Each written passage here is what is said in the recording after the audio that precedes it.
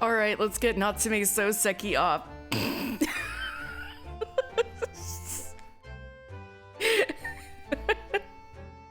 Hello, everybody. I'm back. And we're gonna try to get Natsume Souseki off. Alright. But first, we have to go to his house, you know. We can't just get him off out here in the street. We have to go to his house. His lodgings. The lodgings of Mr. Souseki Natsume, according to the information gleaned from Inspector Gregson. Right, let's see this pathetic hovel he's been so miserable in.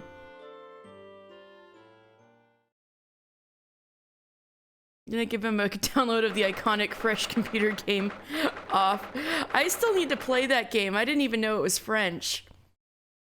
There's an entire canon in here. 19th February, Mr. Natsume's lodgings. May I help you? Ah, yes. Would this be the residence of John Garadeb? Indeed it would, sir. And who, may I say, is calling? My name is Ryunosuke Naruhodo. Mr. Naruhodo is representing Mr. Souseki Natsume. I believe he takes lodgings here. You hope he wears the... I know, the apron seems a little big for this, maid, so maybe he does wear it.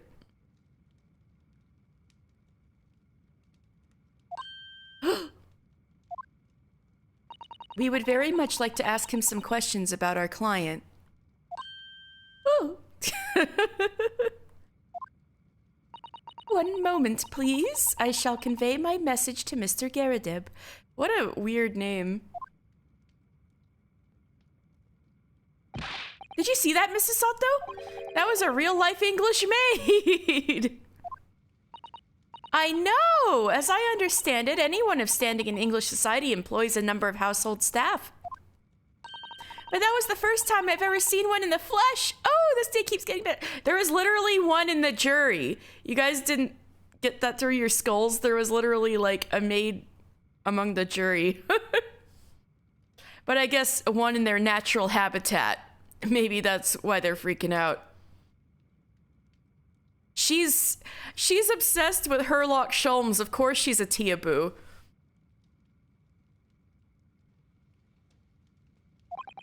It certainly feels like we've arrived now, doesn't it? We need only to meet a butler and the experience will be complete. She is a Teaboo. Well, I'm not sure if I'd go that far, but I understand the sentiment. Thank you for waiting. Mr. Garadeb will see you now. This way. That is sure a guy. He's a moon. Hello, Mr. Moon.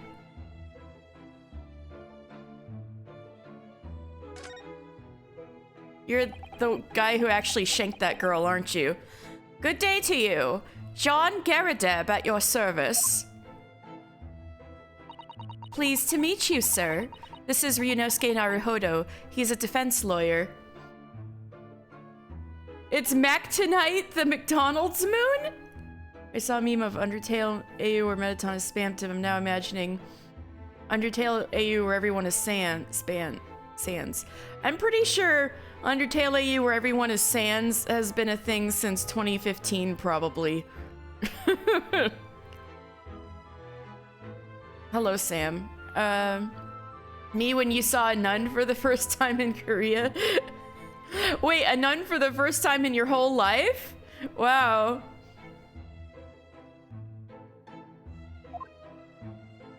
Do excuse me not getting up.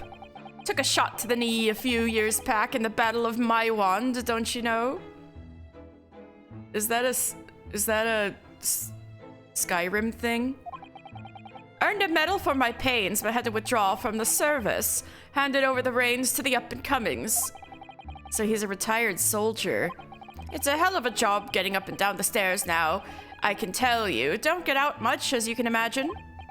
Yes, it's quite a climb up here to the second floor, isn't it? I was panting at the top of the stairs. Maybe move somewhere without stairs? You seem like you have money you have a maid.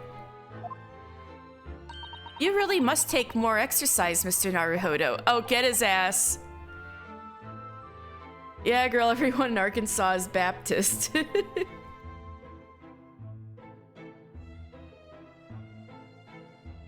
Undertale Nuzlocke. Undertale Nuzlocke is just the bad end.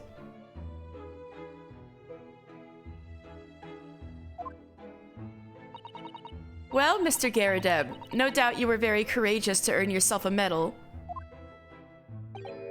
Oh, it was nothing. The medal's just a folderol, really. Wouldn't like to offend the general, though, so I begrudgingly displayed it on the wall. Oh, I see it. It's very crooked back there. Why don't you fetch it down, Joan? Let these good people see it properly. Joan, fetch the... Ah! Dash it all, woman! Be careful! She did it on purpose. Oh, dearie me, I do beg your pardon, sir. They're gonna be on the stand together, aren't they? You jolly nearly took the skin off my hands. I shall be more careful, sir. So anyway, there you have it. Living the quiet life now. Yes, I see. Now then, I hear you want to know about the chap lodging downstairs, is that right? Yes, we would be very grateful if you could answer some questions for us. Only two, please, naturally. Especially if it helps to keep the price here in Blighty. We forged an alliance with the Empire of Japan recently, as I'm sure you're aware. So this case is very much in the public eye, as it were. Oh, is it? Ew, that's nasty. Even had some famous detective poking around, you know. In this old house, would you believe? Yes, Mr. Herlock Sholmes. Could have been. Didn't catch the chap's name. Not really my cup of tea, all that detective business. Oh, but you have a copy of Ranced magazine here, so... Oh, outed. No. Oh, you're actually a big fan, aren't you? Anyway, the chap's investigating the foreigner's room as we speak. Oh, he's here. Oh, God. So he's in Souseki-san's room. It's a bally nuisance, is what it is. The whole neighborhood's twitching its curtains now. I don't like all this fuss. It's jolly unsettling. Stirring with his pipe. Ew, I know, right? About Mr. Natsume. About Mr. Natsume then, Mr. Garadeb, please do tell us. Ah, yes, the Japanese chap. Only been lodging here for a week. Oh, just 1 week? So he moved in very recently then. I have 2 lodgers most of the time, one on the ground floor and one just below us. The first floor room became available a week ago, you see. There's been... Ah! Dash it all, Joan! Do be careful! Oh, my goodness! I'm terribly sorry, sir.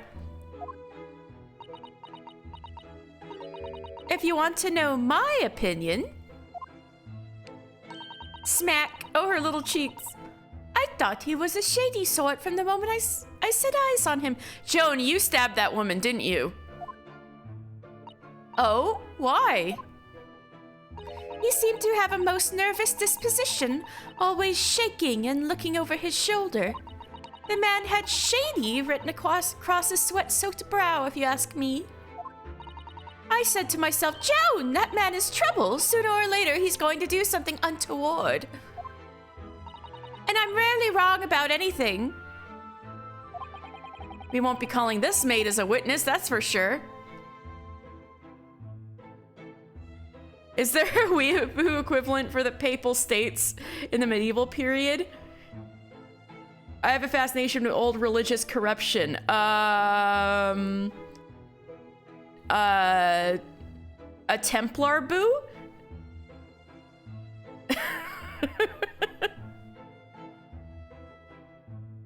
Templar boo?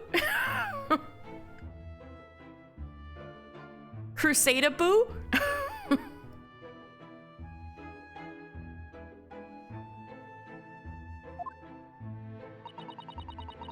Diabu?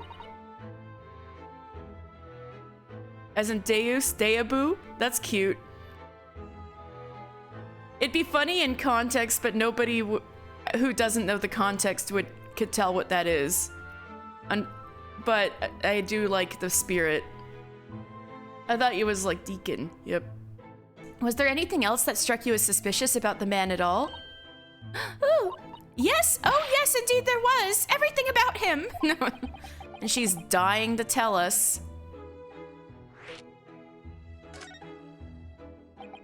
Had you noticed anything else at all about your lodger, Mr. Natsume? Oh my word, yes, the man was shadier than an orchard. Oh my god, what a turn of phrase. Could you elaborate? Well, take the man's room. Absolutely stuffed full of books it is, more than anyone could ever read. He's a writer, ma'am. And he never so much as passes the time of day with another living soul. I haven't seen a single visitor call. He's a nerd and also a foreigner. He wouldn't know that many people here. He just trots off to that old bookshop every single day and comes back at 5 to light the gas fire. And the funny little man is up long past time everyone else in the house has gone to bed, too. Oh, I see. The gentleman on the ground floor goes to bed at around 9 each night. But I've never known that Japanese fellow to retire any earlier than 2 in the morning. Ah. Wait, so how do you know? Are you just up all the time? Could you clarify something, I wonder? What, pray? How do you know so much about Mr. Natsume's routine? Yeah, that's what I'm thinking. He's just a man in his... Japanese man in his 30s. He's just a hikikomori. Yeah.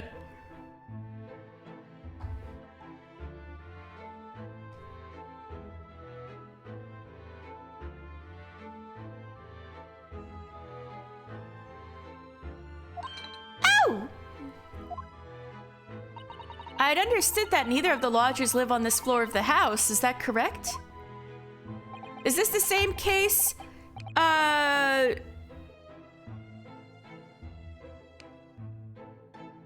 Hey, some dude. I don't remember if you caught the end of, that case we were talking about with the carriage. That ended up, defaulting to not guilty because we couldn't figure out exactly what the truth was. Oh god, that's terrifying. I just looked through, like, the glass sliding door, and I just saw Stella out on the balcony staring at me. So, this is a case immediately after. Mr. McGilded is dead, and now we're defending a Japanese man who is someone who actually lived in real life. Natsume Souseki, who is a very famous, one of the most famous Japanese novelists of all time. But apparently, this is before he became a novelist. This is when he was actually in real life in London and miserable, and now he's been accused of stabbing a woman, so we're helping him out. And we're at his lodgings right now, talking to his landlord and the maid.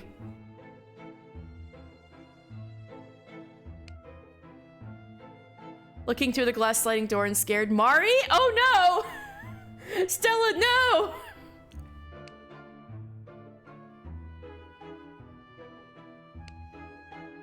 His landlord, Mac, tonight.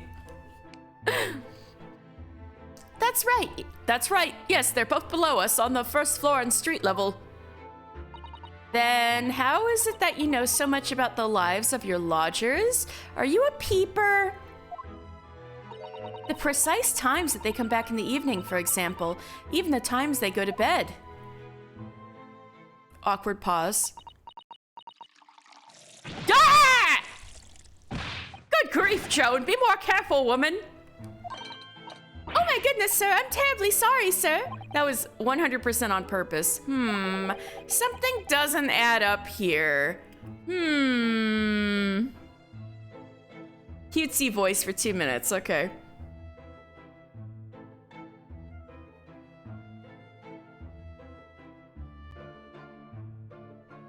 All right, I'm gonna...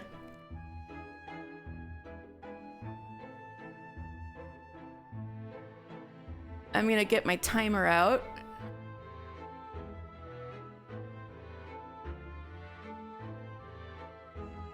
Okay. 2 minutes start.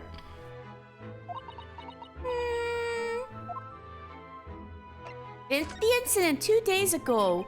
It seems that the incident took place at about 5 in the evening.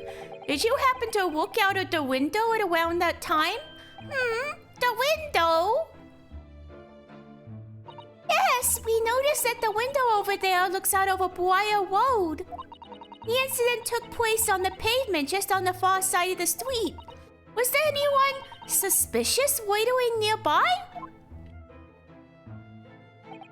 5 o'clock is dinner time in the Garadeb household.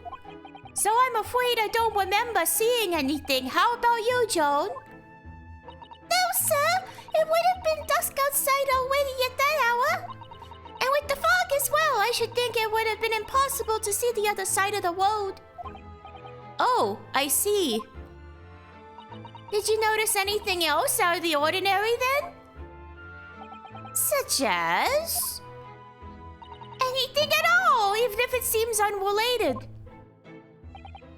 Well... yes? Was there something then? Well, it's nothing particularly significant, but around that sort of time in here that... For the love of God, Joel, watch what you're doing!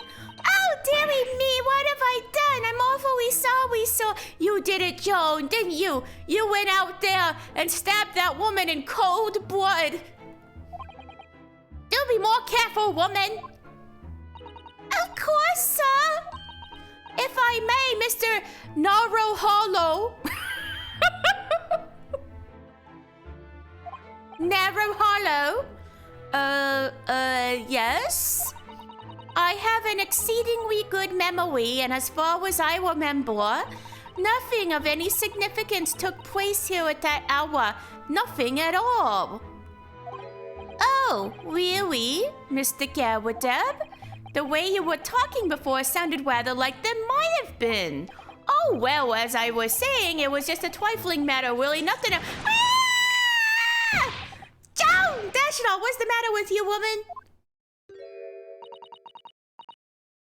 Begging your pardon, sir. Nothing happened. Yes, quite... Nothing happened. Yeah, 2 minutes have been up. Okay.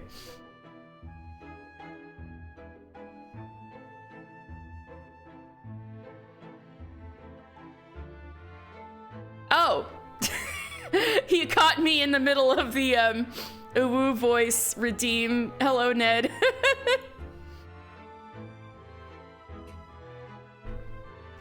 Man, I'm not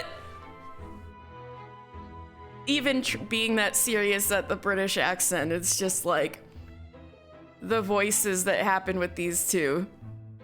Nothing happened. We sat down to a quiet, uneventful meal, Joan? That's right, Mr. Garadeb. I thought that was just your voice for her. Oh no, it's not. What is the matter with these two? They did it. Joan stabbed that woman in cold blood. It sounds like something happened here in this room on the evening of the incident, but what? Something tells me they're gonna wheel poor Mr. Garadeb down to the courthouse, and Joan's gonna pour tea on him throughout the entire cross-examination. I wish I knew.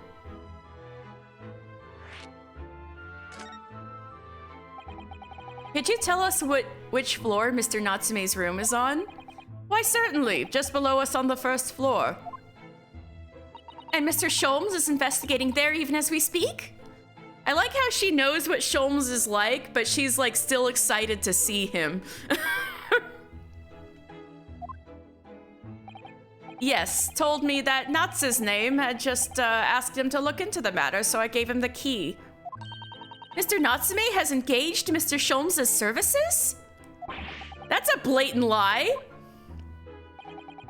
Would it be all right if we also had a look around in Mr. Natsume's room, I mean? Don't see why not. It's just down one flight of stairs. Who knows if we'll find anything that could help us with the case, but we have to try. We need all the clues we can lay our hands on, shall we? Yes, and while we're there, we can speak with Mr. Schultz again. Perhaps he'll be able to tell us more. All right, that's enough about you two. Let's see. The medal. That looks like a Medal of Honor, and it's showcased on a very grand banner. Yes, it's displayed with some pride, I would say, although it bothers me that it's not straight. What? That old thing? Sorry? I should be glad to see the back of it, but the general would turn in his grave if I disposed of it. The wall's the best place for it, keeps the bally thing out of my way. I thought you were just talking about it like, I got a medal. That was great. So it's just been polished to shine by accident, I suppose? There appears to be an inscription on the medal itself, look. Let me see, it says, for distinguished participation. Sounds like the kind of honors even I could be in line for. Well, one doesn't like to blow one's own trumpet, but I was given that for my time in the army. Can't measure an officer by the number of medals to his name, of course. Common knowledge in military circles. A uniform? That uniform looks fairly ancient, doesn't it? It's clearly been well looked after, though. But it's crooked. That old thing, pah! Not much better than rags, really. Oh? Wore that ceremonial garb at my retirement bash, you know? But I'm not one for dwelling on the past, me. Would have gladly thrown it out, but you know how it is. Anyway, it doesn't hurt to have the odd piece of memorabilia lying around, does it? Oh, I see. Perhaps we should leave the past in the past.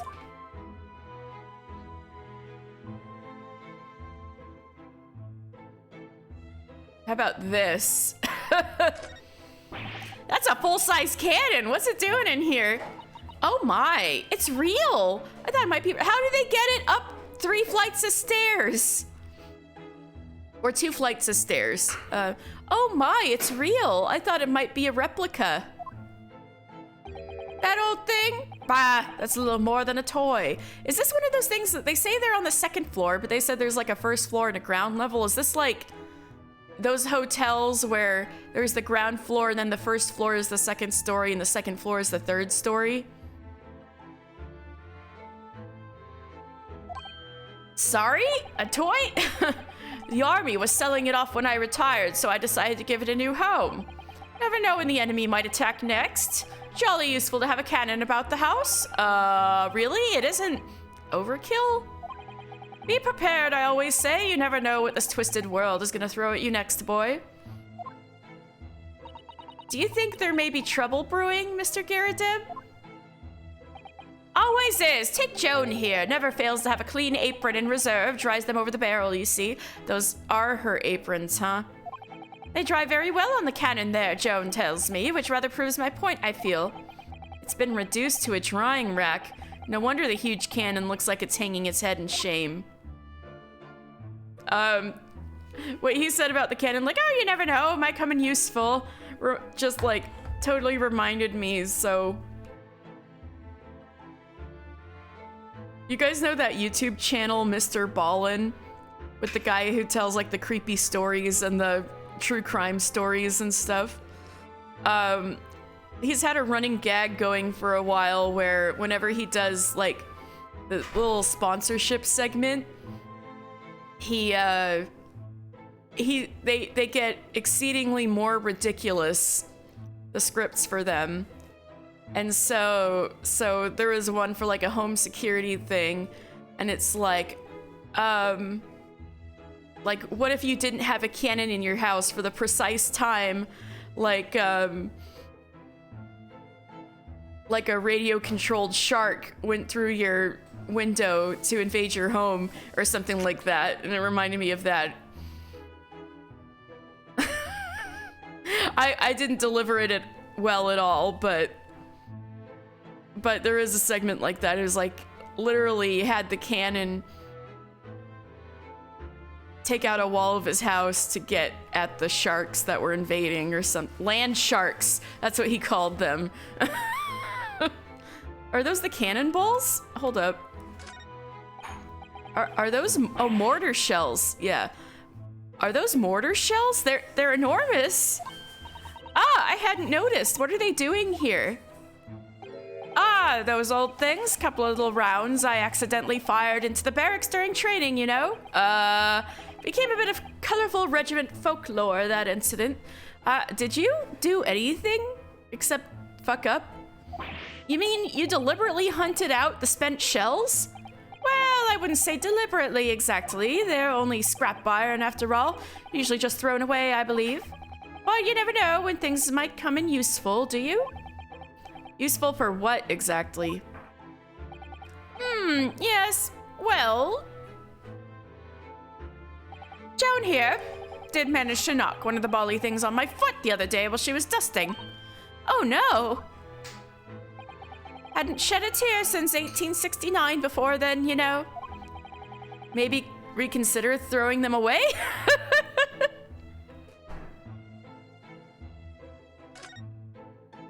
The picture of Mac tonight. That portrait of Mr. Garadeb is glaring at me, I swear. Have you noticed that all the little frames contain photographic prints of Mr. Garadeb as well? Yeah, he doesn't want to toot his own horn, right? But... oh god, the ones below certainly do. Yes, and there seems to be a statue of a lion on the mantelpiece as well. Ah, yes, seemed to come back from the local pawnbroker with that little trinket. Seemed to come back? What do you mean? The chap who runs the place is a bally wizard. Went in to sell him something and came out with that thing. In point of fact, now that I think about it, I rather often find myself leaving the place with something I don't need. The lion ornament certainly does seem surplus to requirements. Susato-san doesn't pull her punches, or her throws for that matter. Yeah, she's brutal.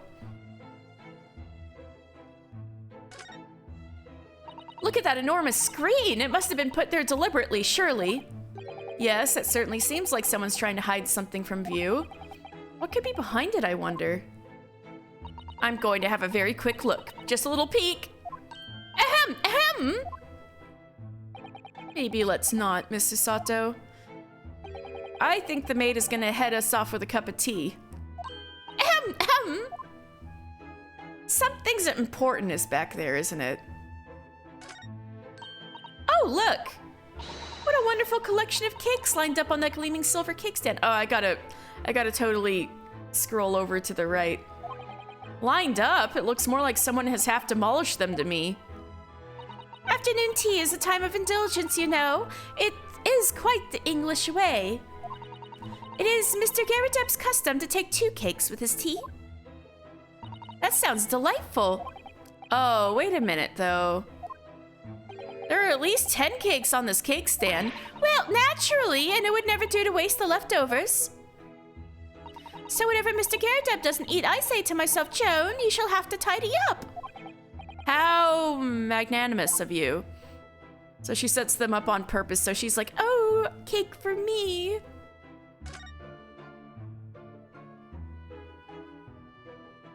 Oh, they have been demolished. Damn. Books? I notice you have a pile of books here, Mr. Garadeb. Do you enjoy reading? Ever experienced the London winter, boy? The nights are long. No better way to pass the time than in front of the fire with a jolly good book. Isn't the London winter, like, currently, right now? Oh, there's a copy of Ranced magazine here, I see. No doubt Mr. Garadeb enjoys the adventures of Herlock Sholmes, too. The great detective has a great many followers, it would seem.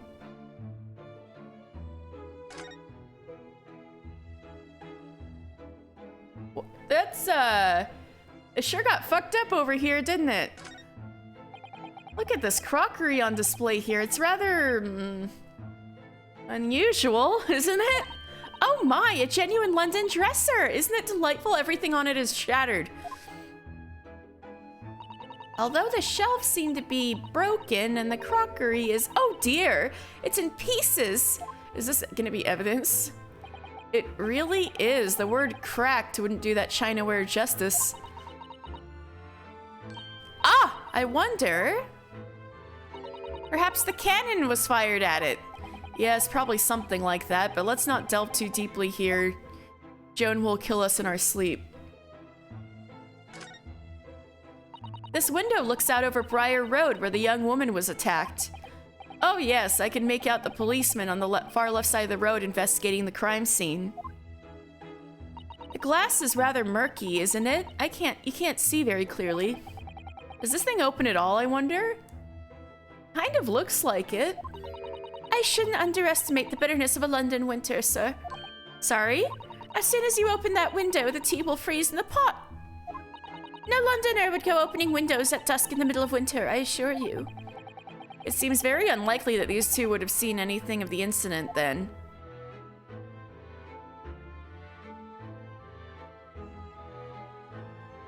Alright, well, this has been delightful, but... a new location has been added. Alright. Wait, his wife? Joan is his wife? What?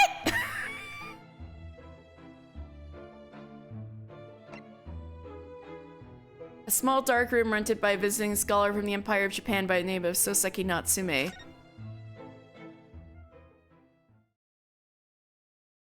Joan is his wife? What?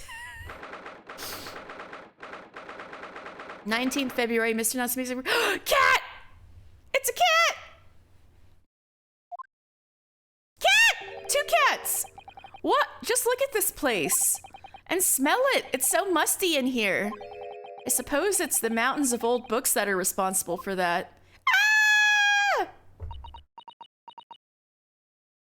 Susato is me right now. I don't think I was like, you saw the cat? She's just talking about the books. I don't think I've ever seen so many books in all my life. No, me neither. It's so dark in here too. How does he read? Is just the candle?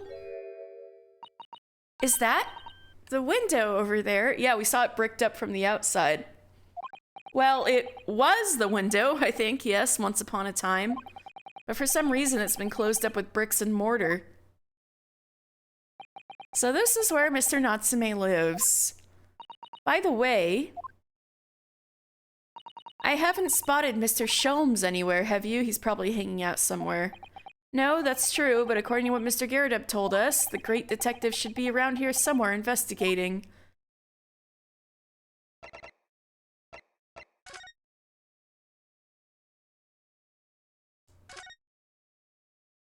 What? I thought he'd be hanging out somewhere weird. Oh well, let's begin with the cat.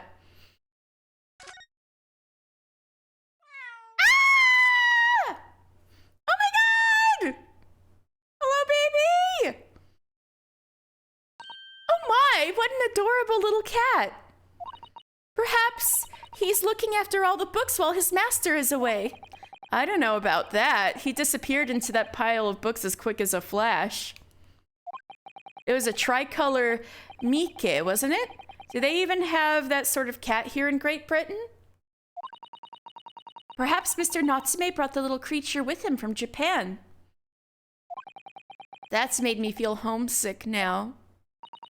Already? We've only been in the country for 2 days.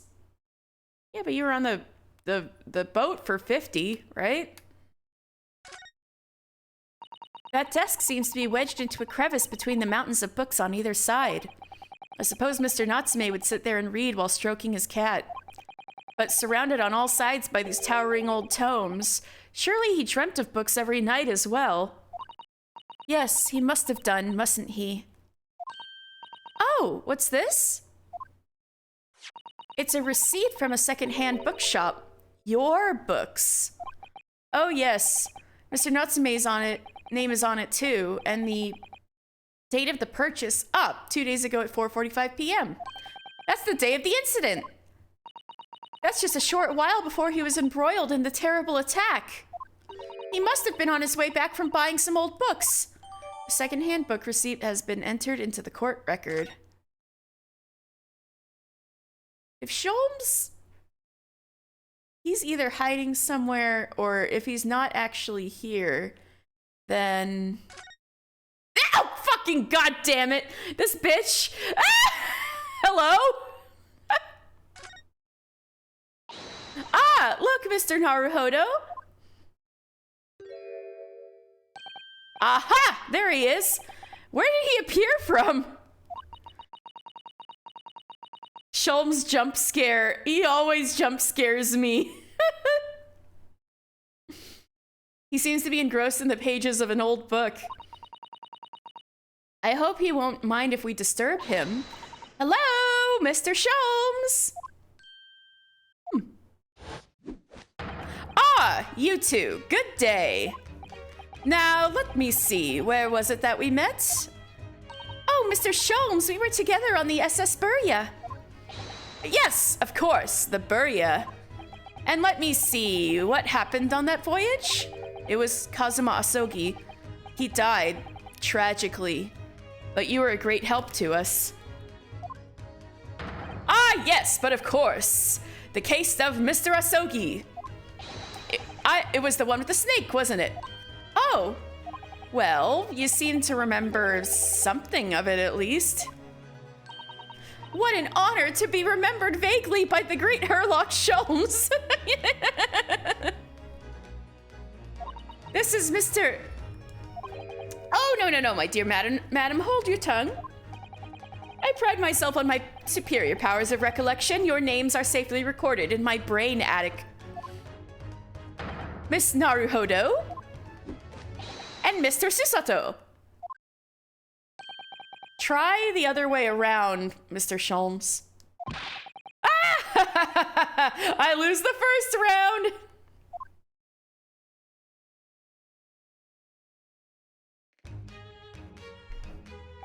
In truth, I had hoped to invite you both to my Baker Street suite the day we arrived in London. Well, we've been there anyway.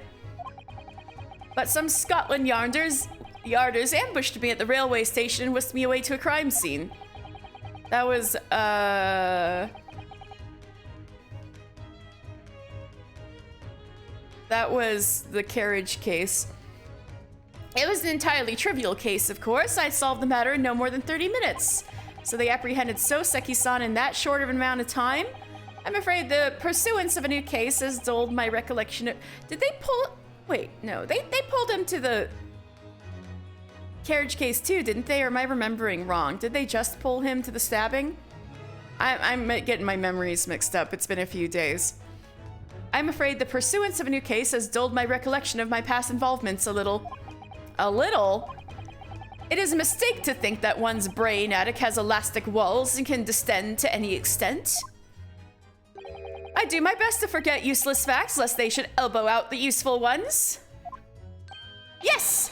Those are my own words of inimitable wisdom, you know? From an adventure titled A Study in Scarlet. Please, there's no need to quote yourself. I don't always remember my pearls of wisdom, but fortunately my associate pens them beautifully. We met her. I love her. He means Iris, I suppose. Mr. Sholmes, we have some extremely important questions to ask you about the trivial case you just mentioned. Goodness, what an earnest expression. My dear madam, I should only be too pleased, and this murky room is an apt place to discuss the murky case. Oh wait, I should talk to him. Mr. Natsume's arrest. We know this to be the lodgings of a Japanese foreign student by the name of Souseki Natsume. It seems that you assisted in his arrest, Mr. Sholmes, for the stabbing of a young woman outside here on Briar Road. Natsume. Yes, I believe it was a name rather along those lines. But Mr. Natsume denies it. Was it really justifiable to arrest him on so little? I'm sorry, Miss Sato, but I have not the slightest idea what you mean. What? I can't believe he was looking Susato-san squarely in the eye while feigning ignorance. This man, the audacity. I assure you, I am not merely feigning ignorance. It would appear as if the pair of you are under some misapprehension. Oh, wait, he's serious? Oh, how? I assure you that I have no recollection of accusing your stooped compatriot of the crime. Maybe the police are under a misapprehension now. But that doesn't make sense. The good detective of Scotland Yard made the following request of me, and I quote verbatim. We need you to ascertain the identity and whereabouts of a man seen fleeing the crime scene. Ah, a man seen fleeing. There were a number of books scattered on the pavement at the scene. From the book plates, I was quickly able to determine the bookshop from which they had been purchased. On speaking with the proprietor, I was immediately led to this address. Elementary, wouldn't you say? Yeah, they don't even need you to do that. I believe there is a receipt around here somewhere from the establishment in question. So you don't think Mr. Natsume is the culprit then? That I could not tell you. But it was aggravating my faculties, hence why I returned here. However, this place is such a trove of fascinating books, I found myself quite lost in bibliophily. Do not be deceived into believing that I am a man of leisure. No, no, no. Oh dear. Mr. Garadeb, the landlord. Ah, tell me, have you encountered the landlord of these lodgings? Yes, Mr. Garadeb, a retired military man. It was the first time I've ever met a soldier from the great British institution that is the services. And it was the first time I've ever met a maid from the great British institution that is service.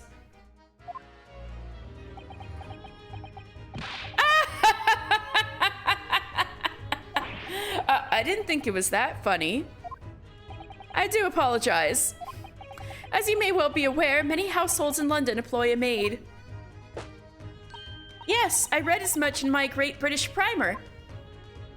And so, conversely, whether or not a household employs a maid has come to betoken the social standing of those dwelling therein. Betoken their social standing? Sorry? Put simply, my dear fellow, those who employ at least a single maid are considered middle class. Those who do not are beneath that. In the upper echelons of society, of course, households employ enough staff to constitute a large family. Goodness, how extraordinary. As you can appreciate, those on the precarious boundary between middle and lower classes are being able to afford just one maid is of the first importance. I had no idea. Oops. What did I do? Okay. And it is for precisely that reason that I find great stimulation in the situation upstairs. Specifically in a retired army veteran, Mr. John Garadeb. Oh? Affable as he is, the fellow is hiding something. Whether or not it imposes on the circumstances of this case, I am as yet unable to ascertain. I'm thoroughly lost in what he means to say. Hold up.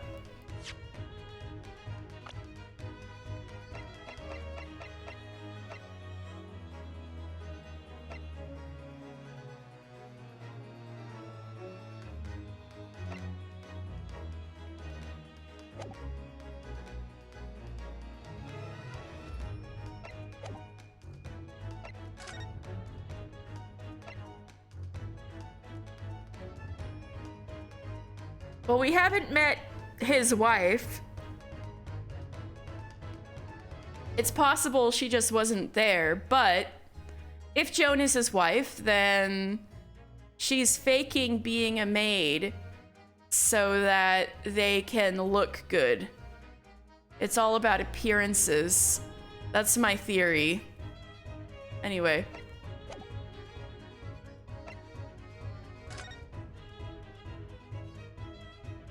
The dingy room.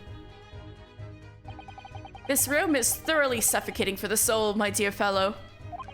I assure you, any man whose lot is to dwell in a place such as this will stab somebody sooner or later. Mr. Natsume has stabbed no one. Ah, but sooner or later, as I said. I don't believe that's the issue here. About this dark little room, Mr. Sholmes. Why is there no longer a window? Do you have any idea? No window? Well, I mean, I can clearly see that there is a window of sorts. But it's been completely blocked with bricks. Ah, I see. The answer to that question is quite simple. Window tax. What? Rowan, is this a thing? Window tax? What is that? Surely not a tax on windows. Precisely that. Oh my goodness. Until relatively recently, a tax was levied on households in this country by the number of their windows. Those of lesser means, having inherited a sizable and costly family home, perhaps rapidly closed windows up. While the rich opened windows here, there, and everywhere, at the expense of structural integrity, in an effort to curry favor with those in power by furnishing them with large sums of tax money. How awful and unjust, forcing people to live in rooms devoid of light. Indeed, disease was rife as a result. That's awful! So, some 40 years ago or thereabouts, the window tax was abolished. This wouldn't surprise me at all if it was true, but oh my god. But its legacy remains, as you can see, in squalid lodgings such as these, for example. I suppose Mr. Natsume's stipend for living here in London isn't very generous, perhaps. It would appear so. I've done a little digging and discovered that these lodgings were offered at an extraordinarily low price. Because the room is so awful, I should think. Apparently, Mr. Natsume only moved in here about 1 week ago. Yes, that's correct. However, he sure got a lot of books in here in a week. I don't believe the low rent is explained by the shabby nature of the accommodation. Oh?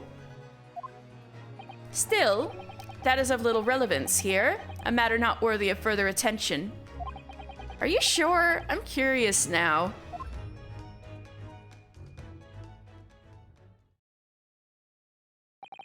Well, I believe I've told you all I can now. Thank you, Mr. Sholmes. Ah, yes, Mr. Naruhodo. Was it not your intention to become a practitioner of law? You remembered that, did you? Will you perhaps be offering your services in this very matter, I wonder? To the occupant of this room, Mr. Natsume, was it? I'm not sure. Right, he was still having an existential crisis. Not sure? On what grounds? Well, I actually defended someone in court here only yesterday. Really? Well then, I congratulate you, sir, on an ambition realized, and so promptly, too. The thing is, it's really made me question things. Am I right to believe in my clients? To trust in their innocence? Hey, hi, Rowan. This troublemaker is here. Rowan, they were talking about window tax. Was that a thing? And that's why they're bricking up windows?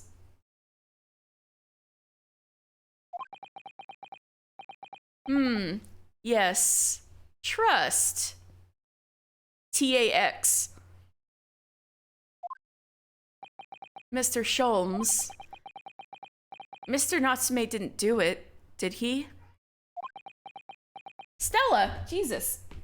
You're ruining the atmosphere. Ah! My dear fellow, I haven't the first idea. Oh, but I thought that's why you were here. Didn't you come back to investigate? Ah, yes, that was indeed my initial intention. But there are simply too many fascinating books here. I couldn't possibly ignore them.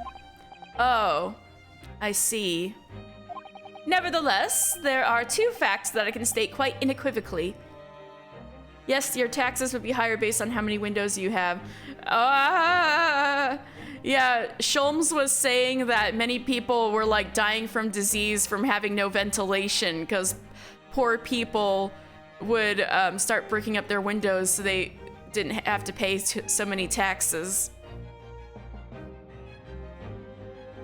It's awful.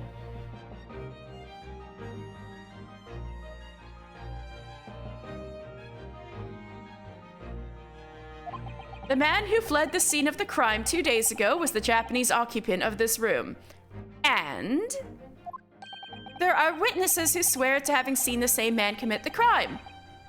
That is all I can say. That's literally all we already know. Ah, and one more thing. Oh, what is it, Mr. Sholmes? Tell us. I cannot say with any certainty whether or not it is of relevance to this case. I am sure. But I am quite sure that the retired army man who now owns this property is hiding something. I agree. Mr. Garadeb is? Mr. Sholmes says much before, actually, didn't he? Yeah, so this is no new information. Stella! You're jumping in front of the screen already? I can't read like this. Well, actually, I can. I can read the screen if I'm looking at OBS. Maybe I should just ignore the cat and play the game through OBS.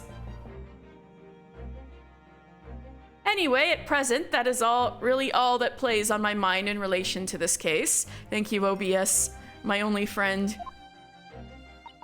Mr. Naruhodo. As yet, our investigations have uncovered nothing that could help establish Mr. Natsume's innocence.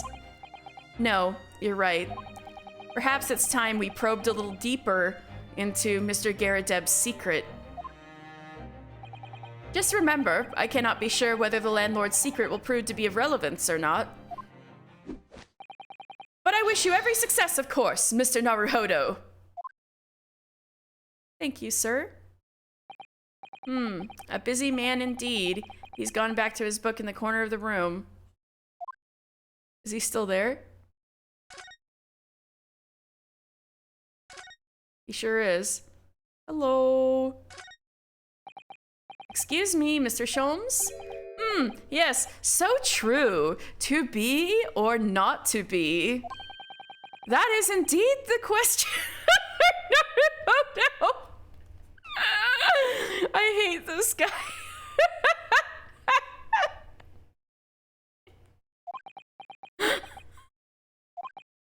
To be or not to be brushed off? That is the question, and the answer is all too clear.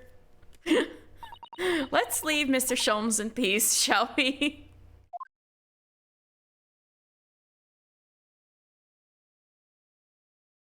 There's a lot of books. Look at all those books stacked up there. They almost reach the ceiling.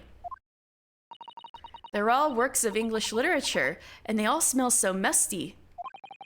With this volume of books in hand, you'd never be short of reading material, would you? No. What a dreamy idea. A bad dream, maybe, for me at least. Mind you, I don't imagine the book that's at the bottom of the pile will now be ever read again. Ah, so reading is an experience that comes but once in a lifetime, just as the tea ceremony teaches us. I certainly didn't expect the conversation to turn down the path of tea ceremony philosophy.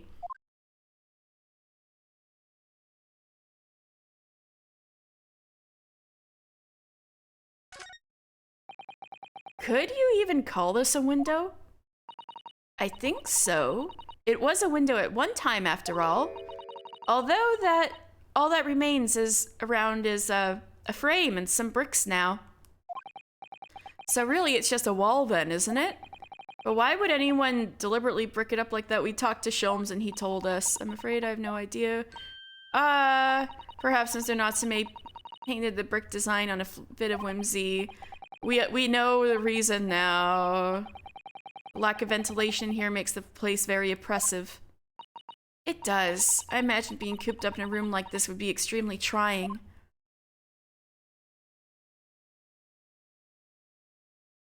Feel bad for the kitties. Look at all these balls of paper on the floor. There are notes scrawled all over them in English.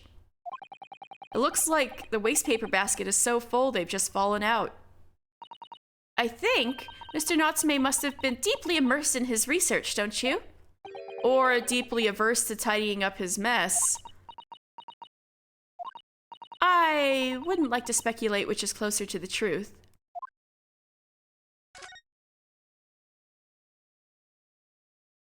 Need to look at the kitty. Oh look, it's the beckoning cat from home. Oh, it's working. I ignored Stella so much she's starting to walk away from the TV and I can read the TV again. No ventilation or sunlight, I know. Oh, she finally jumped down, ignoring her worked. Oh look, it's a beckoning cat from home. It's a bit big and bulky, isn't it? Surely Mr. Natsume didn't bring that Maneki Neko all the way from Japan with him. I hardly think you're in a position to comment, Mr. Naruhodo. Mr. Sword. Are you forgetting the enormous Daruma doll that you brought in your luggage? Oh!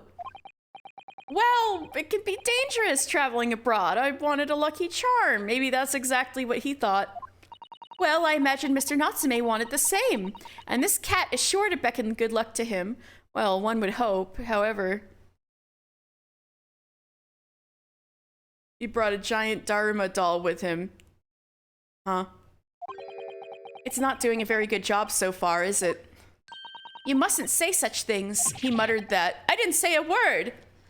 She can always read his mind. I swear to God, he's muttering. Why are my eyes such a giveaway? Oh, it's just his eyes? Really? He's just, you can just read him like a book. His Daruma wish was to kiss Asogi.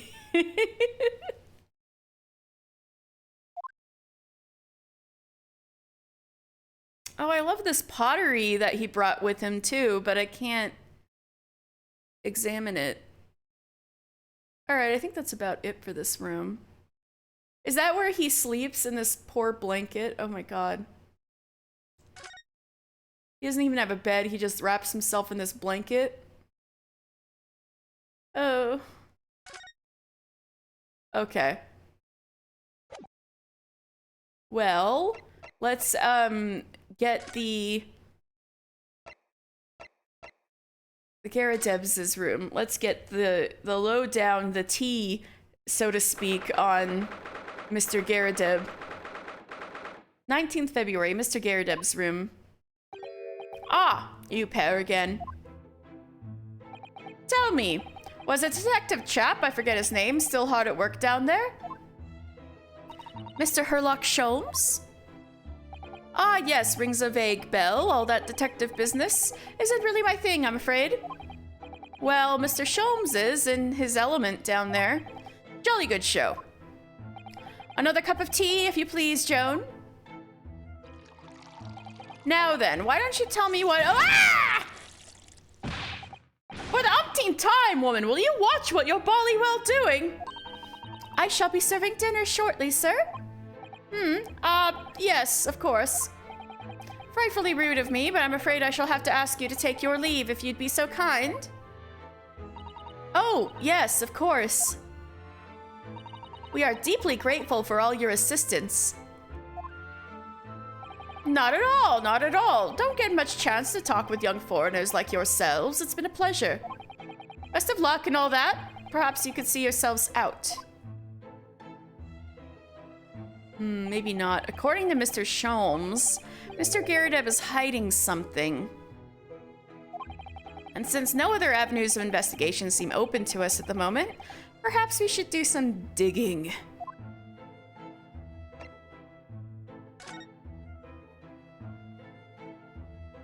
Anything new that we couldn't examine before? Did I already do all the digging? I just beat the game to all the digging? Is that what's going on?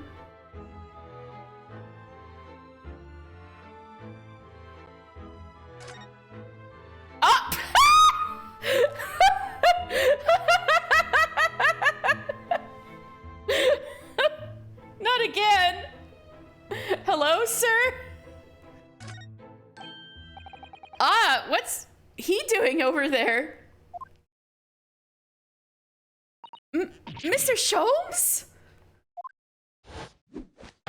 Aha! We meet again, my dear fellows. Good gracious, when did you sneak in here? Herlock Sholmes, sir, at your service. Whatever were you doing over by the window? I am given to watching the evening sky as the sun sets, madam. Yet sadly, cheerful as the room downstairs undoubtedly is, it lacks an aperture for such observation.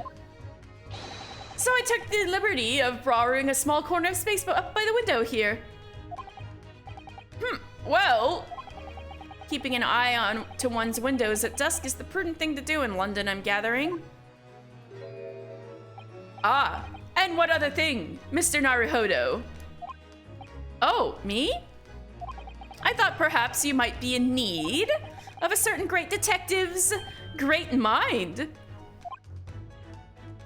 Wait, he's not talking about, is he? I didn't expect to be going through that again so soon. Yes, do it, do it, do it. Logic and reasoning spectacular, let's go. Do you mean Mr. Sholmes? There is a mighty secret in this modest room. My eyes see even the most trivial of trifles.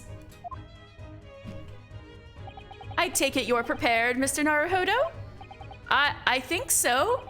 There is just time enough for one of my greatly admired great deductions. Let us conclude the matter before dark.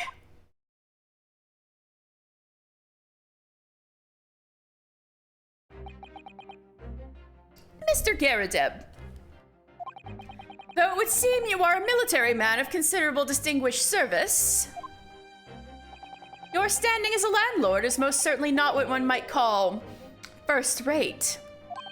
I'm afraid, sir, that it is all too clear to me. There are two conclusions I've been able to draw by careful observation of your living arrangements. I beg your pardon? The first is that even as we speak, you are concealing the presence of a ferocious beast in your care. Eh?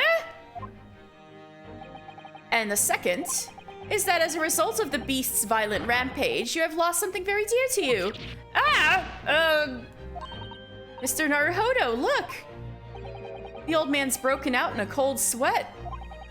Unbelievably, it seems Mr. Sholmes' conclusions are both spot on.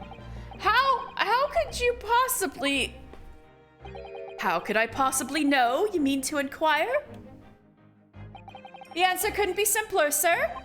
For in the dense jungle of logic and reasoning, I am the king of beasts.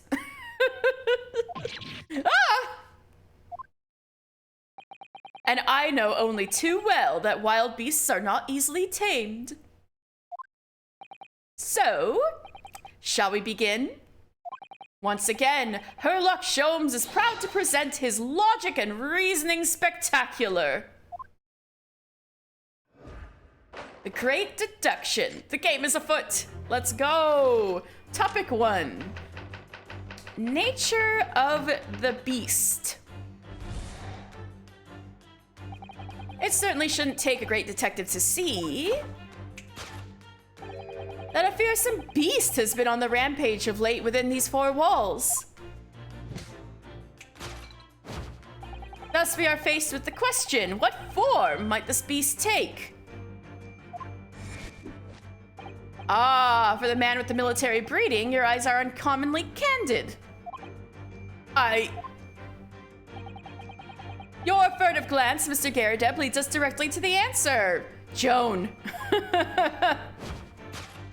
The true nature of the beast that has run rampant here is revealed by that lion statue. Yes, though an army man, you appear unimposing at best. A fact that has fueled your admiration for the mighty lion, the king of beasts. What is this piffle, I ask you? In the end, your admiration became so great, in fact, that you had a living, breathing specimen shipped from India, which you tried to keep in this very house. I'm pretty sure. Why is it always India with him? Like, I don't think there are lions in India, my guy. What? Oh, there's a smack on his face. I saw that. Joan is the beast. I knew it. Yet living with such a wild beast proved more difficult than you had imagined. The chilling traces of wild rampage are still very much in evidence. Well... Yet as we look around, the beast in question fails to present itself. Where could this angry creature have disappeared to, madam?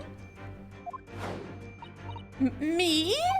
I pray you do not consider me unchivalrous, but it's plain to me with one glance in your direction. It is? Your dress pocket gives a handsome clue as to where the beast's current whereabouts.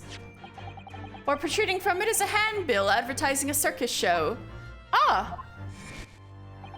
Yes, you sought to dispose of this terrifying lion, Mr. Garadeb. At Batty's Circus. A traveling show currently sojourning in a nearby park. I have observed the tents. You sold the savage lion, sir, to the circus troupe. I most certainly did not. I believe I have made my point. The fearsome beast which ran amok in this room was an Indian lion. And a simple visit to the circus now will reveal the lion prancing jubilantly through a ring of fire. No. A rampaging Asiatic lion.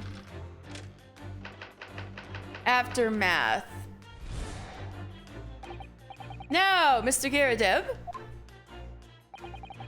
It is plainly clear that you still have deep feelings for this formidable beast. Yeah, it's totally Joan.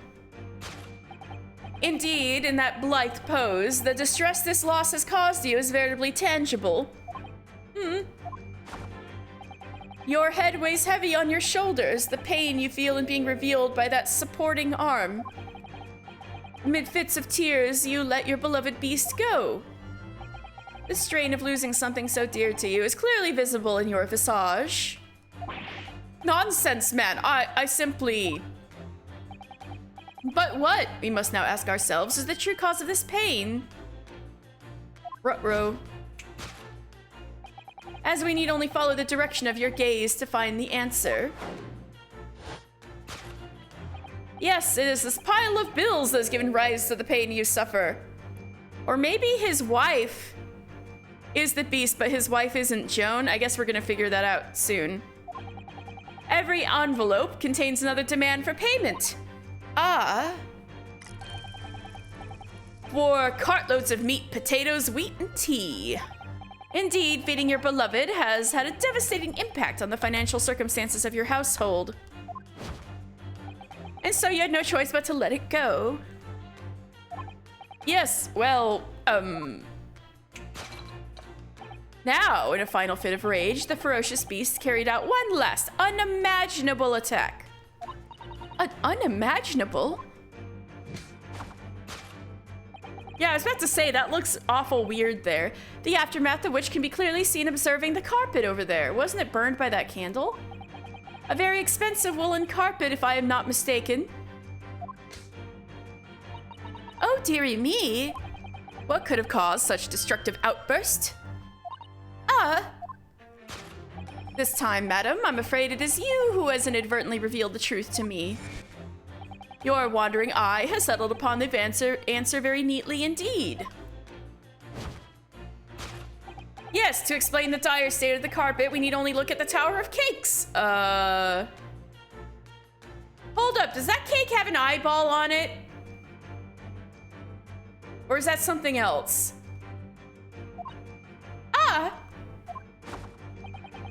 There is no creature more dangerous on this earth than a beast with an unsatiated appetite. Was it, or was it not, once said by a certain noblewoman, if they have no bread, let them eat cake? Food is at the heart of all tragedy, in fact. Whatever do you mean?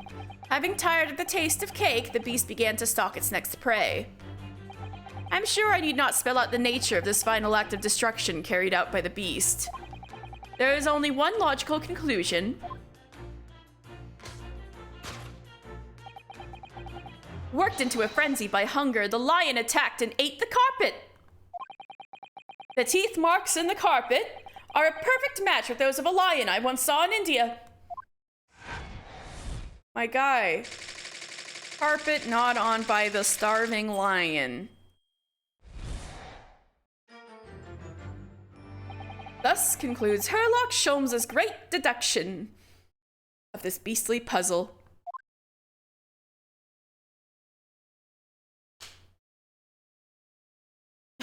His mouth.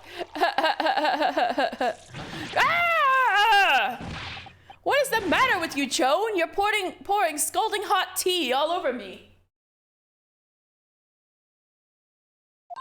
Oh, I'm sorry, Mr. Garadeb. I'm afraid I didn't notice.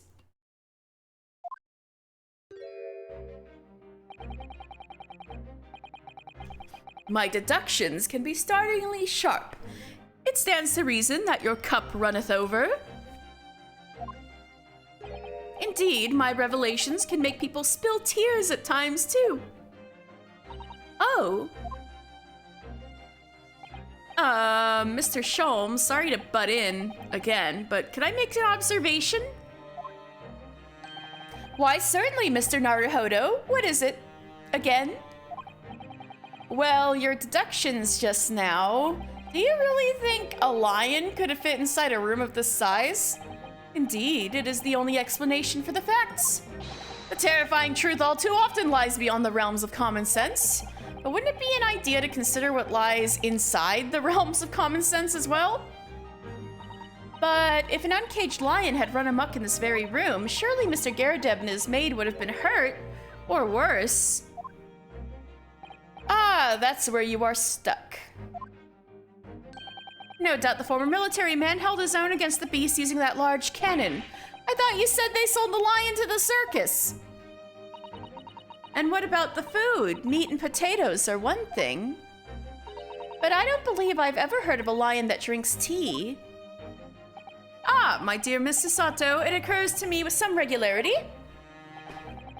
that the irrespective race and breeding of whenever anyone lands on Great British soil, they are infused with a highly appropriate taste for afternoon tea.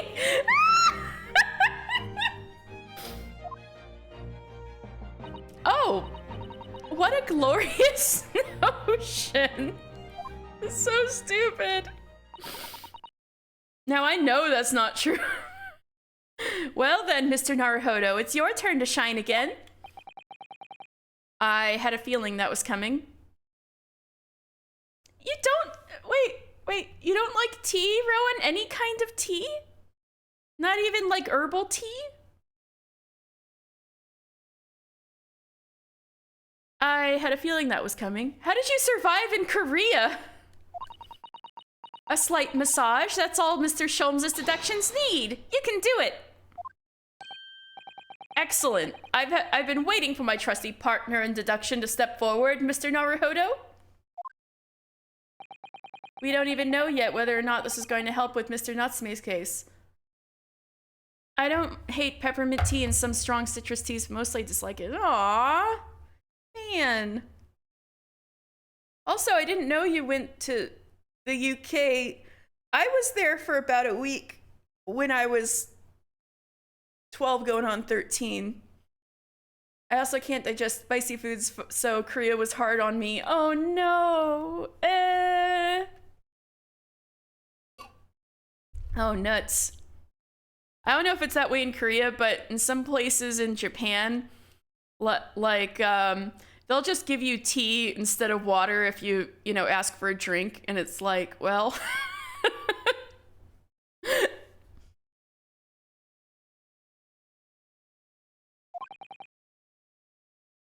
They do that there? Yes, the barley tea. Oh, so it's the same thing in Korea. Still, uncovering the truth is always worthwhile, whatever the motivation. At least that's what I want to believe. Let us start again from the beginning of Herlock Sholmes' logic and reasoning spectacular. Yeah, and when I was studying abroad, my host mom, instead of like a huge thing of water, she always had like a huge jug of oolong tea in the fridge. So I was basically drinking oolong tea like water.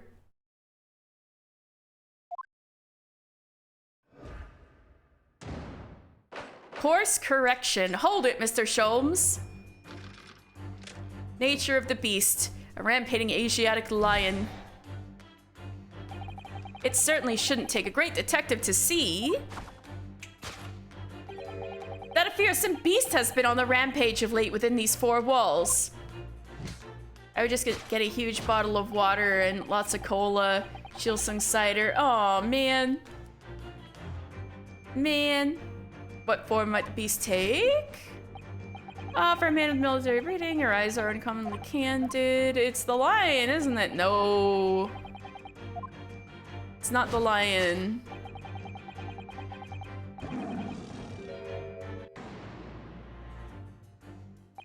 I really didn't see the lion thing coming. No, but if you observe Mr. Garadeb's reaction, it rather seems as though some beast did indeed run amok here in this room. Yes, something with a very fierce nature. But it couldn't have been a lion transported from India. So what was it then? We must follow Mr. Garadeb's gaze. That will lead us to the true answer.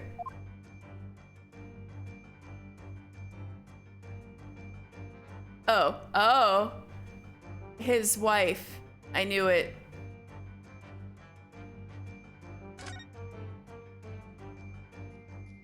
It's totally Joan. It's totally Joan.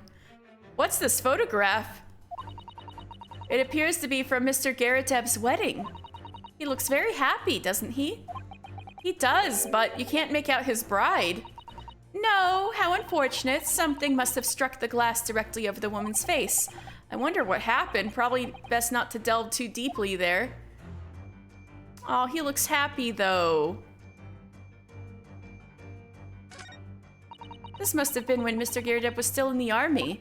He seems to be carrying his rather stout bride effortlessly, beaming a smile at the same time.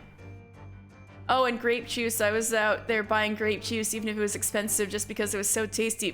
Grape juice, yum. I suppose he was very strong in his younger years. Hard to imagine now. He's as thin as a rake. Newlywed bride. The glass is broken, so you can't see the bride's face at all. But no amount of cracks could hide the woman's plump form. I think powerful would be a kinder than plump, Mr. Naruhodo. Powerful? Yes, she certainly looks that. There's a lot of horsepower there. Not someone you'd want to upset. For sure. What? Oh, look, have you noticed her wedding ring? It's very large, isn't it? Yeah, it looks like a flower. Yes, that's an unusual design. It looks like some sort of embellished sunflower. Take that! Susato is an ally to the fat community. Thank you, Susato. But powerful is almost like...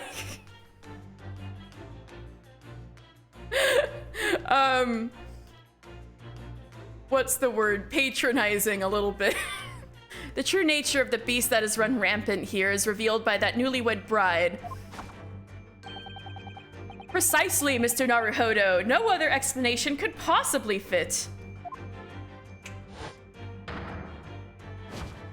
I want people to see me and speculate about my torque. What's my horsepower?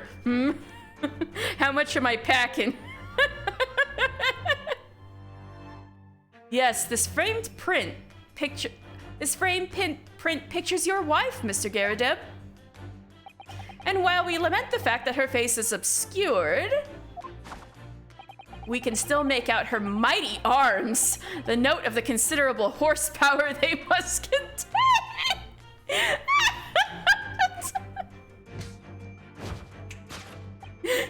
Oh,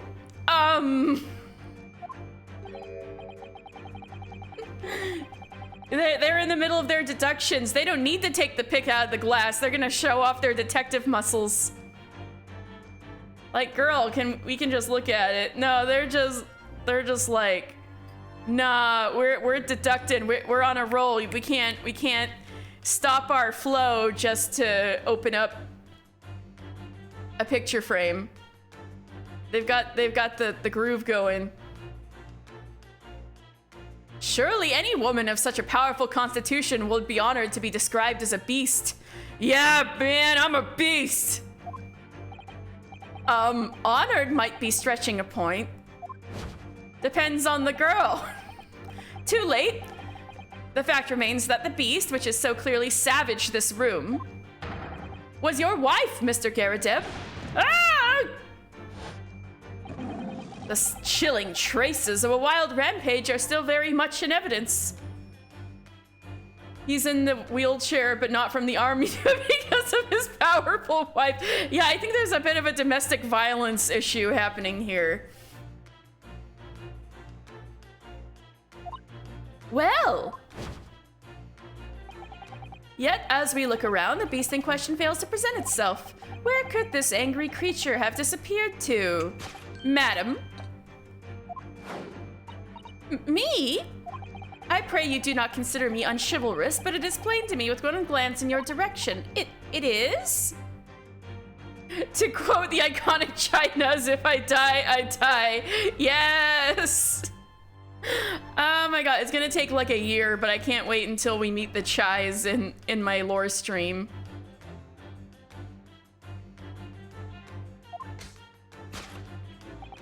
Your dress pocket gives us a handsome clue as to the beast's current whereabouts. The poor, fragile, defenseless woman is beside herself.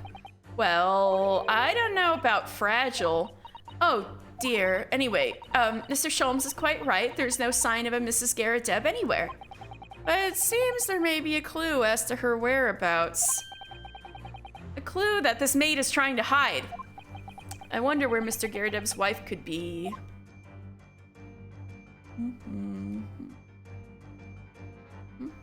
Aha! I knew it!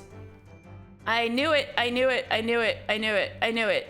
I knew it! She's the wife and the beast. I'm like right on with this today. I'm on fire. She is wearing a very large ring, look. Oh yes, a sunflower design with some rather nice embellishments.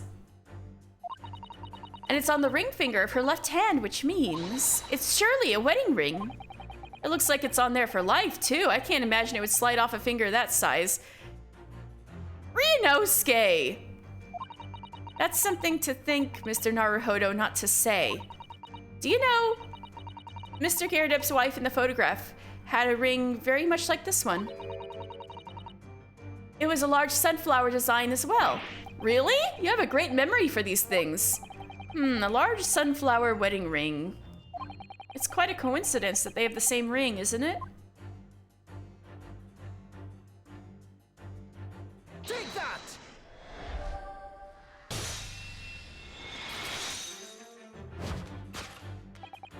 Your wedding ring gives us a handsome clue as to the beast's current whereabouts.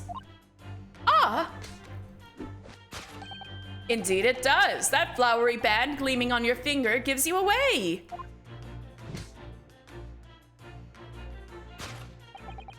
For it is identical to the one shown on the hand of Mr. Garadeb's bride in this photographic print. In other words, you are no ordinary household maid. No. You are Mr. Garadeb's lucky bride. You are Mrs. Garadeb herself. I knew it! Oh my word! I knew it! I called it! I called it! Well, jolly fine detecting, sir. As you rightly surmise, this is my wife. Yes, my Joan. Joan Garadeb.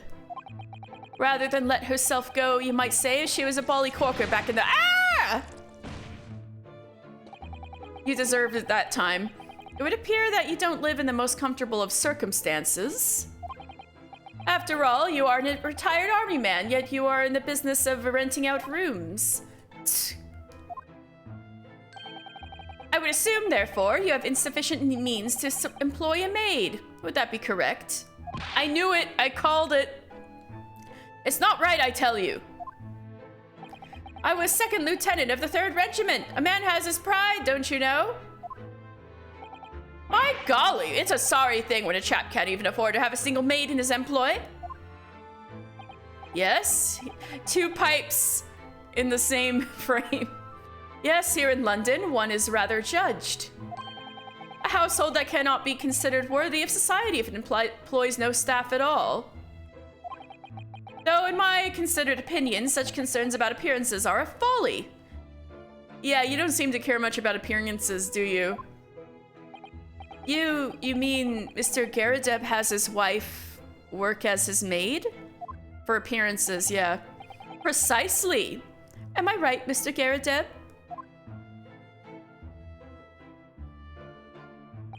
Only in company, obviously, but listen here. This must remain a secret. Tip-top secret, please!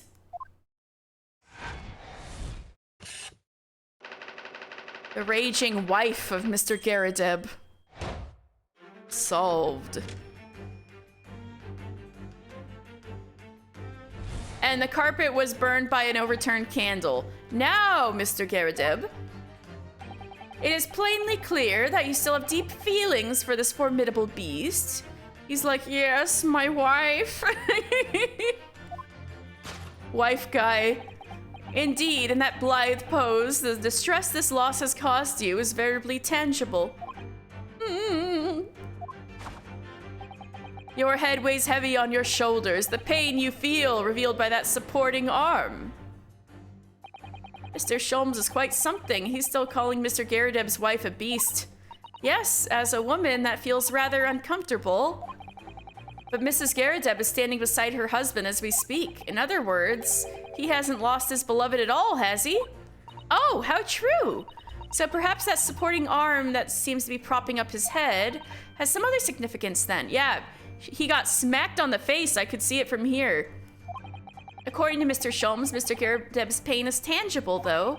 What could that pose of his really signify? He's covering the fresh smack on his face, the domestic violence. Slapped cheek. Oh my, look at that bright red mark. Gosh, that's quite something. And clearly made by somebody's hand. Ew, right over his eyeball. Ouchie, ouchie. Yes, Mr. Garadeb has been slapped on the face, it seems. Hard. I've never seen such a clearly defined mark. Whoever could have done such a thing? Someone with a lot of horsepower in their arms. Well, there's a very limited number of candidates, I'd say. Take that! Man, I got this whole thing down faster than everybody. I am the next Herlock Sholmes. Your head weighs heavy on your shoulders, the pain you feel being revealed by that slapped cheek. And of course, the deliverer of that impressive mark on your cheek that refuses to fade was you, Madame Joan Garadeb. Smack. Well, yes. Her sparkly eyes. You must have been desperate to hide the slap mark on your cheek, sir. Ah!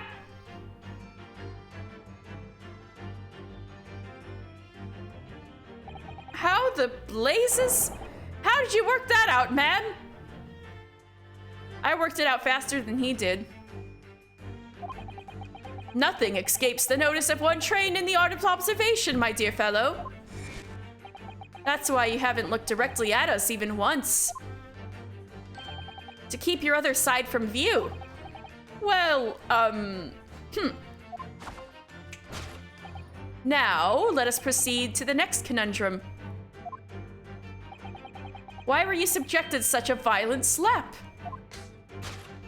In other words, we must ask ourselves what caused Madame Garadeb to fly into a rage. And we need only follow the direction of your gaze to find the answer. Yes, this pile of bills has given rise to the pain you suffer. Probably whatever's in that book.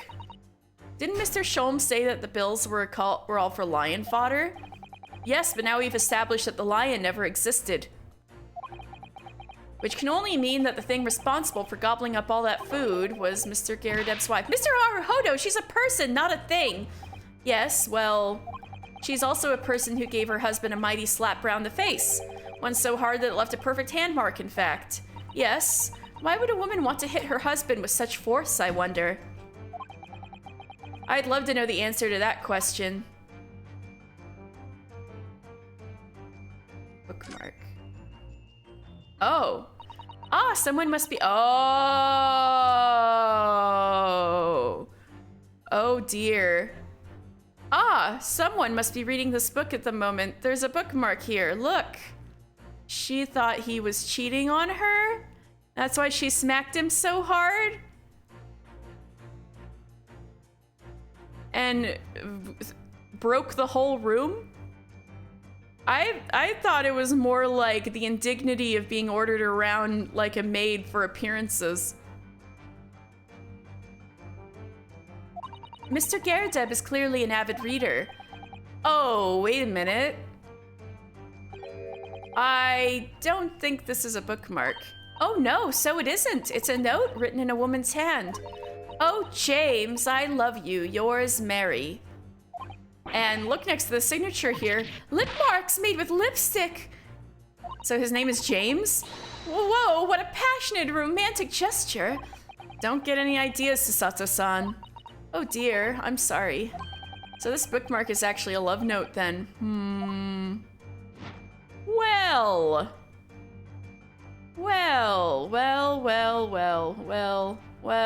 Take that!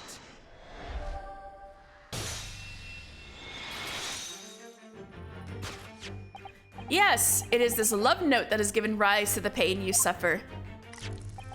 Oh, James, I love you. Yours, Mary. Passionate indeed.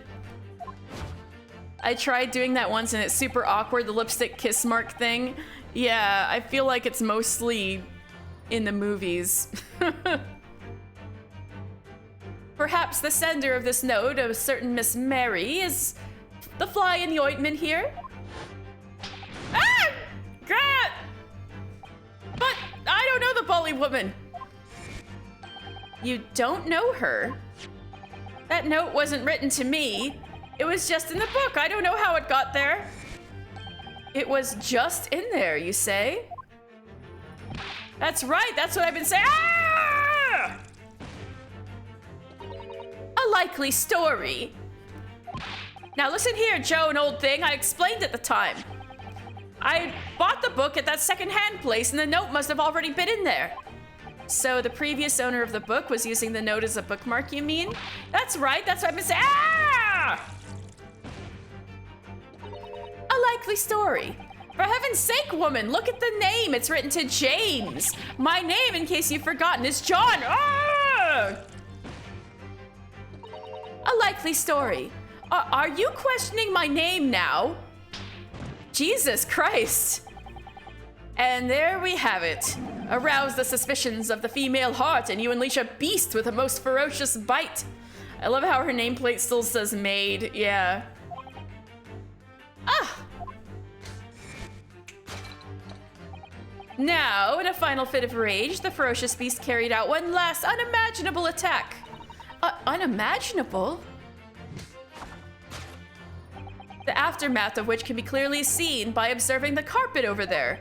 A very expensive woolen carpet, if I am not mistaken. Oh, dearie me. What could have caused such a destructive outburst? Ah. This time, madam, I'm afraid it is you who has inadvertently revealed the truth to me. Your wandering eye has settled upon the answer very neatly indeed. Yes, to explain the state of the carpet, we need only look at the Tower of Cakes. But surely Mrs. Garadeb didn't eat the carpet? No, of course not. But there doesn't seem to be any doubt that the state of the disarray of this room is as a result of her wild temper. No, that's true. So this is the last part of Mr. Sholmes' deduction that we need to fix. We need only follow Mrs. Garadeb's gaze, and That will tell us the real answer. All right, let's see what we can see. Yes. I want to examine the Tower of Cakes anyway. Ah, so many cakes. Huh, is that all you can think about? Well, look at them, Mr. Naruhodo. There's a mountain of them, and they all look so delicious. It's more of a tower than a mountain, I'd say. It's a mountain, and it's my hope that one day, in our very homeland, I will be able to perform the tea ceremony at the foot of such a mountain. It's definitely a tower. Well, I know what it is. There's the candle. The carpet here has been ripped to shreds. Yes, and according to Mr. Sholmes' deduction, the tears match those made by an Indian lion's teeth exactly. No. Oh, look here. What is it? If you look closely at the edge, you can see scorch marks. I knew it. It was burned by the candle. Is this the stepladder bit again? Oh, yes, so you can. In that case, perhaps the carpet wasn't... Oh, yeah. Stepladder. Is it a tower or a mountain of cakes? This is the 1900s stepladder bit. Let's rethink this with that in mind. I knew it. I got all but one deduction I called ahead of time. Hell yeah, I am on fire. This looks like a very old candlestick, doesn't it? The base looks too small. Surely it's very unstable. It looks to me like even the slightest knock would make it topple over. Oh dear, that would be dangerous. Wait, take a closer look at this. There's one candle missing. Yes, I didn't notice that before. Why is that, I wonder? Why is one candle, the three, missing from its holder? Can we look at the candle now? That's just the carpet. What left the carpet in such a state? Candlestick. Take that!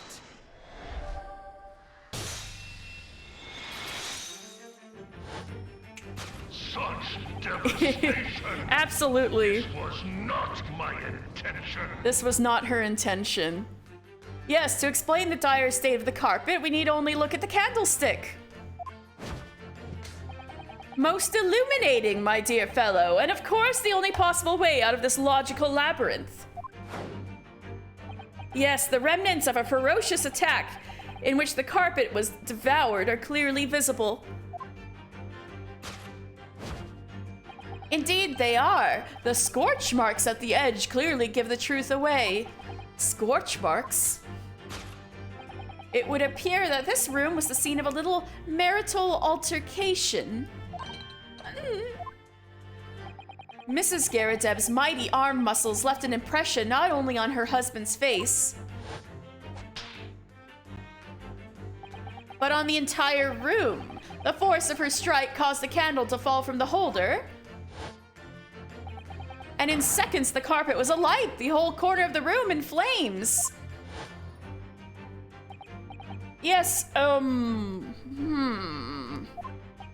For the most ferocious beast in the world is neither a violent lion nor a vengeful woman, but fire. And in this room, that ferocious beast bared its claws and ran amok.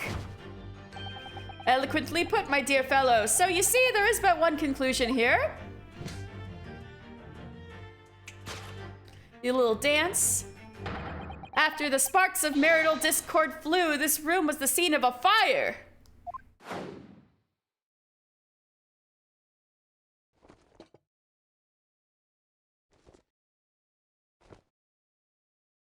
Sliding off. Mr. Sholmes, sir, I salute you! I knew he was a fanboy. Oh no, he's gonna fall. He's gonna fall! Oh.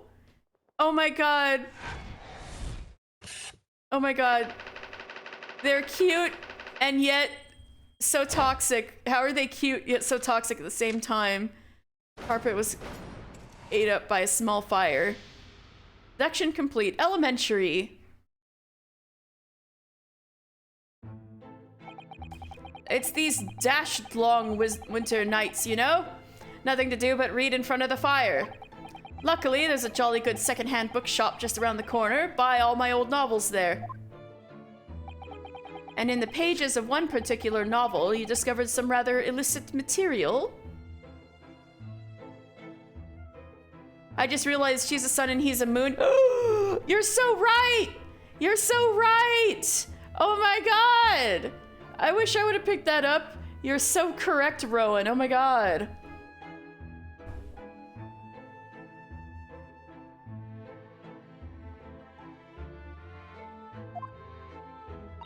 For which your wife admonished you harshly, it seems. Oh my god! Her maid headband makes her look like a sun. I don't know about admonished. Demolished might be rather closer to the mark. And beast most certainly an apt Ah! Here we go again. And the carpet? Was that destroyed by fire when a candle fell on the floor? Afraid to say it was. Happened in the blink of an eye, you know? The whole place filled with smoke. Couldn't see a bally thing. I was caught between the old stick's rage and the raging flames. You paint a torrid picture, sir. One that would have been most entertaining. That's sympathy for you. Didn't take long for the fire to spread, of course. The bally furniture started going up as well. We've had to hide the mess behind the screen for the time being. Can we take it away? Over here, Mr. Garrett? Well, you have nothing more to hide now, if you'll allow me. He's like, yoink. Wowza. Had all my favorite old novels in that case. But as soon as the fire got hold of them, that was it. Whoosh! Up in smoke. Gosh. If only he hadn't have discovered a love note in a book. Then the wife started hurling things at me. What a terrible sight it must have been. There was I, back up against the window under heavy enemy fire, incendiary books coming 10 to the dozen. Worst of it was, I lost my favorite book called The Lion's Pride. The Lion's Pride? Ah, yes, your notorious love of big cats coming through again. I assure you, the title didn't influence my choice in the slightest. So the poor man really did lose something dear to him as a result of the ferocious beast's rampage. Mr. Sholmes' deductions turned out to be correct once again. Can only be described as a great British wonder. From the Ace Attorney wiki. All right, what? I tell you, it was total. Oh, his name comes from the Holmes story, The Adventure of the Three Garridebs. Oh. Alternatively, Gary means flesh and bones, while Debu means fat. Oh. It's probably both. Alluding to his and Joan's builds. His name is also an anagram of brigadier, or a member of the brigade, referencing his military background. Man, there's a lot going on there. So did Arthur Conan Doyle make up that name from an anagram of brigadier? Brigader? I mean, not brigadier. Brigader. Wow, there's a lot going on there. Oh, thank you, Rowan. I tell you, it was total carnage. Flames everywhere and the old stick in full fettle. Out of interest, what time of day was that? Not sure I can remember. It was 2 days ago now. Let's see. Around 5 o'clock, I think? Well, that was like the time of the murder. The stabbing, wasn't it? Soon? So at exactly the same time as a terrifying incident was unfolding outside your window on the street below. Even more terrifying on the inside, I can assure you. Oh, so they have an alibi. It couldn't have been them. The whole of Blighty could have been flattened outside my window in that moment, and I wouldn't have noticed a dashed thing. Oh, really? So they're still hiding something.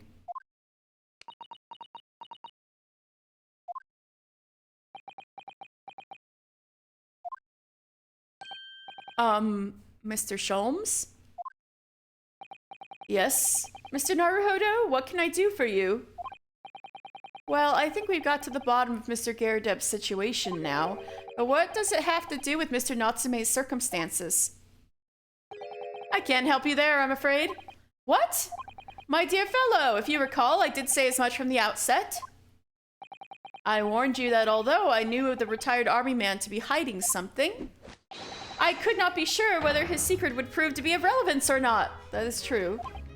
I just knew you were gonna say that. Ah! Now, Mr. Naruhodo, you mustn't lose heart. Bear in mind that all things fall into one of only two categories, those relevant to the case and those not. That makes no sense to me. Well, no matter. It is of far greater importance that you make up your mind now. Sorry? Visiting hours at the prison will soon be over. Oh no, is it that time already? If we're to accept Mr. Natsume's case, we have official paperwork to attend to. So that's it. No more time to think. Come on, Ryunosuke! Perhaps you'd like to betake yourselves to bidding us farewell now? I must prepare supper for Mr. Garrideb. Oh yes, I'm so sorry. Thank you both very much for your time. Souseki-san will be waiting for us. While the story of the three Garridebs has absolutely nothing to do with any of this. Okay. I have no idea where he got the name. It is a weird name, isn't it? It has nothing to do with brigades? Okay. I'm gonna have to give him an answer.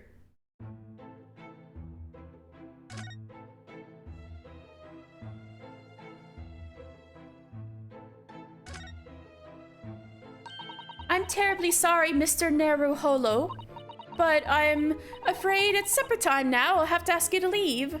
No military people whatsoever. Interesting.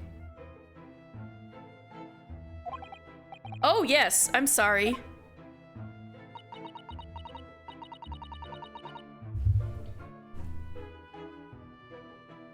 So it probably is Garridebu is probably how they spelled it out in katakana, isn't it? I guess I'd have to look it up, but... If we linger too long, Mrs. Garrideb will start pouring tea again. No one wants that. All right, shall we go then? No doubt Souseki-san is beside himself in his cell, waiting for us to return. I can't afford to spend any longer making up my mind.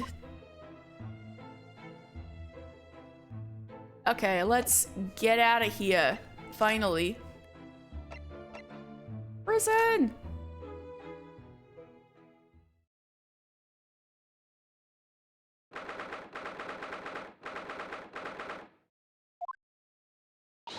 It's time, Mr. Naruhodo. We must hurry back to the prison. Yes, I know. Let's hail a car- Oh. What's the matter? It looks like something's going on over there in front of the Garridebs' house. Yep, it's Garridebu. Thank you for looking that up. So, definitely the Garridebu is definitely a pun. Probably that's how it's spelled in the actual, like, Sherlock Holmes books in Japanese. And many of the people must have read that and be like, ha ha ha ha ha.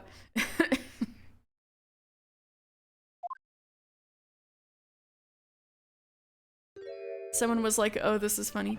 Who the fuck? I know thee not, old man. Fall to thy prayers. Who are you calling an old man, you rum-looking niminy-piminy? There are more things in heaven and earth, Horatio, than are dreamt of in your philosophy. Who is this Horatio fella, eh? What are you on about? Excuse me? Eh? What the? Who are you now? I'm sorry, it just looked as though there might be some problem here. And my associate here, Mr. Ryunosuke Naruhodo, is a lawyer, you see? Yeah, a lawyer? What? If I can be of any assistance, I'd be happy to help. I'm from Japan, but I have studied English law. Something tells me these two are the witnesses, aren't they? Now that is a Professor Layton-esque character design. This is correct. Down to the color scheme. Fine. I'll be on my way for today, but mark my words. This ain't over yet. Get thee to a nunnery. Do I look like a bloomin' nun to you?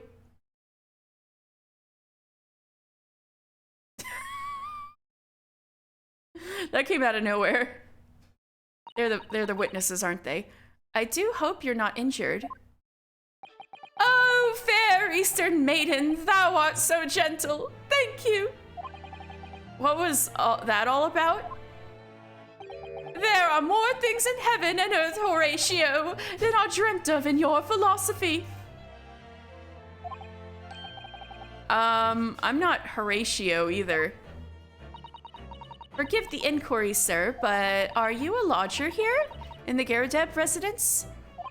Oh, fair Eastern maiden, thou art so right. Yes, I do dwell in this humble abode. Mr. Garadeb mentioned that he had another lodger, didn't he? They sure have a colorful household. The Garadeb house is the one buckling from the outside. Wait. Is it buckling from the force of like... of like, the ferocity of Jones' attack? Is that why the outside of the building is buckling? This must be the man. Do you happen to know the other lodger who lives on the first floor? Ah, yes, a gentleman named Natsume. Oh, more worthy a polemist than my battle with words ne'er there could there be. Sorry, battle, did you say? Who is the stronger, Hamlet or Macbeth? Mr. Natsume and I sparred long into the night. Oh my fucking god, this is what they did before people were like, who would win, Goku or Superman, right? Before people, oh no.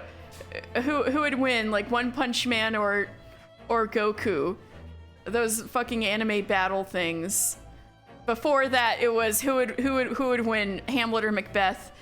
Kirk versus Picard.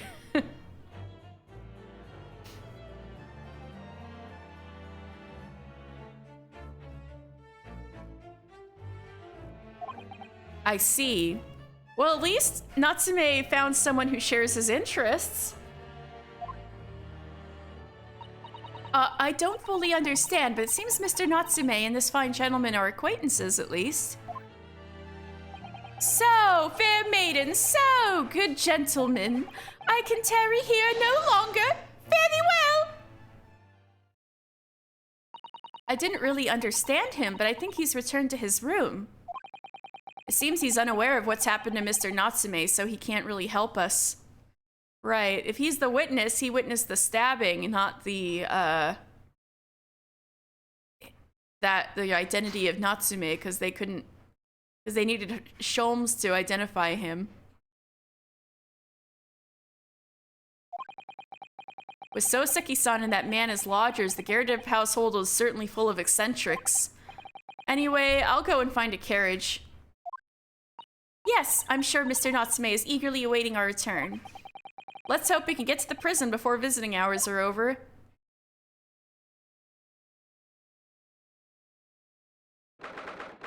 There he is. Our boy.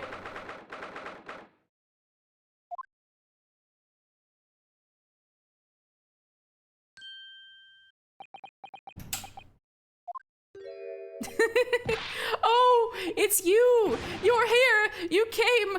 Locum student, Mr. Naruhodo Esquire! I can't believe you came back! I'm so touched! We are so sorry to have kept you waiting, Mr. Natsume. Oh, Oh, no, think nothing of it. Relax. If I were a cat, I would purr with pleasure at the company of such fine compatriots. Noble, nurturing, never falling Nipponese. Never failing. Oh, you were right last time. The alliterations are him using Yojijo Kugo in Japanese version. I knew it. I think I saw Sam tweeting about it at one point, and I think that's why and I remembered that. I think that's why I knew. Oh, now let's not get carried away. Oh, I quite agree. Who? There's nothing more reassuring than the familiarity of one's native land. Or thank you for confirming, Ned. On the other hand... Oh, here he is.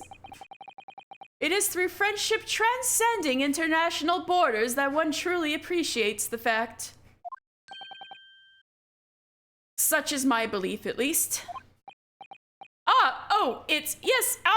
It's you! The miserable, rotten spy, Hairlock Sholmes! Mr. Sholmes, what are you doing here? I have no intention of doing anything per se, save observing, of course. Whatever do you mean, Mr. Sholmes?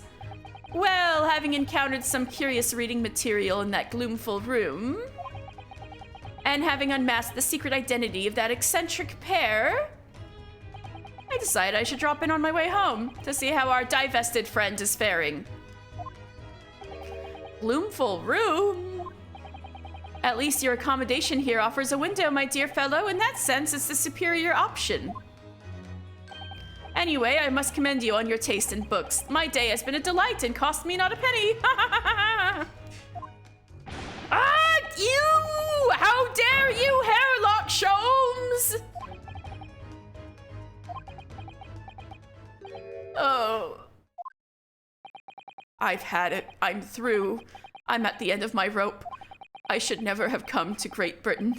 It was a terrible mistake. Haunted by spirits in those accursed lodgings. No doubt my luck will be cursed in tomorrow's trial as well. My whole life is be damned! What are you thinking, Mr. Naruhodo? He mentioned that once before, didn't he? That his lodgings were cursed, I mean. Was it all the hootin' and hollerin' of the Gyarados upstairs? And there is much truth in Mr. Mustache's words. What? Cursed is a wholly appropriate description, I would say. Yeah, it is pretty cursed, actually. For the man's lodgings, and indeed for tomorrow's trial. What's that supposed to mean? What about your kitty cat? I want to talk about the kitty cat. Wait, shit. Inverse. Cursed trial, cursed lodgings. Alright, cursed trial. Mr. Natsume, what did you mean by what you said just now? About the trial tomorrow being cursed? Oh, no, why are you looking so grave? You're making me nervous. I was just getting carried away, that's all. I didn't mean anything by it.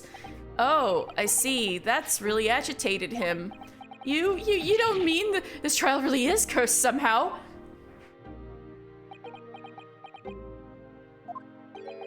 Are you referring to the prosecutor, the Reaper of the Bailey?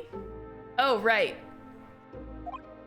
The Reaper? Oh no, what do you mean? Please tell me, summarize it succinctly in 16 salient words.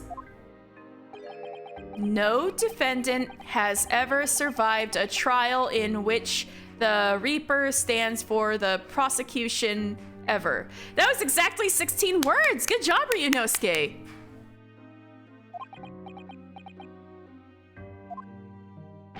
Oh my goodness, can it really be true? That was 16 words exactly!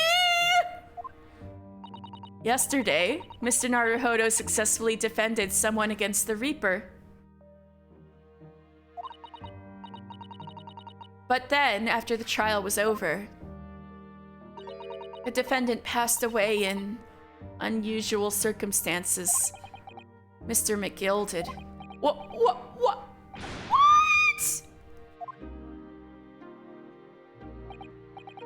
Ah, I am impressed, Miss Susato. You have an eye for detail. Actually, the Lord Chief Justice told us. Mr. Sholmes, surely it can't be that having failed to have the accused convicted, Lord Van Zieks killed the man himself. Ooh, that's a weighty accusation. Oh no, he couldn't have, surely.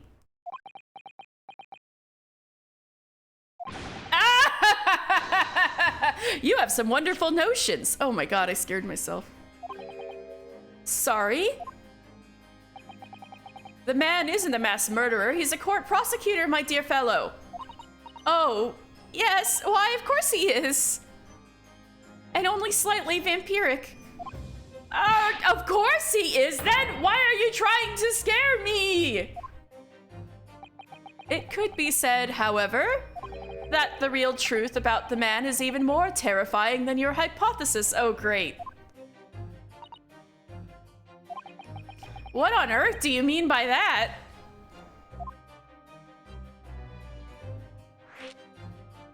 The Reaper. Van Zieks is quite an exceptional man. However, in London courts of law, exceptional does not equate to winning every case without exception. Ah, that's good. Yeah, we're not dealing with a Von Karma here. Souseki looks like he's going to cry tears of joy.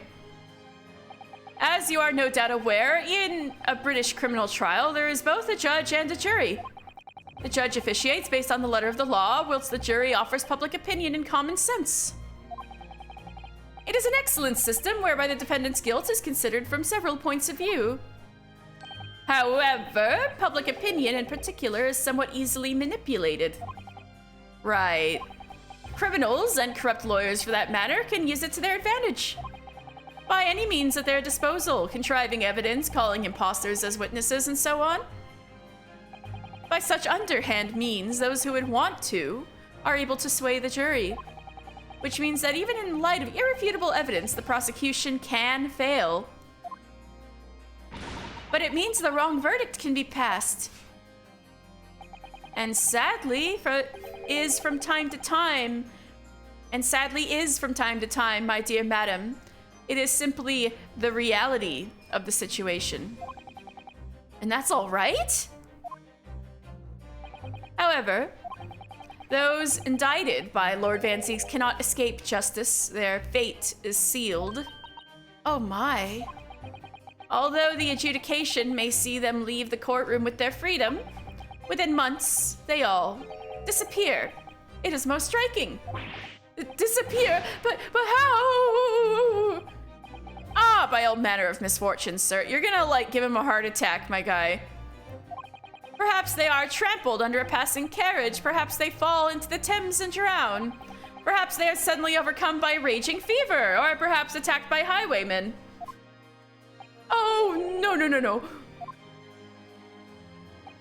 All examples of the reality of events here in London, I'm afraid, Mr. Naruhodo.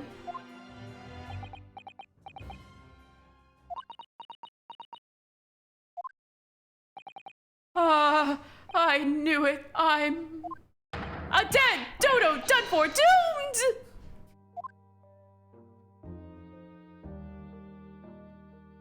Cursed lodgings. When you said accursed lodgings before, you were referring to your room at Mr. Garadeb's house, I assume? Do you mean to say you believe the place is cursed? It's been a year now since I came to Great Britain, but I'd only been in London a week before I started to notice strange feelings in myself. That didn't take long then. Everywhere I looked, there were foreign faces staring at me, laughing behind my back. I was sure people were talking about me. I started to become nervous about going outside. They were always staring at me all the time, from dawn till dusk. So I shut myself away in my room. But even that didn't help. The fear wouldn't go away. You must have been very lonely, having been away from your homeland for such a long time. I've had to move a number of times, most recently to that room on Briar Road a week ago now. Yes, why did you choose there? It seems a little inconvenient.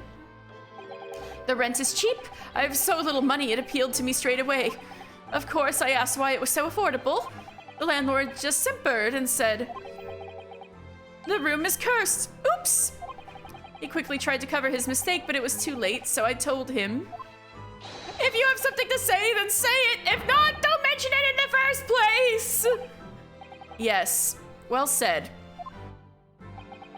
But it was true. It was all true. You mean the room really is cursed then? Ever since I moved into that windowless hellhole, my sleep has been plagued with nightmares. I awake feeling as though I'm being choked to death. And in my waking hours, people are stabbed in front of me as I walk down the street.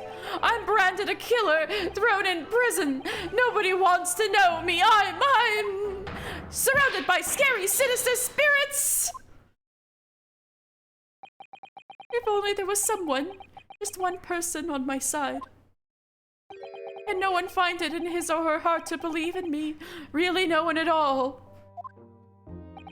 To believe, yes. To believe. Yeah, get over yourself, Ryunosuke. Let's go. To believe. Mr. Sholmes.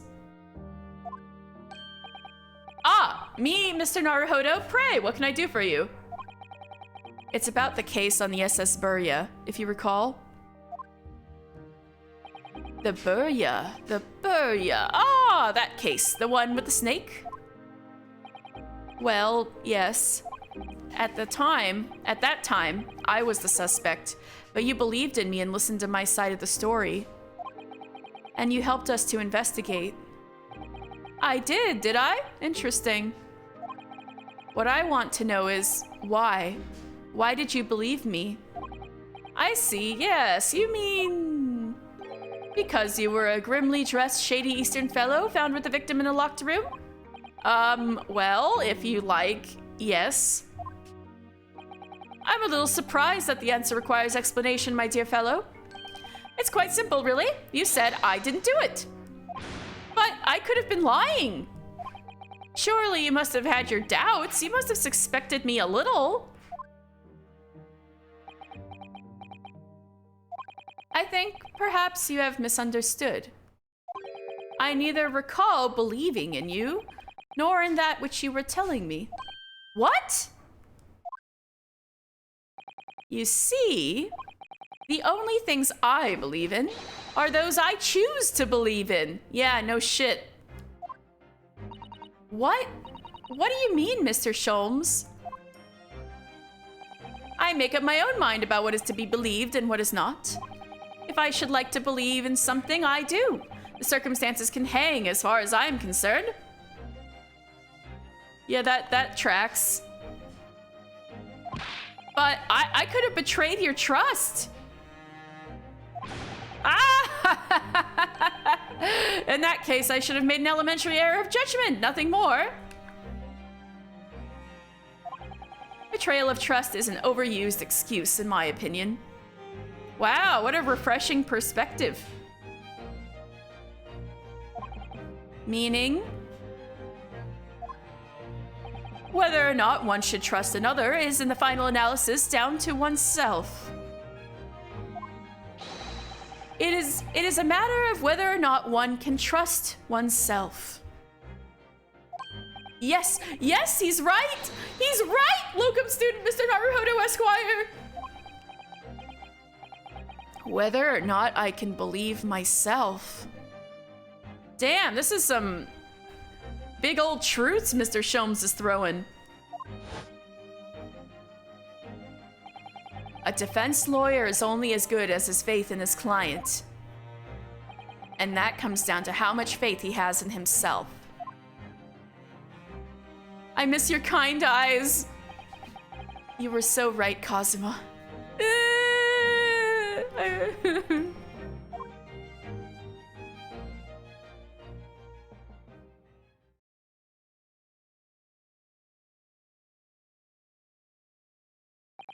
Well, my dear fellows, it is time we were leaving, I believe. Already? Visiting hours are over. The guard will be here shortly to escort us out. There is a restaurant near here that serves excellent trout. Would you care to join me? Yeah, let's go eat with him. That sounds fun, actually. Oh dear. There is never enough time, is there?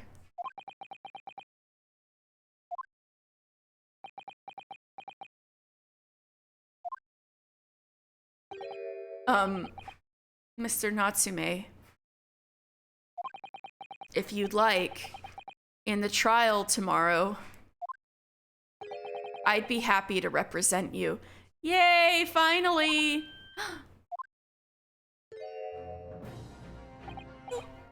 Welcome, student Mr. Naruhodo Esquire! As I said, I only experienced the British courtroom for the first time yesterday. And although the man I was representing was found not guilty, I lost sight of something crucial. Something crucial? What to believe in? The defendant, justice, or the truth? How to believe, even. But I think I finally worked it out. I've decided I must believe in myself above all else, to trust my instincts. Yes, Mr. Naruhodo. And my instincts are telling me that you, Mr. Natsume, are innocent of this crime. And it's imperative that we prove that in court. Locum student Mr. Naruhodo Esquire. I will fight for your innocence until the bitter end with every weapon available to me. So I hope you'll permit me to represent you tomorrow. As I said when we first met, I'd like to entrust my fate to someone who will listen to me in my native tongue. Of course, Mr. Natsume. It would be fair to say, Mr. Naruhodo, that your mind was in many ways made up from the outset. Yep. He just needed to catch up. Oh, Susato's smile! You merely needed the events of today to fully realize it. Yes, I think you're right about that. It's rare that you're right about anything, Mr. Sholmes, but it's been a roundabout journey, but I got there in the end. Miss Susato. Yes? Would you be willing to stand by my side tomorrow and help me in court? Absolutely. As I said this morning, you may consider me your personal judicial assistant. Yes! Let's go! The shocking events of yesterday's trial still weigh heavily on my mind, but it's time to stop looking backwards. Kazuma believed in me, and Mr. Sholmes believes in me now too. So it's time. Time that I learned to believe in myself.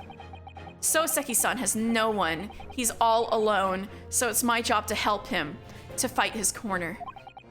Tomorrow, in the courtroom, with all the strength I can muster. Yes, let's go! To be continued.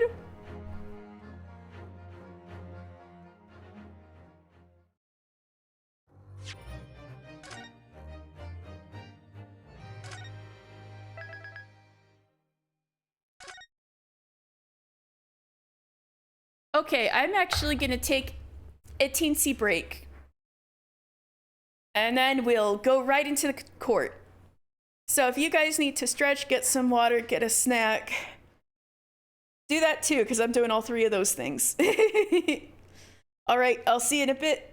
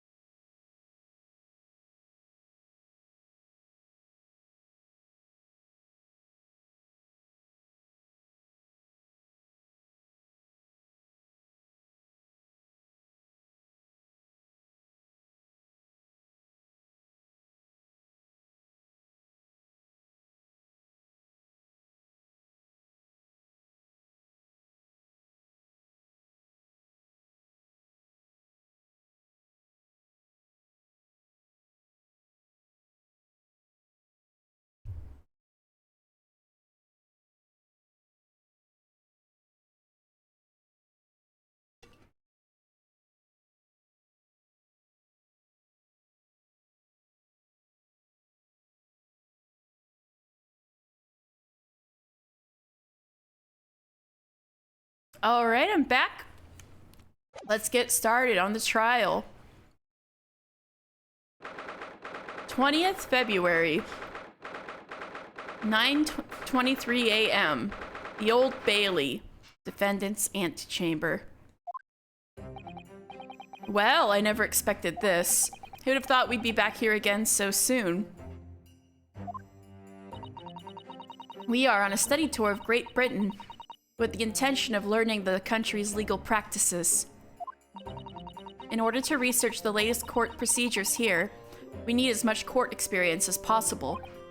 Well, yes, I suppose that's true, but for the person in the dock, it may well be his or her only time in court, and it could be life-changing. In which case, treating it as research may seem a little crass. Oh, when you put it like that, you're quite right. Man,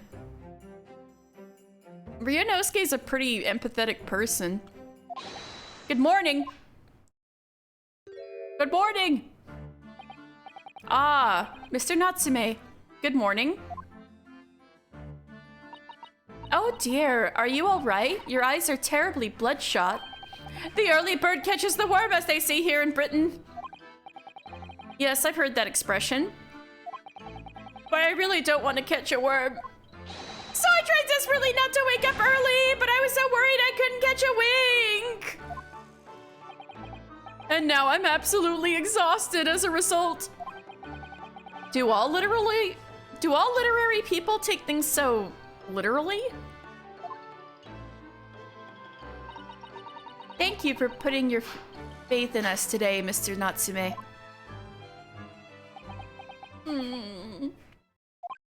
I wish I had 9 lives. My whole future hangs in the balance. I can't. No. Too terrified to tremble. You are trembling though. Really? Because I can feel tremors in the floor. I can't do this. I can't take it. Although, locum student Mr. Naruhodo Esquire. Yes? I caught a glimpse of the public gallery as I walked by the courtroom. It looked like the opening night of the opera. There were so many people. I had no idea my case was such a notorious affair here in London. Oh, neither did I. Do you know why that might be, Mrs. Sato? I'm sorry, Mr. Naruhodo, but I have no idea. So that all-knowing look on your face is just coincidence then, is it? Oh, stretch. Thank you, some dude. Oops. I actually forgot to stretch on my break. That was the only thing I forgot. All right, stretch.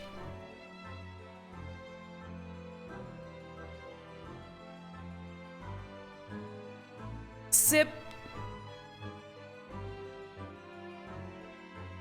Okay, hydrate and stretch done. Don't hide the truth from me! It's because of the Reaper, isn't it? Lord Van Zeeks? Is that right, Mrs. Sato? I purchased as many different newspapers as I could find this morning, and yes, Lord Van Zeeks is on the front page of every one. Oh, Jesus. I knew it! Sometime after the prosecutor was dubbed the Reaper of the Bailey, he stopped appearing in court, it seems. It's been several years now, in fact, until the day before yesterday. Yes, Inspector Gregson told us something similar, didn't he?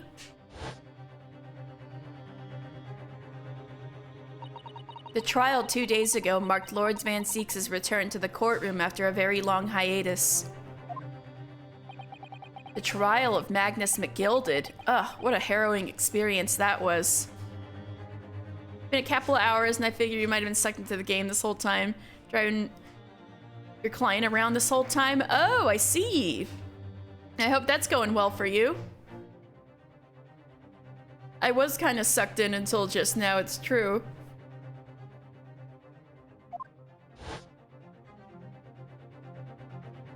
I believe that appearance made even greater waves here than in the capital than today's.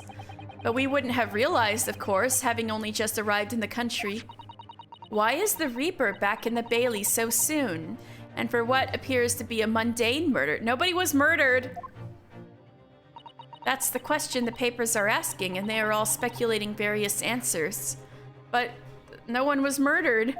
Mundane? Mundane! It is the most significant saga of the century to some of us. Oh dear, I meant no offense, Mr. Natsume, but that is how the papers are describing it. Well, lest we also forget the fact that it could spark an international incident. Obviously, the reappearance of this infamous prosecutor has caught people's attention. But there's another blatant similarity with the trial of 2 days ago. Yes, I agree. Locum student, Mr. Naruhodo Esquire? It's you! Me? Well, I suppose that's true. Mundane, it's Wednesday. Both times, it is you who stands against this legendary prosecutor. It can only mean that you're friends with the Reaper! Please, I don't rub shoulders with Deathbringers. I'm afraid that there's really only one other explanation. It can only be another example, Mr. Naruhodo, of your uncommon bad luck. I was thinking maybe Van Zieks took an interest in him.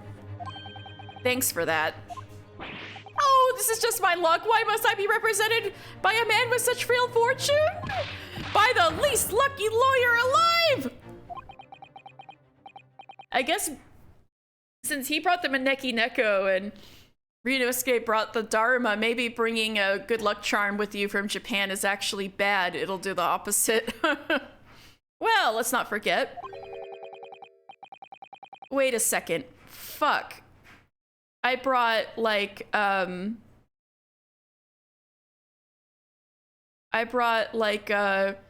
wooden fox omamori back with me from Japan. Fuck. That explains so much. No, I'm just kidding. It was you, Mr. Natsume, who asked me to represent you. Yes, it's true that I'm just a student, new to London, with little in the way of experience or skills, or luck. But I promise you this, I will fight your corner until the bitter end, and I will believe in you, Mr. Natsume. Oh, benevolent locum student, Mr. Naruhodo Esquire. I think if you steal something as a souvenir, it's bad. Like, I didn't steal it, I bought it with money.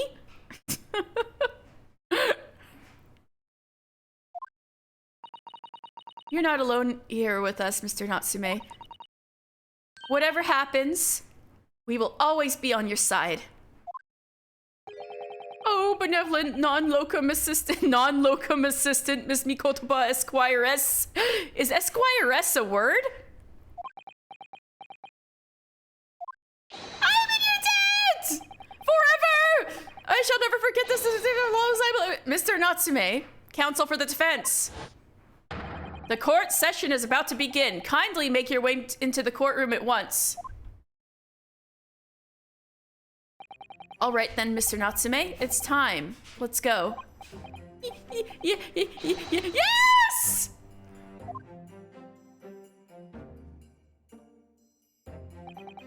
This is it. My second appearance in a British courtroom.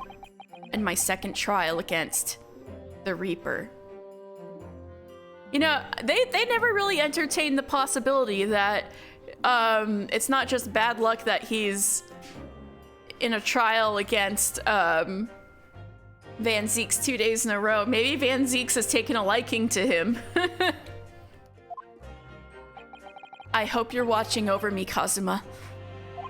Because this time, I won't let my faith waver. I'll believe in my client to the last. Just like you believed in me. I believe I can do this now. I'm ready for this fight. Oh, he misses Kazuma so much. 20th February, 10 o'clock a.m., the Old Bailey, courtroom. Oh my god! She's not biased! Why is she here? I mean, she is biased. Why is she here? She literally boards him. They need to. I have some problems with this jury. We need to talk. In the name of Her Majesty the Queen, I hereby declare this court to be in session. I now call upon the counsels for the prosecution and the defense to declare their willingness to proceed. I don't want to proceed. We've got a biased juror. The prosecution is fully prepared, my lord. The defense is ready, my lord.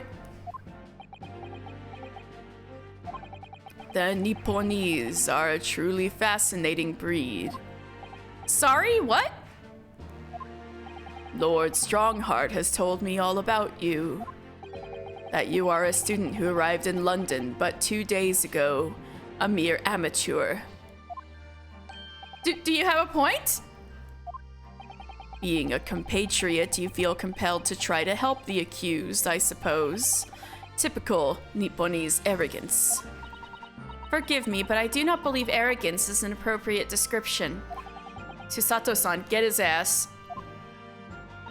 After all, at our previous encounter, the defendant was found to be innocent.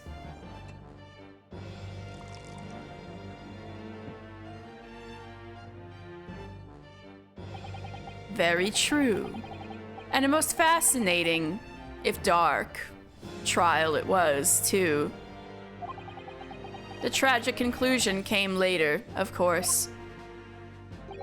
Here's to the acquitted and his unfortunate violent end.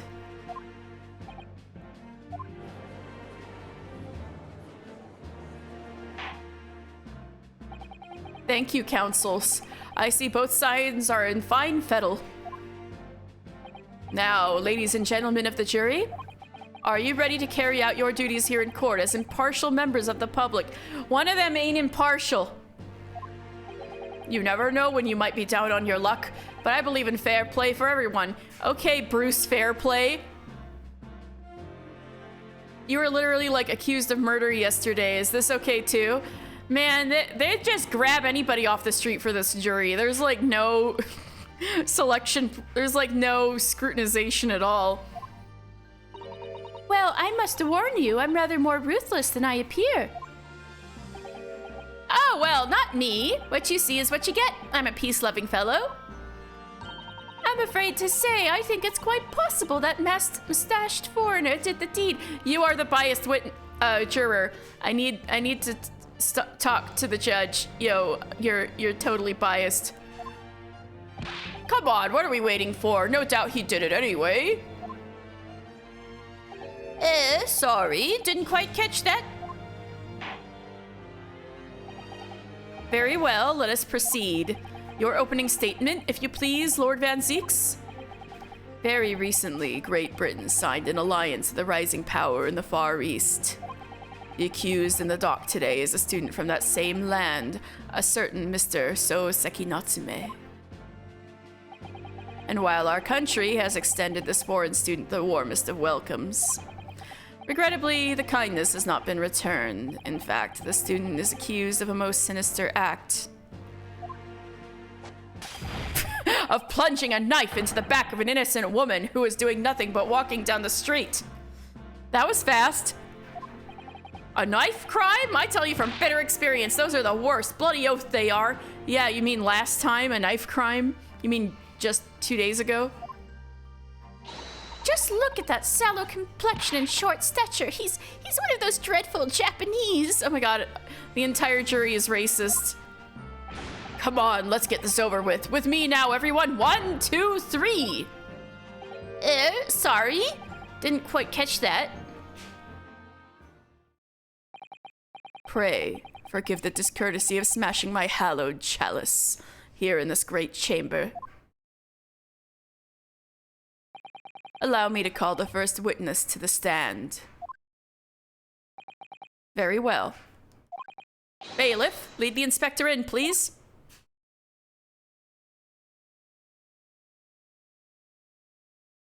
Your name and occupation, please. Yes, sir.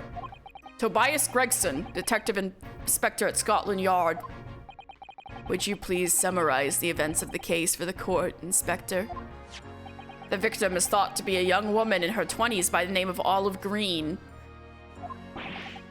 Olive Green? I beg your pardon, Inspector? Thought to be? Yes, having been stabbed in the back by her attacker's knife, the victim then fell unconscious. That was 3 days ago now, and she's been comatose ever since. What? So they don't even know who she is for sure? Comatose, I see, but her life's not in danger. Fortunately for the Eastern student, the charge will not be murder. Pray, elaborate on the details, Inspector. Sir, if I could ask everyone to look at the street map. As I mentioned, the incident took place 3 days ago at around 5 in the afternoon. It happened on the pavement running alongside Briar Road, a wide thoroughfare for horse-drawn vehicles. It had long since stopped snowing as the victim, Miss Green, was walking down the street. Out of the blue, she was approached from behind by the accused and was stabbed in the back. Luckily, the young lady's life was spared and she's currently being treated by one of the city's hospitals. But being unconscious as she is, we've been unable to take a statement from her, of course. This is the case file with everything we know about the victim so far. Thank you, Inspector. The court will accept the documents as evidence, if you please. The case file has been entered into the court record. What of the weapon that was used? I want to look at that.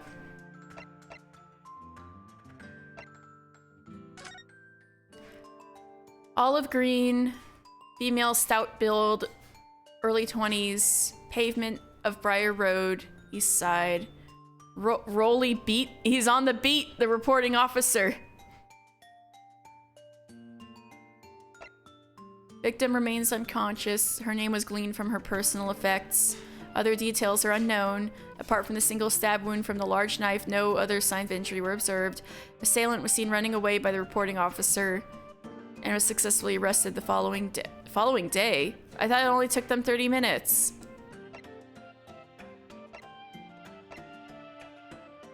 Oh, the following day they brought in Sherlock Sholmes to look at the scene, and it only took him 30 minutes from there. Got it. Okay. What of the weapon that was used? Sir, I have that here. It was removed from the victim's back. Ouch, that big thing is starting to make me scared to walk down the street now.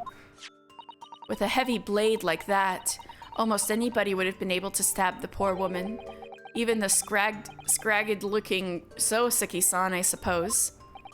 A common or garden jackknife, I would say. Hey, Jack the Knife! It's here! It's accurate. Rowan, for the Mac tonight. A common or garden jackknife, I would say. Rather nondescript. Thank you, Inspector. The court accepts the blade as evidence. The jackknife has been entered into the court record. Now then, what do we know of the motive? Money or valuables, I presume? From what we can tell by looking at the woman's possessions, it seems like she's a poor student herself. Hard to imagine she would have had anything much worth pinching, my lord. I see. Well, in that case, are we looking at some deep-seated resentment toward the victim? I'm afraid I couldn't say. Apart from visiting second-hand bookshops, the defendant, Mr. Natsume, doesn't appear to get out much. At this point in time, we haven't been able to establish any sort of connection between him and the victim. Yes! Teacher, if theft and grievance had been ruled out as the motive, what reason could Mr. Natsume possibly have had for stabbing the young woman? Yet you arrested the man in spite of that, in a totally unjustified and heavy-handed way. Objection! God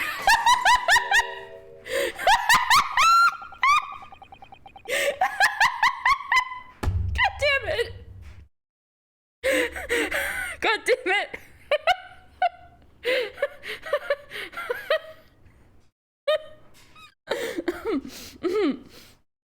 Pray forgive the discourtesy of flinging a freshly uncorked bottle into the public gallery.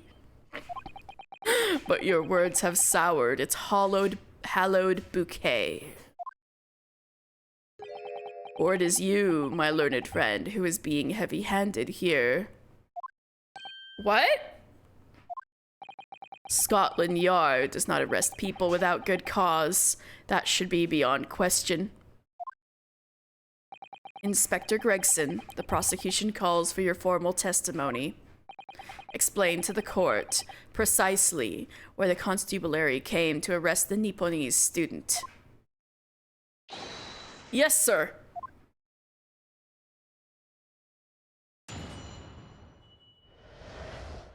Mr. Natsume's arrest. As I said, it was 5 o'clock in the afternoon when the incident occurred, and there was an unusually light fog. Visibility was reasonably good, and there was no one else about but the victim and the accused. Out of the blue, the victim was stabbed from behind and subsequently collapsed on the pavement. The accused ran off, scattering his belongings all over the floor. There was being a number of old books he just bought. He was on his way home from a bookshop, it seems. It was just a matter of working out who the books belonged to, and we found a bloke to arrest him. Old books, you say? Yes, my lord. Have a photograph here of the scene of the crime, taken immediately after the incident. Yes, I can clearly see the books to which you are referring. I will take that photographic print as evidence, please, Inspector. Poor girl. Crime scene photograph has been entered into the court record. You Nipponese are a spineless breed, too cowardly to admit defeat. Denying everything despite overwhelming evidence to the contrary. Well, forgive me, Lord Van Zeeks, but the defendant is not denying everything, as you put it. What are you doing, Mrs. Sato? Do go on. Mr. Natsume has admitted to playing some part in the incident. Isn't that right, Mr. Naruhodo? Well, now you mention it, when we visited him in prison yesterday, he did tell us what had all happened. As I was walking along that accursed pavement, I could make out the sole silhouette of another ahead of me. A woman wearing a green overcoat she was, just as I went to overtake her. She suddenly let out a little scream and collapsed onto the cold, hard slabs of stone at my feet. I was terrified. I had to get away from there. So I ran as fast as my legs would carry me back to my accursed lodgings. That's right. A green overcoat? Well, that's exactly what the woman in the print is wearing. Oh my, a photographic print in full color. What will the world come up with next? Yeah, that's wild. How did they paint over it, or? The defendant has done nothing more than admit he fled the scene of a terrifying incident. That does not mean he's guilty of the heinous crime of stabbing the woman in the back.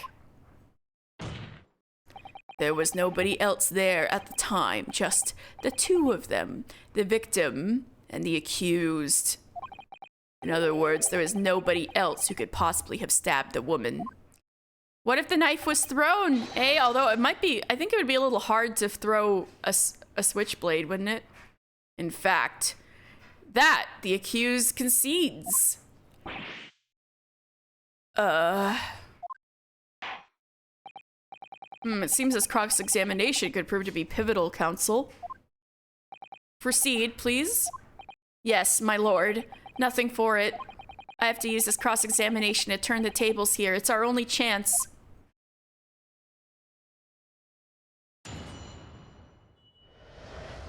Mr. Natsume's arrest. As I said, it was 5 o'clock in the afternoon when the incident occurred, and there was an unusually light fog. Oh.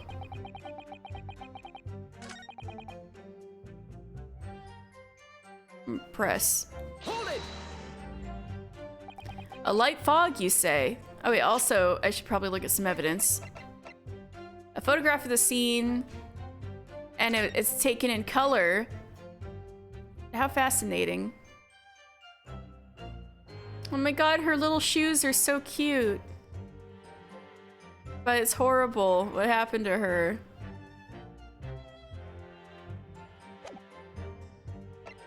A large but commonplace folding knife. It was found lodged in the victim's back. The tip broke off. Ow! Poor girl. Oh, look here, Mr. Naruhodo, just at the tip. A small piece of the blade appears to be missing. You're right. Well spotted, Mrs. Sato. I wonder what could have happened to it. Yes. You don't think it could still be lodged in the victim, do you? Oh dear, I do hope not. That sounds terribly painful. I know, I'm worried about her, poor girl. That's it, right? Just the tip is missing and... Oh. Yeah.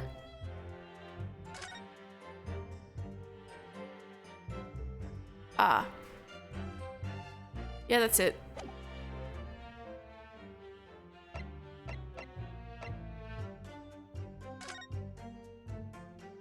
The sum of 2 shillings rendered in receipt of the picture of Monsieur Lecoq.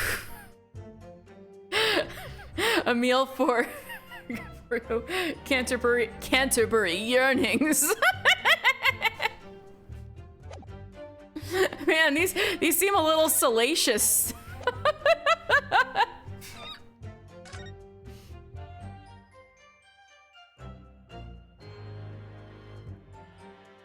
Okay.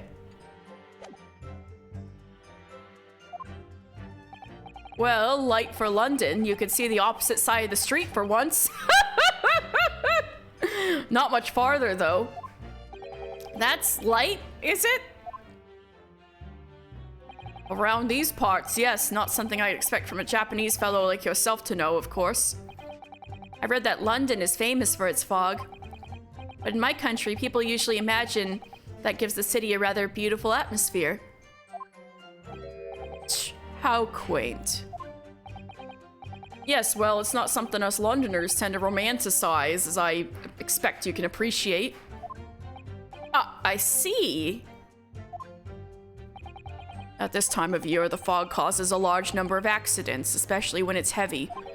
Sometimes you can't even see your own hand at the end of your arm.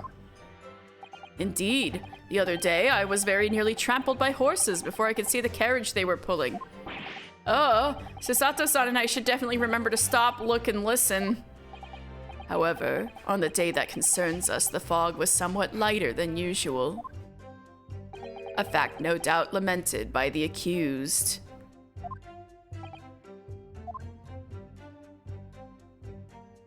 Visibility was reasonably good, and there was no one else around but the victim and the accused.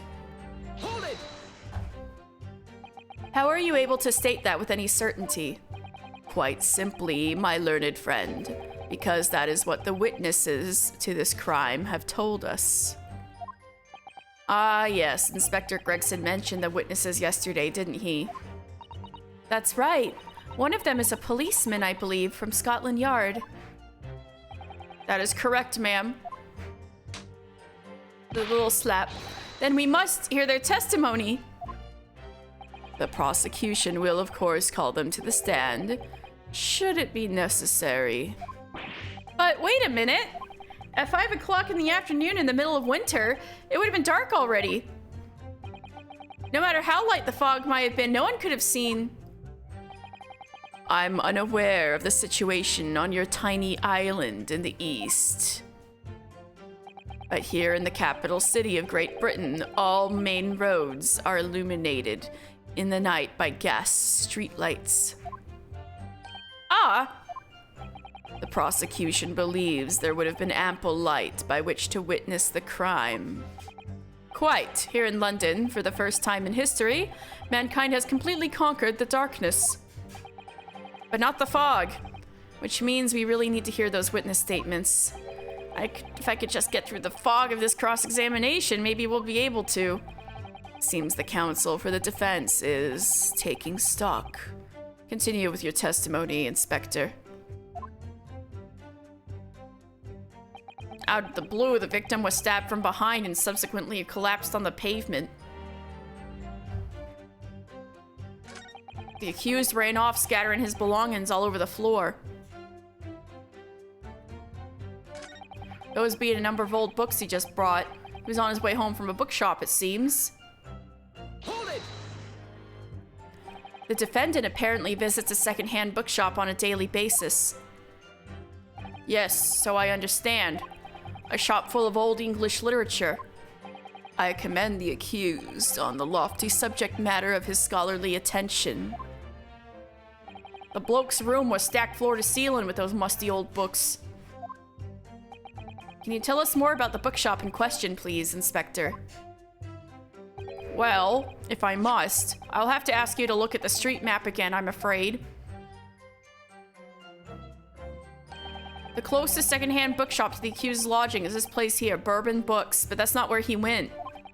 A little place on the corner of Briar Road and Meerschaum Street, but that's not where he went. As it happens, the accused is currently living in lodgings on the other side of Briar Road at the opposite end, which means it doesn't take a genius to work out the route he would have taken home. Incorrect. Contradiction. Something like this.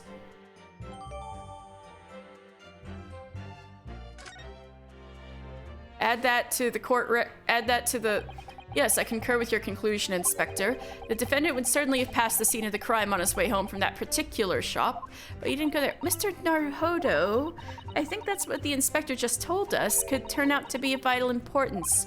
Yes, I agree. The most important point that the inspector just made being the bookshop's name. Inspector Gregson, may I ask you a favor? What? Would you kindly add the name of the bookshop to your formal testimony, please? I believe it may be of vital importance. Maybe? Oh, well, you know. I mean, yes, that could be a very important clue. Oh, that's the first time I've seen him do the, like, bashful phoenix pose. They really are related. It could be a very important clue. Very well. Not that I can see it being of any great significance. Please revise your testimony accordingly, Inspector. Yes, sir, my lord, whatever you say. Could the man be any more sardonic? He was on his way home from Bourbon Books, a secondhand bookshop he apparently patronizes. Excuse me, he likes your books? Wait, shit.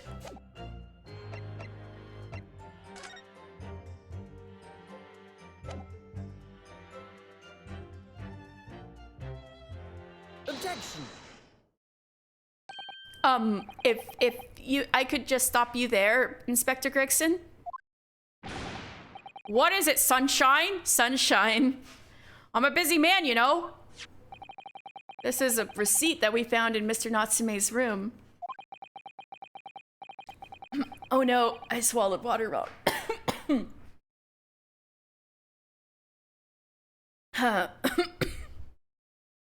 It was issued on the day of the incident and details the purchase of 3 secondhand books. And you found that in the accused's room, did you? Yes, the point is not where the receipt was found, but the name of the shop printed on it. Go on. This receipt was issued from a bookshop called Your Books.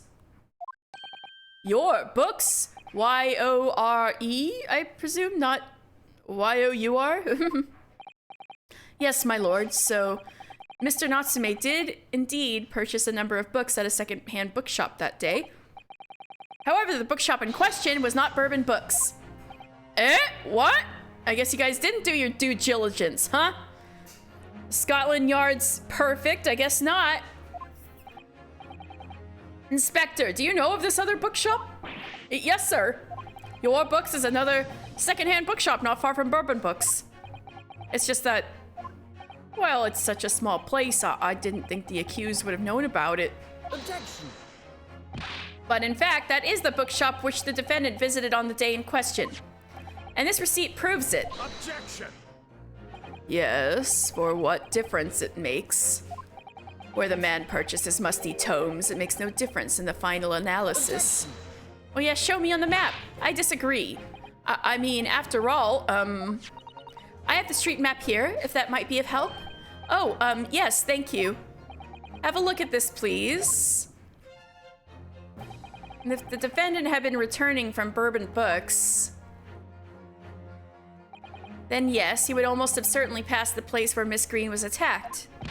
However, if we take into account the fact that he was actually at another bookshop, Your Books, it may very well turn out that he wouldn't have passed that location at all. Would that be true? My, it rather depends on where this other bookshop is, but I do declare it may be a possibility. Isn't that right, Mr. Lawyer, sir? What you just said? Absolutely. It could absolutely be right.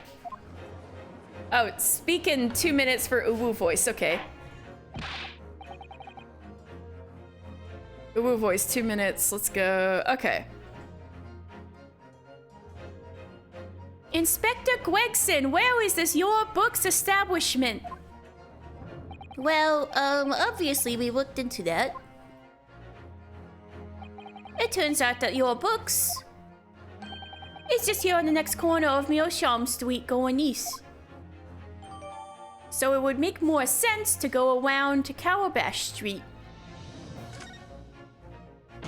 And there you have it, as you can clearly see now. Oh. No, you could go around the other way. My wanted Nipponese friend is obviously in training to be a clown. The way he regales us with such witticisms. To your future career in the circus, you fucking clown. You put that glass down now, or I'll put it down for you. I didn't think I needed to spell it out, but here we go. If the accused were coming home from Your Books instead of Bourbon Books, there's no doubt he still would have passed the place where the victim was stabbed. Yes, thank you, Inspector. Allow me to reiterate for my wanted, if somewhat slow, Nipponese friend. Wesh. Wherever the man pushes his musty tomes, it makes no difference in the final analysis. Oh!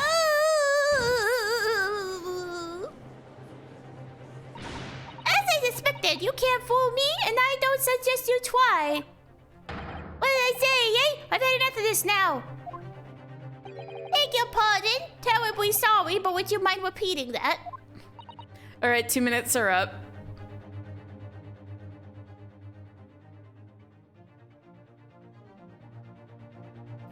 Mr. Naruhodo, we mustn't give up. What do you mean? If the prosecution's assertion is correct, the members of the jury may well decide that Mr. Natsume is guilty. Ah, she's absolutely right. We must think. We must consider the assertion just put forward by the prosecution very, very carefully. Yeah, he could go around the other way. They claim Souseki-san must have passed the location of the incident on his way home from Your Books, but raise an objection. The assertion just made by the prosecution is fundamentally flawed. Explain yourself, counsel. Yes, my lord. You can see what I mean on this map. When returning from Your Books to his lodgings, Mr. Natsume could have followed the route suggested by the prosecution. However, that isn't the only conceivable route to take between the two places. Thank you. This is what I was trying to point out. If the defendant used these streets, look what happens. He arrives back at his lodgings without passing the location where the victim was attacked. Objection! Talking back to a clown is a fool's errand, of course. However, I feel compelled to point out that that route is what's commonly referred to as the long way round. Ah. On a cold winter's night, why would any man choose to take a longer route home? Well, the answer is extremely simple. He wouldn't. In other words, the accused took the obvious route back to his lodgings and is the obvious perpetrator of this crime. Objection. Aha, yes, I've got it. Obviously, we must ask the man himself. Ask Mr. Natsume which route he took home. I have already informed the court of the accused's response to such questioning. He claims he has no recollection. That's right. As I said, the bloke seems to spend his time outside wandering aimlessly from A to B. That day was no exception. He says he doesn't remember where he was or which route he took home. Poor guy. I don't believe this!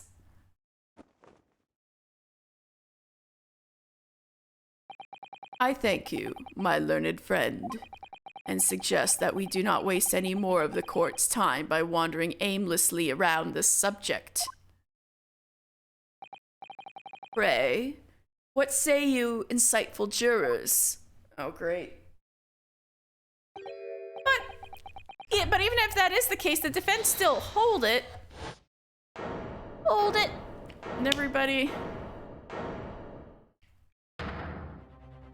Bruce Fairplay. I agree with Lord Van Zeeks. Wholeheartedly and in every way. What? I don't believe it. Does this mean we members of the jury are completely convinced now? Oh, great. Oh, great. Very well. In that case, I hereby call upon all members of the jury. Right, Bruce Fairplay's the jury chief now. Present your findings to the court. Guilty. Guilty? Guilty. Oh, they're... Guilty. Guilty. Guilty. Guilty. They all got voices. Jesus! Not even waiting for the cross-examination of the witnesses? Would appear the jury's leaning is unanimous. We gotta pit them against each other. To the insightful members of the jury, I applaud your brave resolve. You served Queen and country admirably. Mr. Naruhodo. No, not yet. This isn't over yet. I still have one last chance to sway the opinion of the jury. I have to tip the balance of those scales the other way. I have to turn this around. Somehow. Those are the eyes of a quarry not yet willing to give up and die.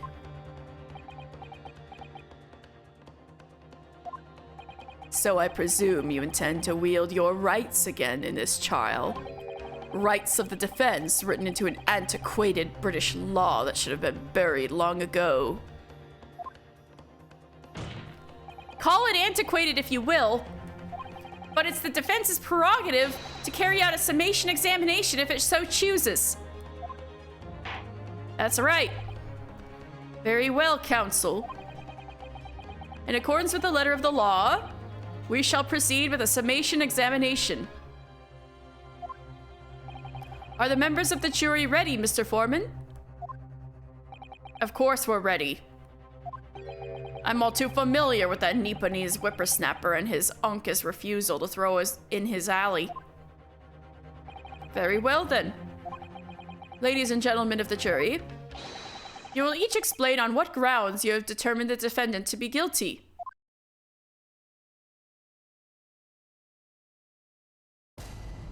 Judicial findings.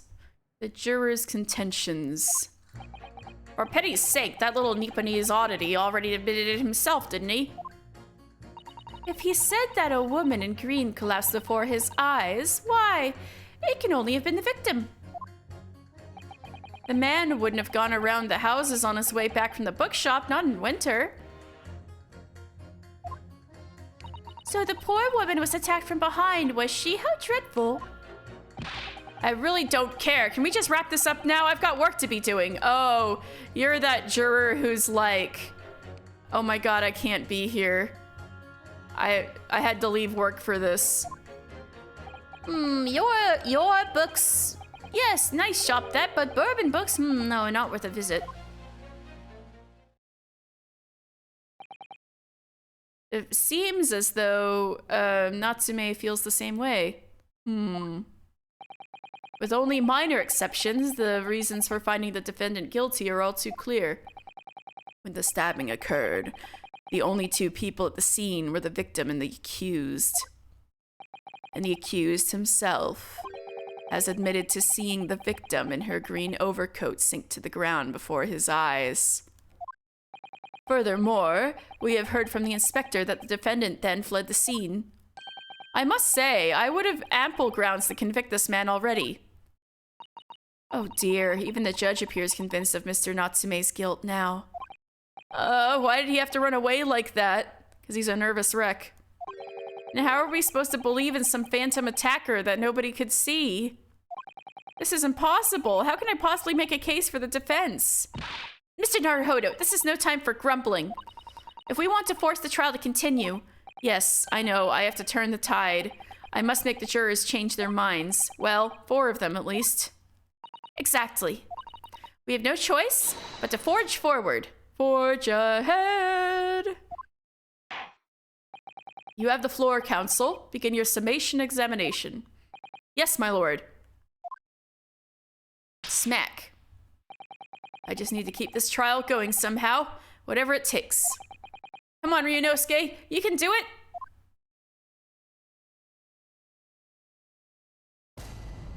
Jury examination. I like how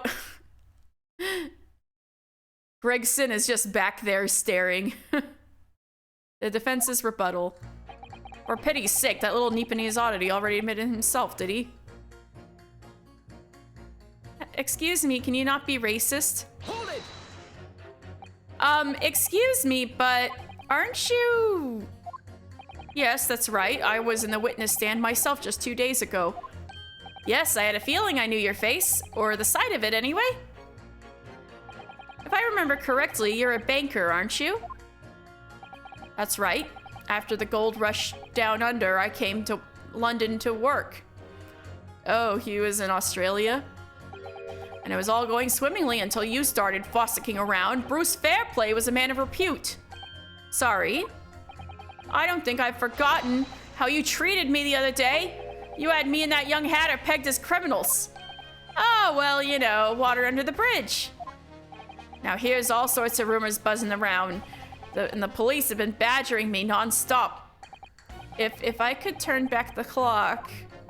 Well, anyway, I don't know about the hatter, but at least I'm in the clear now. And free to make up my own mind about who's guilty and who isn't. Oh, thank goodness. All right, maybe I might struggle to change this man's mind, given our awkward history. Oh dear, I wonder what's become of Mr. First now. Yeah, good question. If he said that a woman in green collapsed before his eyes, why, it could have only been the victim. The man wouldn't have gone around the houses on his way back from the bookshop, not in winter. So the poor woman was attacked from behind, was she? How dreadful. Hold it! Whatever's the matter, young man? You're the wife of Mr. Garadeb, aren't you? The landlord who rents Mr. Natsume his room. I wouldn't call this witness unbiased. I mean, this juror unbiased. The master's wife? Where are you getting your ideas, dear sir? I'm the maid. The maid, you understand. She's keeping up that charade? This is going to be awkward. Why didn't you mention this yesterday? That you'd been selected for the jury in this trial, I mean? Well, I was told not to mention it to anyone until the day of the trial, you see. It was in the letter I received. The instructions were very clear, so I'm afraid I had no choice. I see. Anyway, Mr. Natsume, the defendant, takes lodging in your master's house, doesn't he? Yes, that's right. Although he's only been in a little over a week now. And in that time, surely you must have taken stock of his character. Does Mr. Natsume look like such a man who would commit a crime such as this? Oh my goodness me, yes! He's just the sort. Oh no. What? Spending all his time in that dark and dingy room, sporting that unscrupulous mustache. The man never speaks, and don't get me started on those shifty eyes. All the neighbors are talking about him. I've heard them, you know. People think he must be building a bomb in there or something. Oh dear, poor Mr. Natsume. How could people say such things about him? He's just a harmless bookworm, nothing more. Well, you just called him a worm, so... Would you still love Mr. Natsume if he was a worm? Anyway, I'd better be careful about inviting this maid to speak. She's said enough damning things already. I really don't care. Can we just wrap this up now? I've got work to be doing. Oh, whoops. Hold it! A man's life is on the line here, sir. This will take as long as it takes. Don't get clever with me now, son. My life's on the line too, and so is my family's. Ah. The likes of you wouldn't understand, but a laborer like me can't afford to take time off. If I don't work, I don't eat, and neither do the wife and kids. Oh, I see. That must be very hard. I go to the union every morning to find out what needs doing. If you're late and the work's taken, it's tough. This time of year, there's water and gas supply pipes bursting left, right, and center.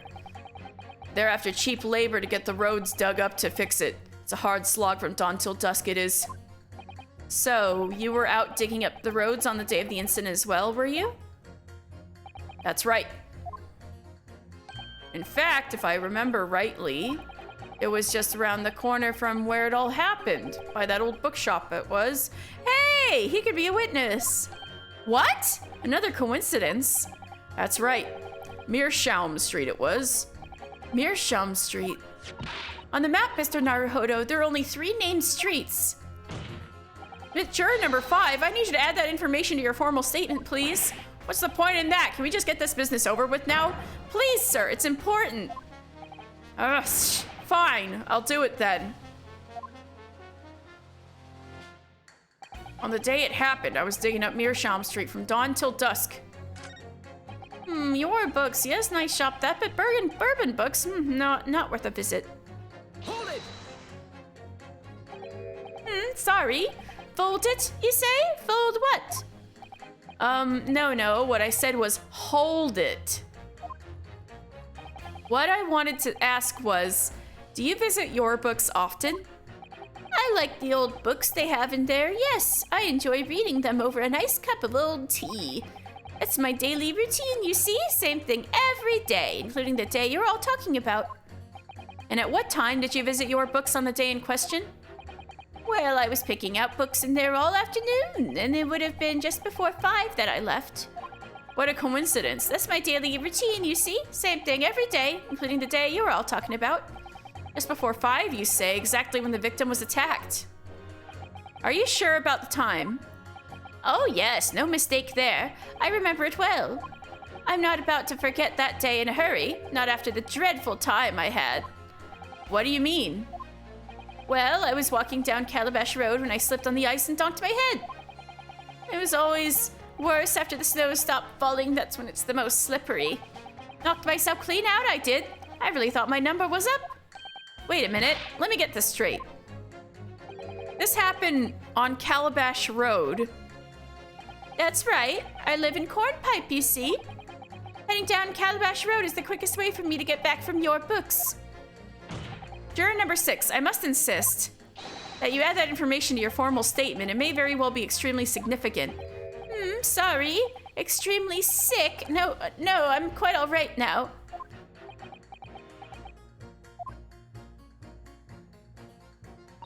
It sends a shiver down my spine to hear the members of the jury so convinced of Mr. Natsume's guilt. But I can't help feeling that some of their opinions are rather subjective. I agree, it's the irrelevance of what some of them are saying that sends a shiver down my spine. Yeah, for real. Still, at least some of their assertions don't actually incriminate Mr. Natsume of anything. That's something. We must use that to our advantage, Mr. Naruhodo. Cunningly! Yes, you're right. Let's listen to the jurors again, carefully. and if any of their assertions are at odds, I'll pit them mercilessly against each other. Yes, don't hold back. Pit them all against each other.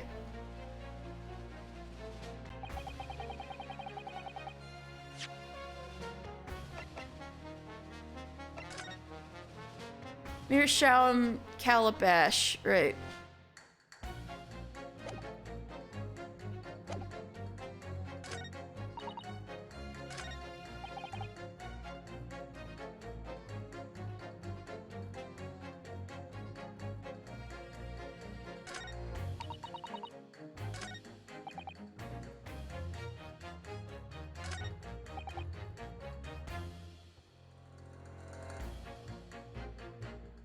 I knocked myself clean out that, you know.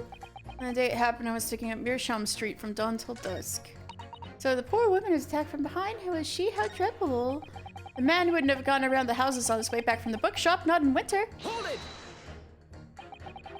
But you can't deny that there are other routes Mr. Natsume could have taken back from your books. Oh, yes, like you drew on the map, you mean? What was it, Calabash Road or something? Precisely. But it seems to me that what counts is whether the little Japanese fellow actually went that way or not. Well, yes, that's true. And at the moment, there's no proof that shows that he did, is there? Well, yes, that's true as well. And as I understand it, the accused himself doesn't remember which way he went, does he? Oh, this guy is actually paying attention. Well, yes, that's annoyingly true.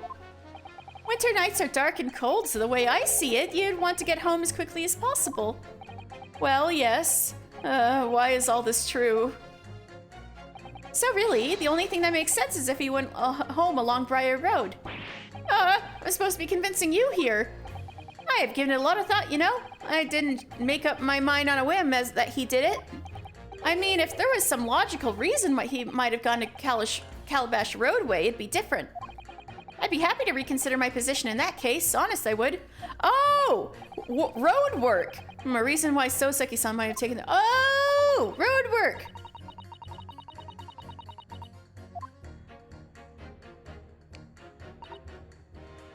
I don't think— Is that what she said?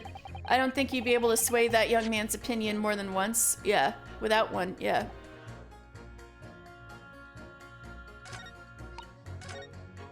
On the day it happened, I was digging up Meerschaum Street from dawn till dusk. Alright, that would have been it. Alright, pit.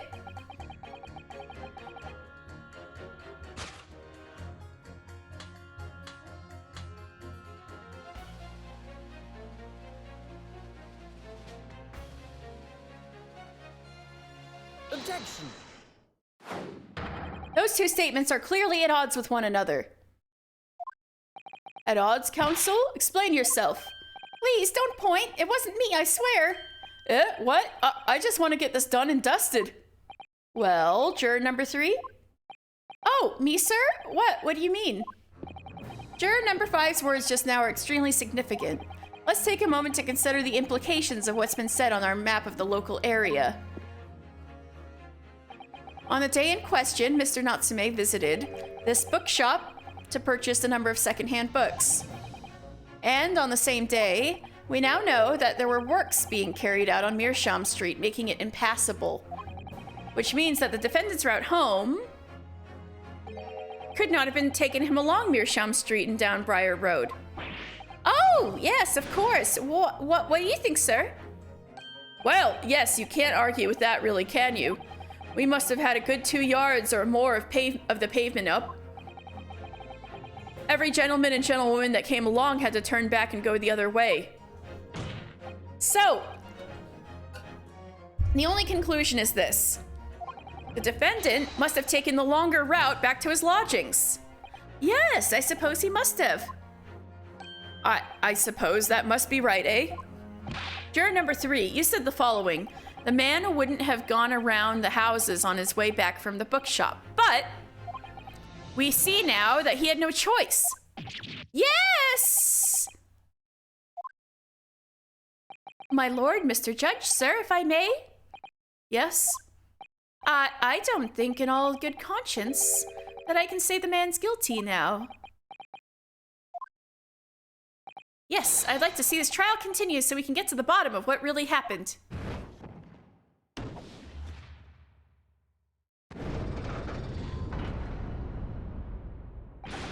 you, sir? Who, me? Well, all right then. If there's a hole in the prosecution's argument, it should be filled in. That's what I say.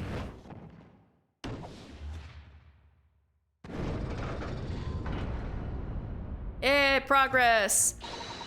Oh, well done, Mr. Naruhodo. That was wonderful. Well, we've managed to change a couple minds at least. It strengthened our positions somewhat. Yes, and it will prompt the other members of the jury to reconsider their stance as well. They'll be asking themselves if their current leanings are really right or not. Now, if only we could just identify one more clue or discrepancy that would make them stop doubting Mr. Natsume. We might be able to tip the balance completely. Yes, that's exactly what we've got to do. Van Zeeks is looking to bring this trial to an early conclusion. That's what we have to prevent, whatever means we have at our disposal. Thank you, Counsel. On with the summation examination, please. Yes, my lord. Just say not guilty at this point so I can see where this trial goes from here. The poor woman was stabbed from behind. Was she? How dreadful. I was digging up roads or digging up the truth. I slipped on the evening myself on Calabash Road. I knocked myself clean out, you know.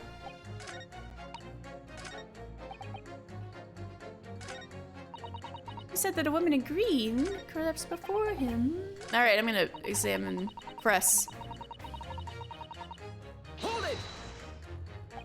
You're right that at the time of the incident, the defendant admits to having seen someone wearing a green overcoat walking ahead of him. Well, quite. That's precisely my point. Clearly, that someone wearing green was the victim. And clearly, that funny little Nipponese man with the disturbing mustache is the culprit. But let us not forget, madam, the defendant vehemently denies attacking the woman. Why, of course he does. If he admits to stabbing her, his life is over. The man is obviously a liver-faced coward, honestly, claiming the woman simply collapsed before his eyes. But if that's a lie, as you're suggesting, do you not think he would have concocted something more credible? Oh, I really couldn't say. After all, you are foreign. Who's to say what goes through your funny little minds? Okay, racist lady. I could tell you what's going through my funny little mind right now, but you wouldn't like it. I do declare the man has already made the admission. He himself stated that there was nobody else around. Surely the conclusion is obvious. No one else could have possibly committed this awful crime. If no one else could have done it, the accused must be the man. Really, it couldn't be more simple. Your argument is compelling in its simplicity, I must admit. Oh my, you are too kind, my lord. That went well. For her.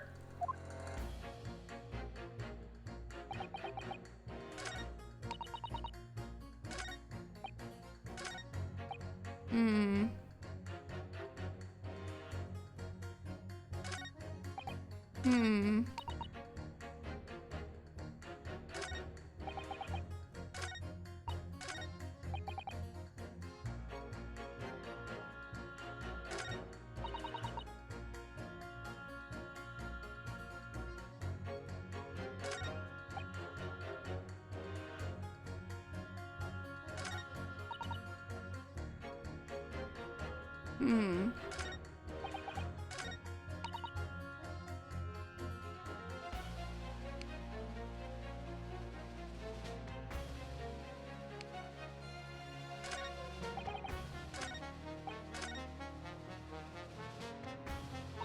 You've changed 2 of the jurors' minds, Mr. Naruhodo. Yes, just 2 more to go. Deliver the finishing blow now. It's time to turn the tables here. Wish I knew how to do a Susato takedown. I suppose words will have to suffice for now. Hold it! This is the same, huh?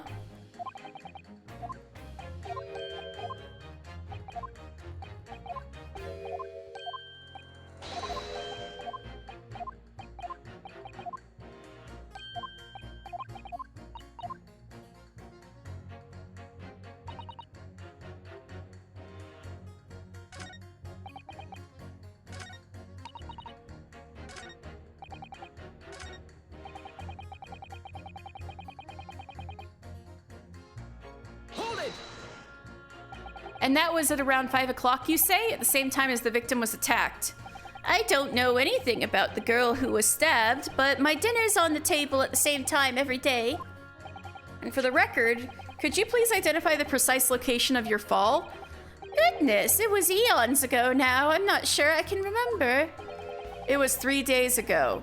Try dredging your memory, please. Well, let me see. It was especially slippery right about, Ah, yes, I remember now. It was just on the corner here. What happened to you then? Were you all right? Well, you don't get too many people down Calabash Road, you see? So there was no one around when I fell. No one around when I knocked myself out. No one around when I came to again, and no one around when I sneezed. So I picked myself up and went back to my nice warm house where my grandchildren were waiting for me. A sad and lonely picture you paint, sir. You're fortunate not to have frozen to death. Yes, how lucky that he wasn't more seriously injured. True, it sounds like it was very nearly another hospital admission, or worse. Ah, yes, one more thing. Were you wearing that same green overcoat on the day in question? Oh! He is kind of round and green like that lady. Absolutely, it's the only coat I have. It took... Alright, this is the contradiction we were looking for. It took until this morning to dry up properly. Good job, too, or I'd have nothing to wear here. So, count your blessings, I say. Ho ho ho! Merry Christmas. I suppose we should. This gentleman certainly has a close shave there. Change the jurors' minds.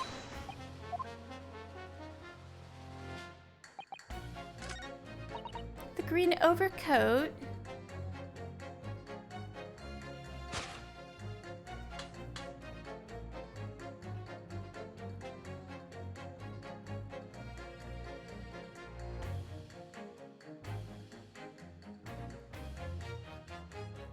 Objection! Those two statements clearly show a flaw in the juror's reasoning. A flaw? What are you talking about, counsel? Well, juror number 2, juror number 6. My, whatever do you mean, sir? I think perhaps the old man didn't hear you. Unbelievable. It's not like I was loud or anything. There is at least one fact of which we can be sure here. The bookshop receipt found in the defendant's room clearly indicates that on the day of the attack, he had been to your books and purchased a number of secondhand titles. He then returned home on foot. But the man says he has no recollection of his return journey. That's correct. But what he does remember is seeing someone appear in front of him on the way. Someone in a green overcoat who suddenly collapsed on the pavement before his eyes. Yes, we are all aware of this. The poor young woman who was stabbed, obviously. Objection. Can we really be sure of that, madam? Why? Whatever do you mean? I'm sure you heard juror number 6's account of what happened to him that day.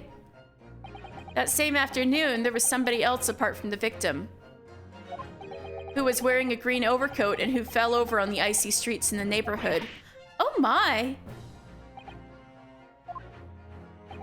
My goodness, you mean... That's right. I'm referring, of course, to hard of hearing juror number 6. Are you really suggesting that the person in the green overcoat whom the defendant saw collapse in front of his eyes was the jolly old gentleman at the end of the bench there with me today? That is entirely possible, yes.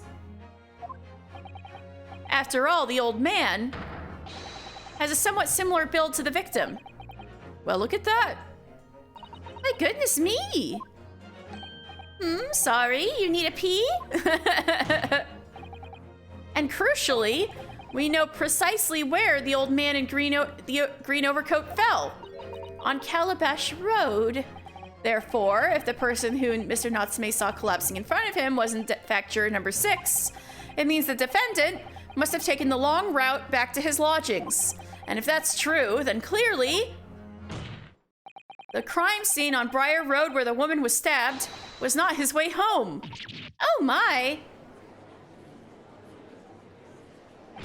You idiot old man! If you hadn't been so daft as to be roaming about there, we could have boxed this off hours ago. And really, what were you thinking wearing such a befuddling coat? What did you say to me? Is it a crime for the elderly to walk the streets these days, Is it a crime to slip over on the ice? Is it a crime to keep up with the latest styles and wear a beautiful green overcoat, is it? Hold it. My lord, I do hope it won't cause any inconvenience, but... You'd like to change your leaning, I presume? I do declare that I would. I would like to call for a verdict of not guilty. Thank you. And I would too. What? Is it a crime to change your mind? Is it? Well...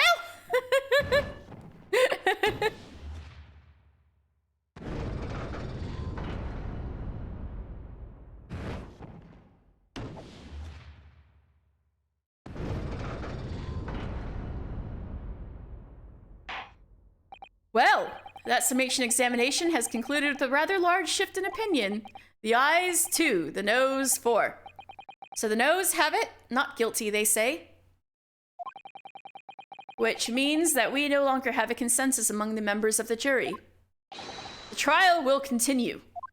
Objection!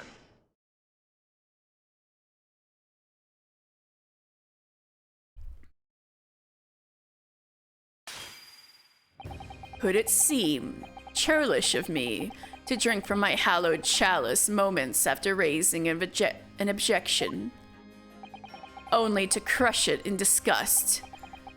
Pray forgive the discourtesy. Lord Van Zeeks? It seems I must retract my earlier remark. What do you mean?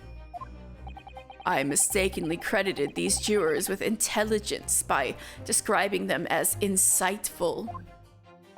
Yet we have just witnessed them falling for a cheap trick performed by an Eastern entertainer. Whatever do you mean? Objection. Do you take me for some conjurer of cheap tricks? I haven't tricked anyone. Everything I've said is the truth. Indeed. Stalwart juror number 5 was undoubtedly repairing the road, as he claims. I believe you said it was a good 2 yards of the pavement which you had excavated, sir? That's right, took me the whole day and they paid me a measly tuppence for it. Now, my learned Nipponese friend, tell me, do you have any notion of the distance that 2 yards represents? Well, if I'm honest, I don't have a clue, no. 2 yards is a little less than 2 meters. Less than 2 meters? That's not much at all. In other words, a distance readily vaulted by anyone of moderate vigor. Would you not agree, my stalwart friend? Me? Well, I can't say you're wrong, no. But you didn't see anybody cross. You said that people were turning around. What? And did you perchance erect a sign to prevent pedestrians from passing the site of your works? I wouldn't dream of it. What a waste of time. No coaches would have a hope of passing me anyway, and we just turned any gentlefolk back when they came. Kids just jump right over us all the time. The accused is no gentleman as far as I can see. I have little doubt, however, that he could spring over a 2-yard trench in his meanderings around town. Well, it's possible, but it doesn't disprove that he took another route. Is that true? Is it? The incontrovertible truth is that the books just purchased by the accused were found at the scene. I knew it would come back to that. There can be no doubt that on his way back to his lodgings, Mr. Natsume walked down Briar Road. Crushed in a single sentence. And, old man. Cold man, you can talk? You say that around 5 o'clock on the day in question, you slipped and fell on Calabash Road. Pray, was there a suspicious-looking Nipponese behind you at the time? Oh, I can't say as I remember. You don't remember? How about a wager, my learned friend? You say it was this old man that the accused saw. But I would lay 1,000 to 1 against you being able to prove it.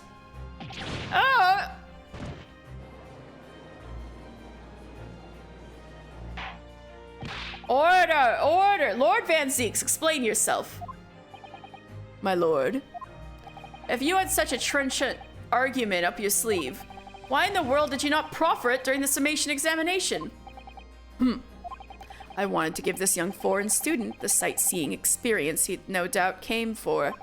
I wanted him to see for himself how the opinion of the jury is so readily swayed.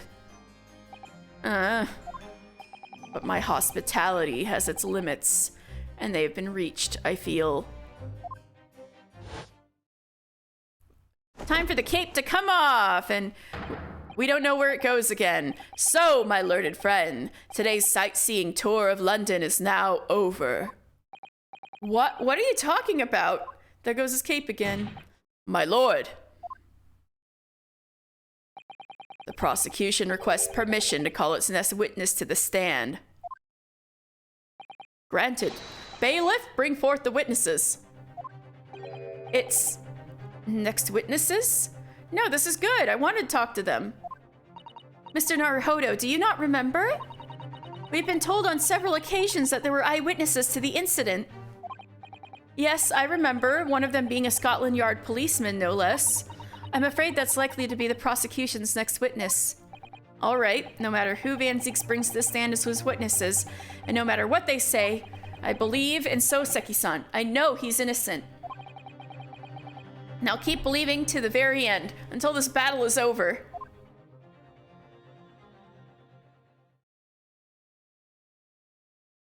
Oh, they're not those two at all. Goodness gracious, these are two completely different people. Witnesses, please state your names and occupation for the court. They're so cute. They look like a pair. Are they siblings? Or... Constable Rolly beat Sa! Nothing to report on the streets, Sa! Oh, you're the guy who, Oh my god, why are they so cute?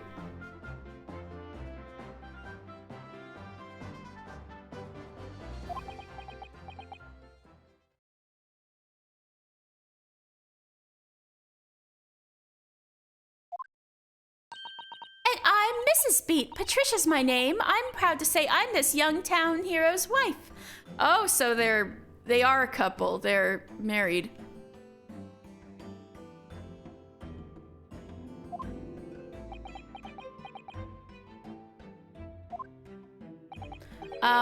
What's the story here? Well, in truth, we've not been married long. In fact, we celebrated our first anniversary only the other day. Oh my god, they're wearing the same scarf. They're like disgusting lovebirds wearing the same scarf. I bet it's like the actual same length of scarf and not two different scarves. No, it was your husband I was asking about. He seems tired. Hardly surprising. Whilst being an honorable occupation, patrolling the beat is the most demanding work in the world. Oh, really? I'm sure I've heard that before, actually. Indeed, apart from rare days off, our gallant officers trudge some 20 miles a day, you know? They patrol boarding houses and pubs, collect taxes, survey the streets, check that meters are reading true, and they're responsible for keeping the streets clean and lighting and extinguishing our streetlights. There are a number of items on that list that don't sound much like policing duties at all. I wouldn't just be falling asleep on my feet, I'd have collapsed long ago. But it goes without saying that a policeman's primary duty is the apprehension of criminals. Even when he's off duty, a constable is expected to investigate and resolve any crimes on his beat. For the London Bobby is a man of honor.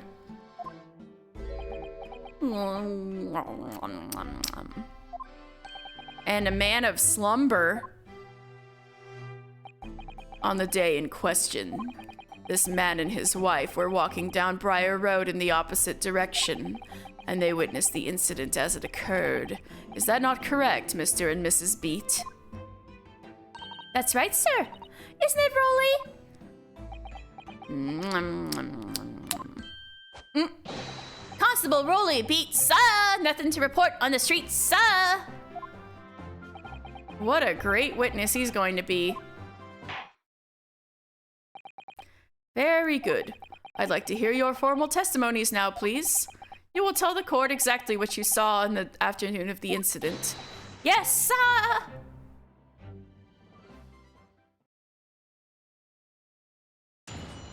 Witness testimony.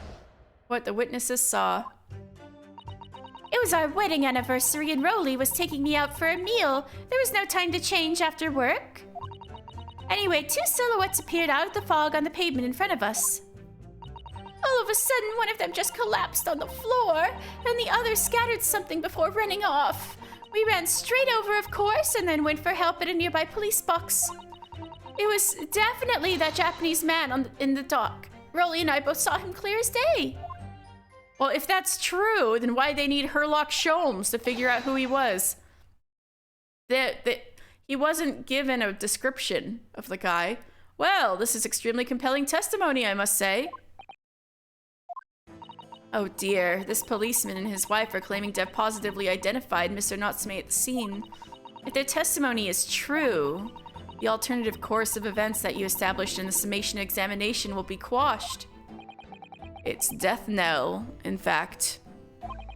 Because that alternative was never viable in the first place. What an unfortunate be-chancing. And on your wedding anniversary, too. Oh, I know. But I still managed to go out for the evening with my man. I thank the Lord for that. Gosh, the life of a London Bobby sounds very hard indeed.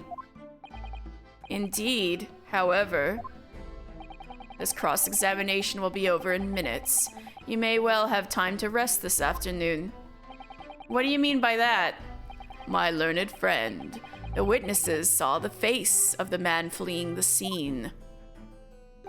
They are testifying under oath that it was without a doubt the accused, Mr. Souseki Natsume. And one of these witnesses is a policeman, no less, so you appreciate the gravity of the situation, I'm sure. Except that the man's so tired, his wife has to do all the talking. Enough preamble. Counsel for the defense, commence the cross-examination, please. Yes, my lord.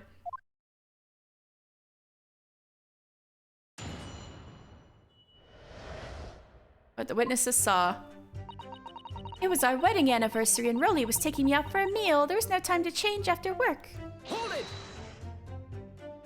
No time to change after work, you say? Are you also a member of the police, Mrs. Beat? Oh no, sadly not. It's a job for strapping young men only. Women, children, and the elderly can't even apply. Well, I think you can probably see why children and the elderly can't do the job, can't you? I think Rolly looks ever so handsome in his uniform. It suits you down the ground, doesn't it, darling?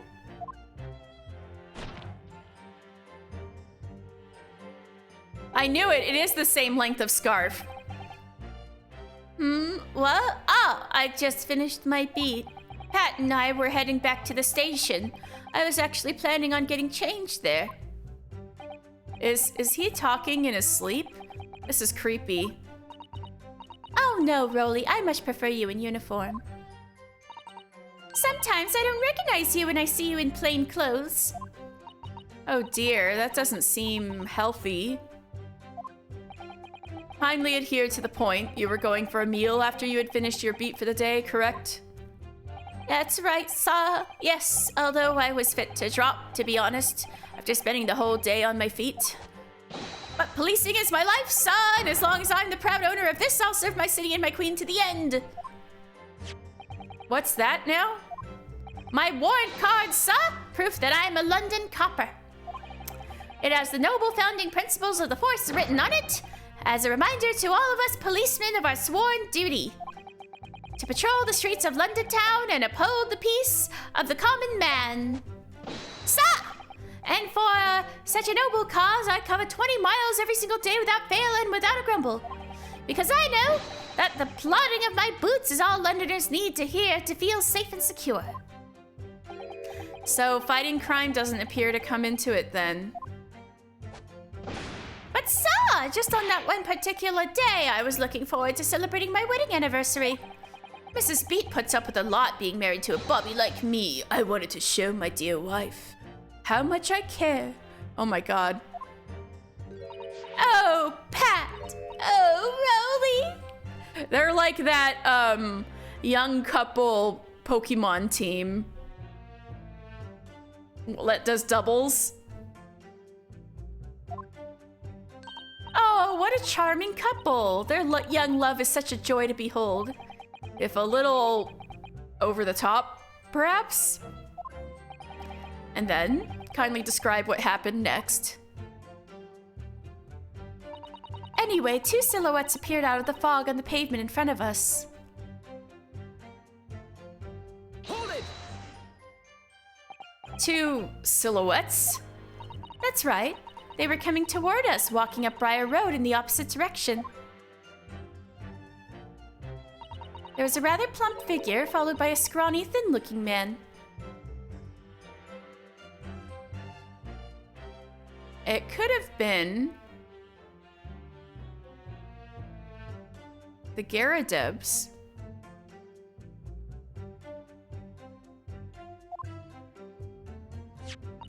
That does sound exactly like the victim as pictured in this print, and like Mr. Natsume. Yes, unfortunately it does. And you're certain that at that time there was nobody else nearby. Oh yes, quite certain. It was dark, but there are streetlights on Briar Road, you see? There was nobody else around at all. Isn't that right, my darling?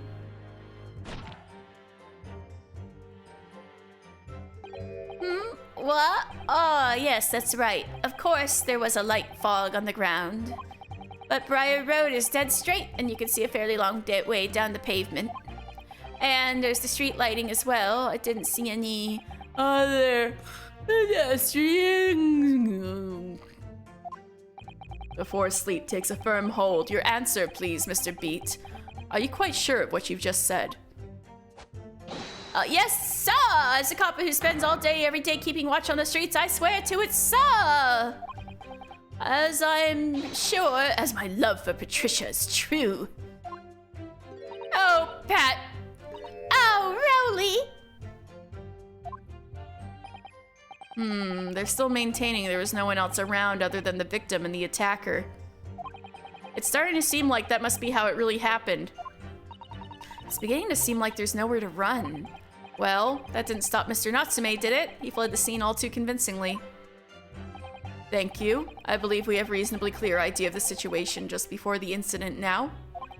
What happened in the crucial moments that followed? All of a sudden, one of them just collapsed on the floor, and the other scattered something before running off. Hold it! Scattered something? What do you mean by that? Oh, well, I couldn't quite make out what it was at the time.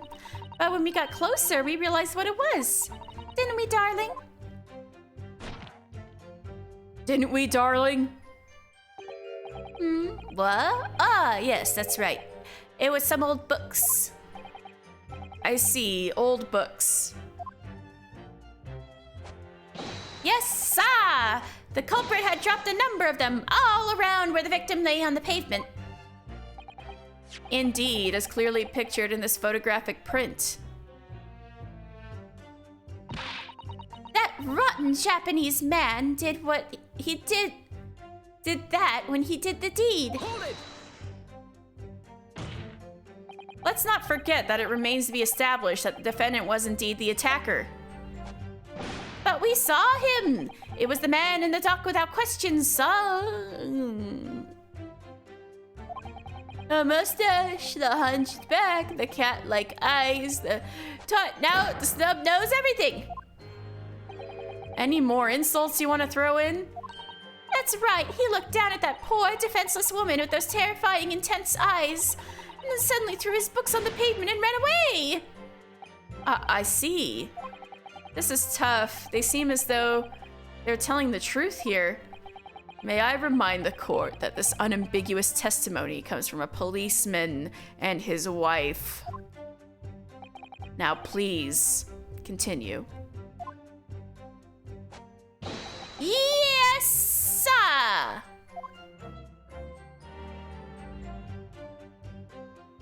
We ran straight over, of course, and then went for help at a nearby police box.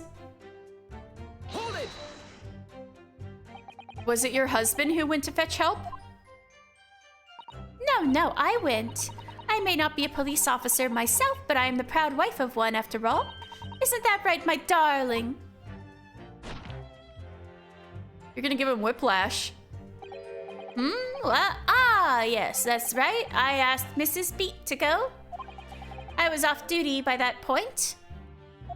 But Bobby is never truly off duty, of course, so I felt obliged to stay and guard the scene. Very laudable, Mr. Beat. Preserving the scene of a crime is a task of considerable importance. That's why I sent Patricia, you see? I told her where to find the right police box. Forgive my ignorance, but what do you mean exactly by the right police box? Depends on the crime's location, you see, as to who deals with it. Where the woman was stabbed wasn't actually on my beat. So I told Patricia on the way to police box for the beat the incident fell under so she could go and report it. I ran there as quickly as I could and asked for help from the Bobby on duty. There is nothing more potent than a young couple in love working together, you know.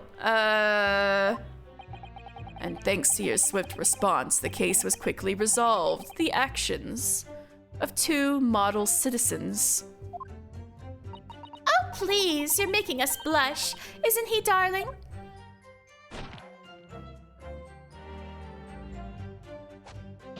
Yes, sir! What Patricia said, sir!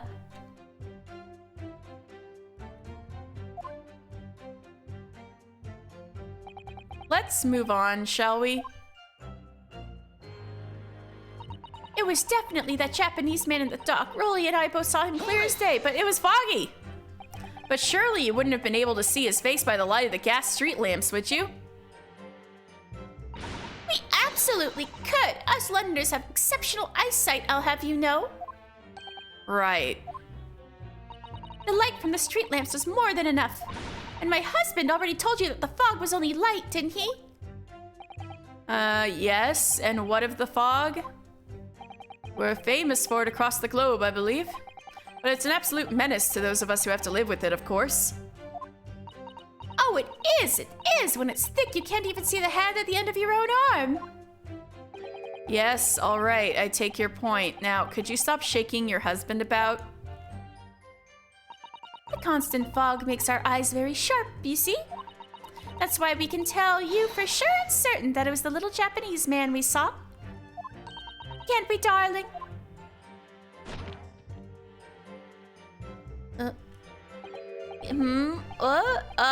Yes, it was the accused and no mistake. The mustache, the hunched back, the cat-like eyes, the taut mouth, the snow... Unmistakable, sir! As far as this couple's testimony is concerned, there can't be any question. It was Souseki-san they saw running away from the scene of the crime. So that's it, is it? That's their entire testimony? What do you think, Mr. Naruhodo? Well, I hate to admit it, but on hearing the testimony, it really does seem as though Mr. and Mrs. Beat saw what they really say they saw. Mr. Natsume running away from the scene on Briar Road that day. Yes, I feel the same. So if that's true, where does it leave us? The members of the jury are sure to call the guilty verdict after this testimony. Oh no! Now what do we do? Find a contradiction. If Kazuma-sama were here. What are you trying to say? I think he would try to find a contradiction somewhere else within their testimony. What do you mean somewhere else? Their statement about seeing Mr. Natsume is unequivocal. Calling that into question won't help. But if you could identify some other part of their testimony which appears to contradict the facts, you might be able to discredit them to make the jury doubt if the pair's memory of the day is accurate. Oh, right. Put simply, we must focus on finding a discrepancy in these statements somewhere. If we don't, I'm afraid the trial may reach an early and unfavorable conclusion. Why do I always seem to be so up against it? You do. Never catching a break in your life, my man. Mr. Lawyer, sir, can I ask you something? Oh, yes, of course. What is it? No, this is court. The lawyer should be the only one asking questions. Well, you keep asking us all these questions about everything we told you, so... It may seem like you believe our testimony. Is that right? Is it? Well, out with it. Oh my god. Like, shadow puppeting her husband, like, having him punch. What? No. Oh no, it's really not that at all. My husband's a policeman, remember? And I know what I saw. I remember every last detail, everything. Oh, I know. What about the book the man dropped? The books the man dropped. I could tell you the names of every single one. I could, every single one. Then let me know. Tell me. And you dare to question how reliable my testimony is? That will do, Mrs. Beat. No, I won't. It won't do at all. That Japanese lawyer has no idea what I'm capable of. Even if I decide to forgive him for insulting us, don't think for a minute that Rolly will. I really didn't mean to cause offense. Please, put your husband's fists down. Perhaps you would like the opportunity to supplement your testimony, Mrs. Beat? Might that appease you? Oh, thank you, my lord. That would settle things nicely. Wouldn't it, darling?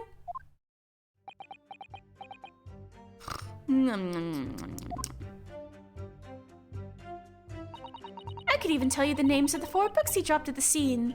What were they? Hold it! Pray tell.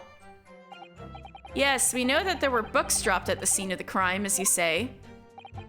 It was purchased by the accused at the nearby secondhand bookshop on the day in question. After I'd been to the police box for help, I decided to have a good look over the area for good measure. I'm a proud policeman's wife, after all. I did it for Rolly. And what was your husband doing at the time?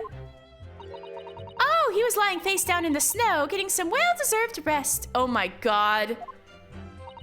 He works ever so hard, you know, ever so hard. Don't you, my darling? Interesting way of guarding the scene of the crime. Base planning in the snow, asleep. Well, Mrs. Beats, seeing as you've regaled the court with tales of your powers of recollection, would you be so kind as to recount the titles of the books you observed at the scene? I'd be happy to. Now, are you all listening? There was the picture of Monsieur somebody or other, and what's it, yearnings. Then there was a meal for someone, and the last one is definitely the thingummy something. You see? Yes, I see there are 1 or 2 holes in your memory. Oh well, they were along those lines, I'm quite sure. They were indeed the books found at the scene with titles along those lines, as you put it. Well, what did I tell you? So I think it's very mean the way you've been implying that my testimony can't be trusted. Don't you agree, darling? Oh my god, gun! He's got a gun! Anybody who upsets my Patricia will have to have me to answer to. Terrifying. Put that away, sir. Hey, we had knives, now we got guns in the courtroom.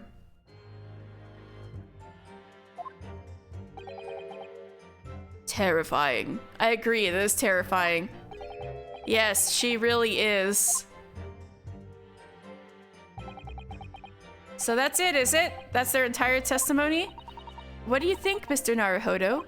Well, I hate to admit it, but hearing the testimony...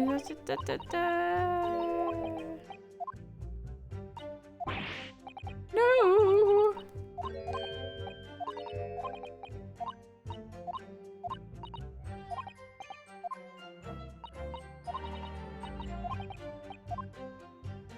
Okay.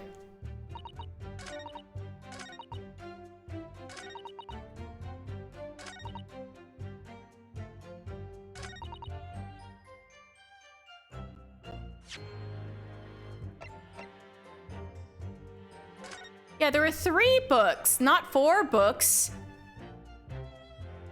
Yeah, one of those wasn't real. It was 3 books. Objection. So, you're saying that there were 4 books? That's right, I remember all of them. The picture of Monsieur somebody, what's it, earnings, a meal for someone, and the thingummy something. The thingummy something is, the odd one out. I'm sorry, Mrs. Beat, but there is a fundamental flaw in that statement of yours. Oh no, what flaw?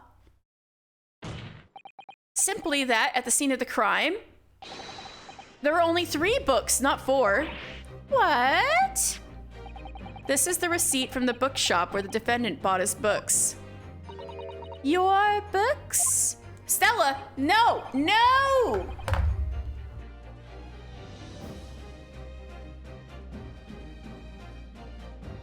She was like up in front of the screen again, so I started reading off OBS again, and then she started trying to claw poor Ryunosuke's face.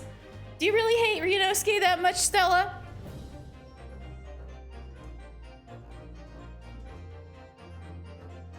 Yes, and it details Mr. Natsume's purchases that day. But as you can see, only 3 books are listed. Only 3? But no, that can't be. I remember seeing them. There were 4 books, I tell you, 4 dirty old books. Oh, really? Have a good look at this photographic print of the scene of the crime.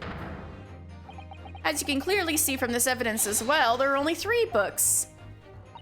But I just don't believe it. I saw them there. I swear it. I saw them. No, madam. I'm afraid your powers of observation cannot be relied upon. So it cannot be denied that though you say it was the defendant you saw, you could very well be mistaken. Oh no, oh no, oh no, no. Oh! Objection!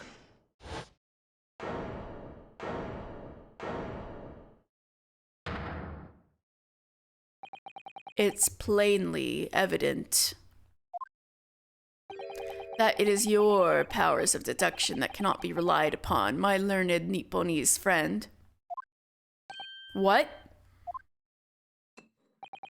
What cannot be denied is that these 2 witnesses saw the accused running from the scene. A fact that you know very well you have no hope of disproving. So you've striven to avert attention from that by dint of some inconsequential discrepancies. Would that be fair? He sees right through me. But your plan has somewhat recoiled against you. What are you talking about? It's quite simple. Let me explain with a toast. To the policeman's wife and her entirely accurate testimony in every respect. Oh! You see, the matter is not up for debate. At the scene on Briar Road, a total of 4 books were most definitely found. Objection. But what about the photographic print? It only shows 3 books. Quite right. Only 3 can be seen in that print. That print? You mean to say...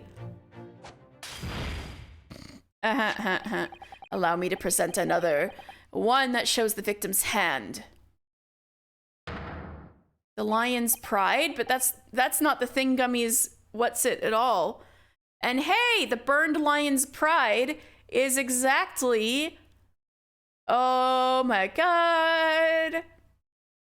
The Garadebs are definitely connected with the crime.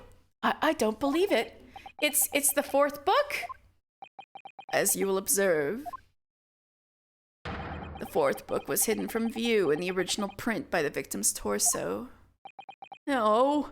No! No! Ryunosuke, this is good! This is good! This opens it up! They just don't know it yet. Order! Order! There, you see? You see? Look at that. Look, look, look. But the title is nothing like you described it. It's not along those lines at all. Yes.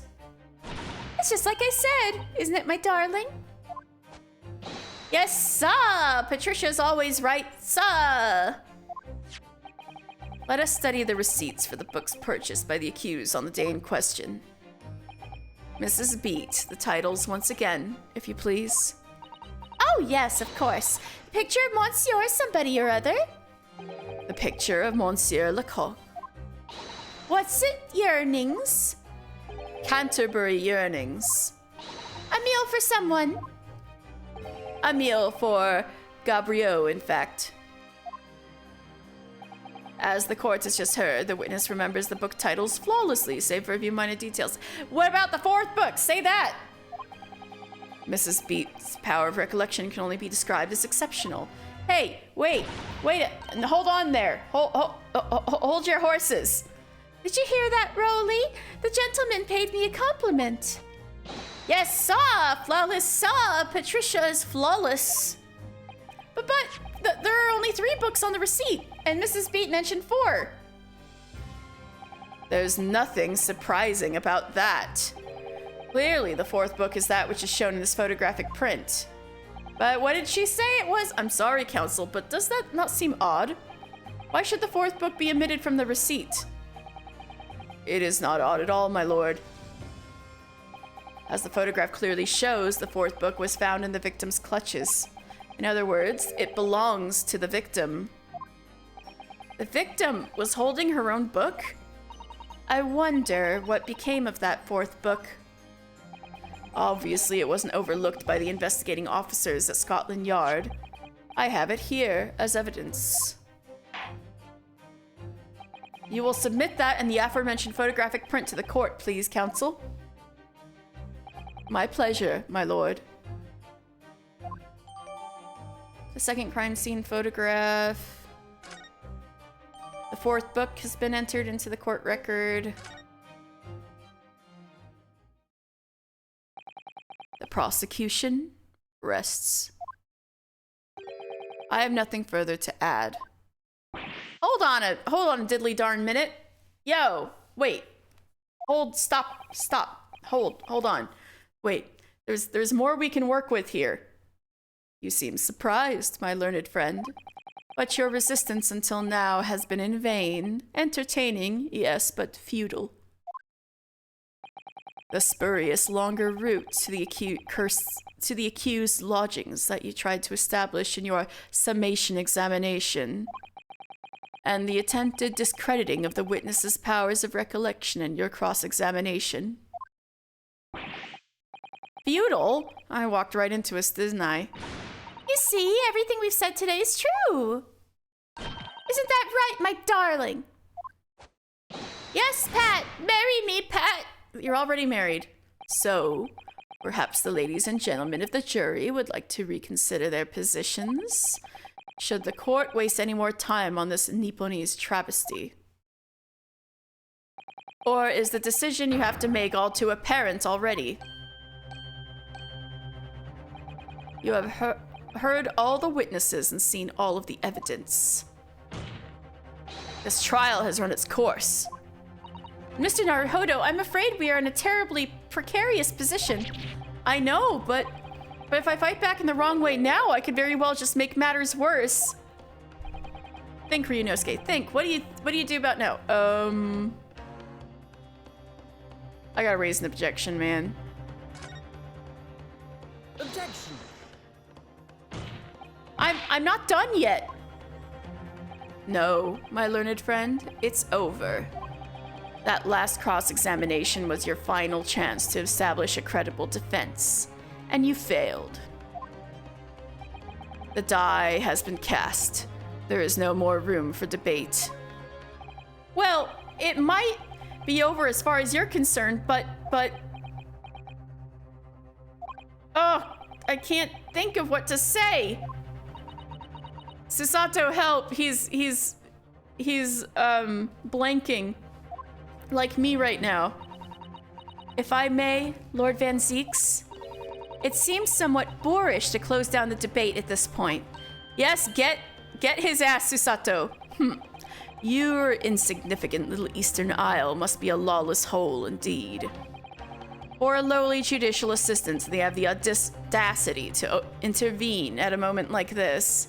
Don't talk about Susato that way! Oh! Susato! No, keep going. I am, to my shame, still a very inexperienced lawyer. So you will have to forgive me, but I consider my assistant's advice essential and her opinions invaluable. Mr. Naruhodo! Yes! Stand up for Susato! On one of this land's great guiding principles is tolerance, so the court will hear you, madam. Go ahead, Miss Susato, please. Very well. Pray, what insight can you give us? What have we all overlooked in this matter that you see fit to pursue further? Well, the court has been presented with new evidence, but only after the last cross-examination finished. I see. And you believe that this new evidence warrants further examination, do you? Mr. Naruhodo, what do you think? Yes? It's just possible that this new evidence might be the decisive proof we've been waiting for. The judge is sure to ask the members of the jury to renounce their leanings in a moment. And of course, he's sure to ask you to explain what the crucial piece of evidence is and why. So we must take this opportunity to examine the newly presented evidence as thoroughly as possible. Yes, I understand, and thank you. Mr. Sato, this is it. Susato-san has managed to win us one last chance here. All right, let's take a look at this stuff.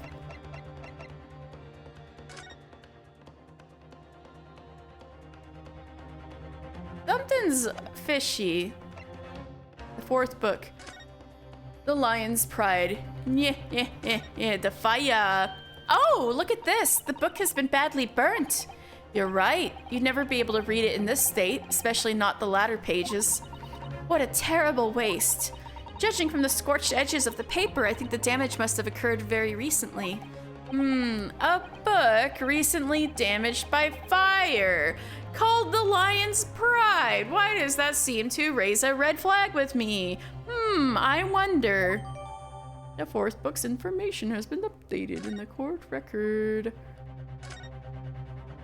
Let's see. It's a book entitled The Lion's Pride. I'm afraid I don't know any English literature at all. So it wouldn't be something you did hear of it, though. Rack your brain. Wait a minute. The Lion's Pride? That's strange.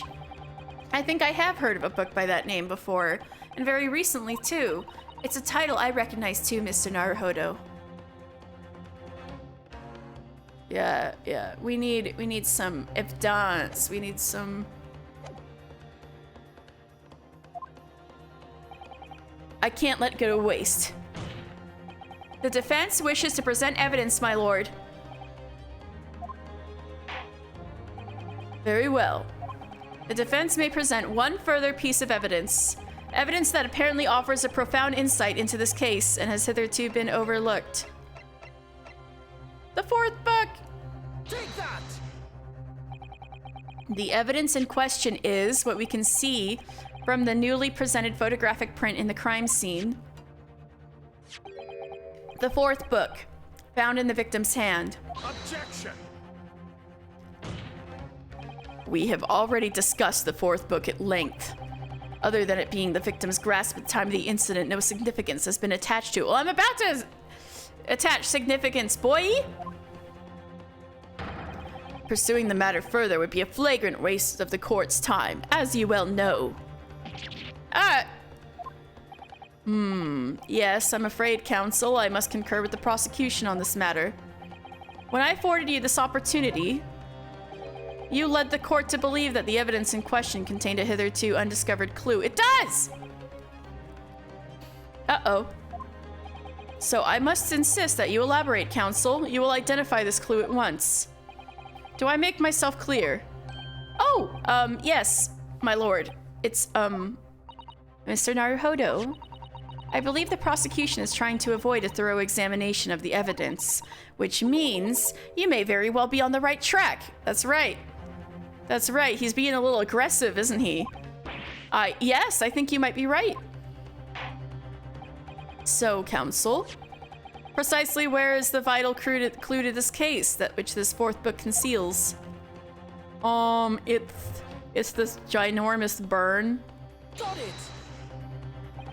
I would ask the court to observe the back of the book in question. The back? What do you... Good gracious! It's been burnt to a crisp.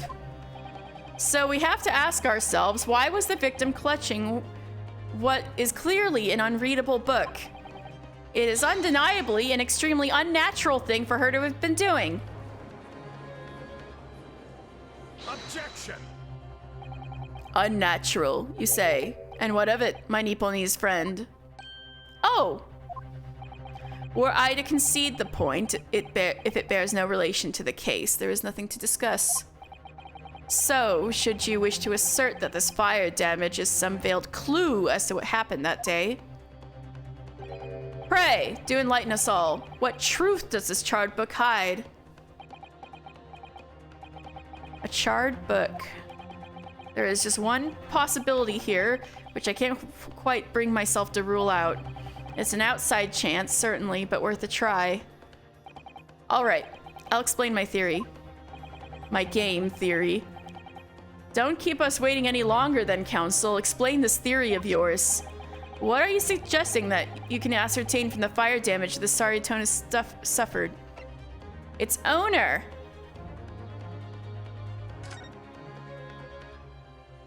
My lord, the burn on the back of the book reveals a startling truth.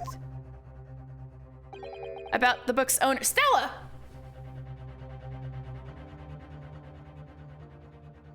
Stop that.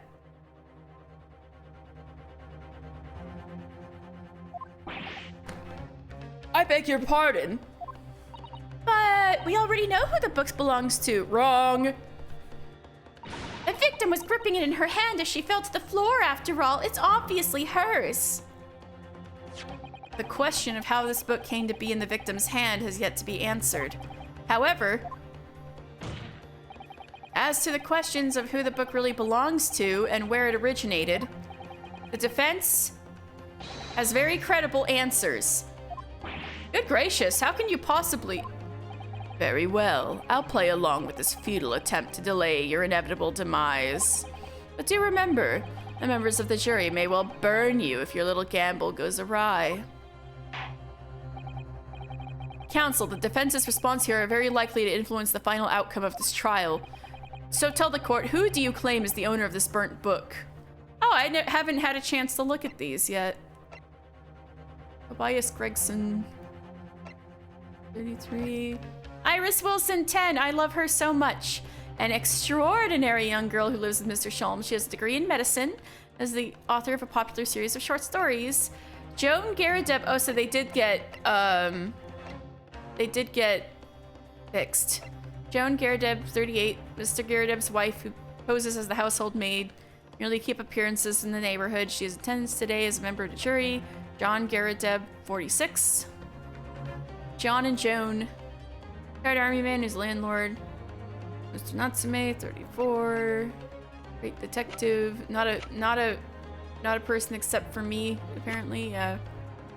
Olive green, poor girl. Rolly, I knew they were young. Rolly beat 23. Voted. Okay. John Garadeb is the owner of the book. Take that! The answer is that the book belongs to the couple who own the house where the defendant has his lodgings. A certain Mr. and Mrs. Garadeb. The landlords? And whether this is some extraordinary coincidence or some kind of fate at work, I don't know, but Of all the people in London, one of the 6 chosen for jury duty in this courtroom today is none other than Mrs. Garrideb herself. Oh my goodness, me? I think you must be mistaken, sir. I'm not Mr. Garrideb's wife. I'm his maid. Things would be so much easier if you would just drop the pretense. All right then, how about a simple question for you? Have you ever seen this book in Mr. Garrideb's house? I would never to presume all the books he keeps, sir. Objection!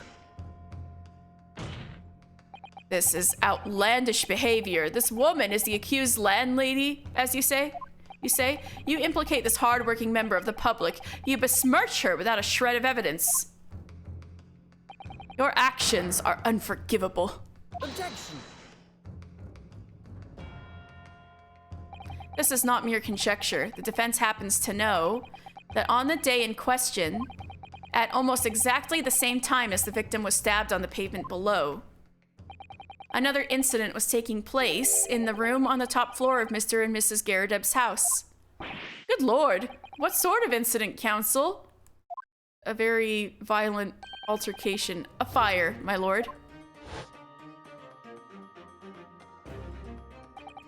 Afraid to say it was. Happened in the blink of an eye, you know?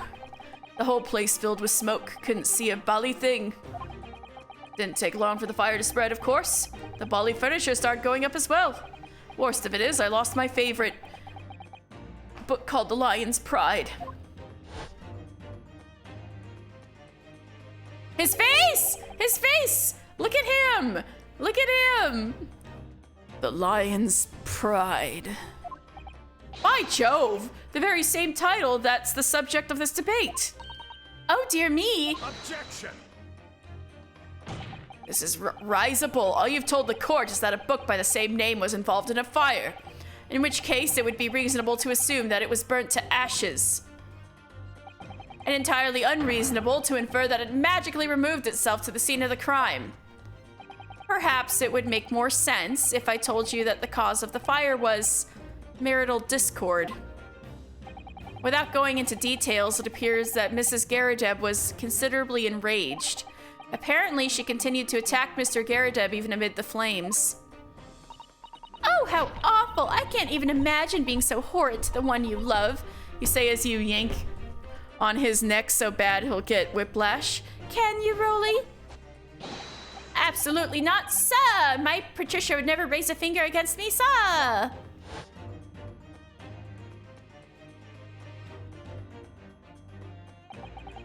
Had all my favorite old novels in that case, but as soon as the fire got hold of them, that was it. Whoosh, up in smoke. Then the wife started hurling things at me. There was I, back up against the window, under heavy enemy fire, incendiary books incoming, 10 to the dozen. The man had his back up against the window, and he had burning books thrown at him?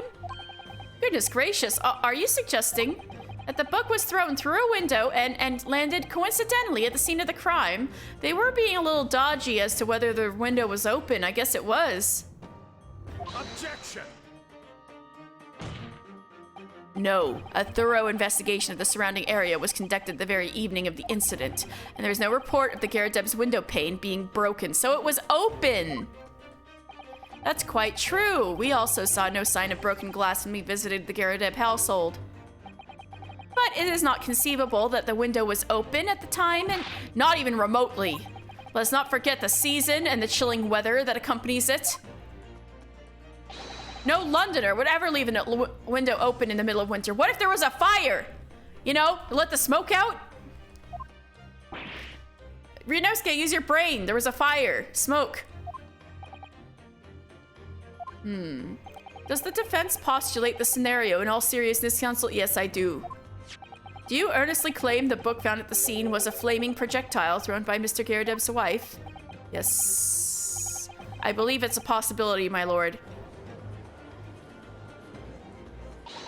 That's quite enough.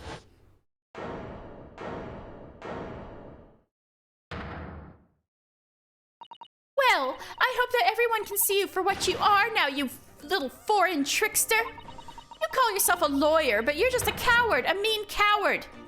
Really?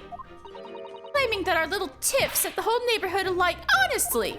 Implying that I'm merely posing as a maid for appearance's sake. How could you?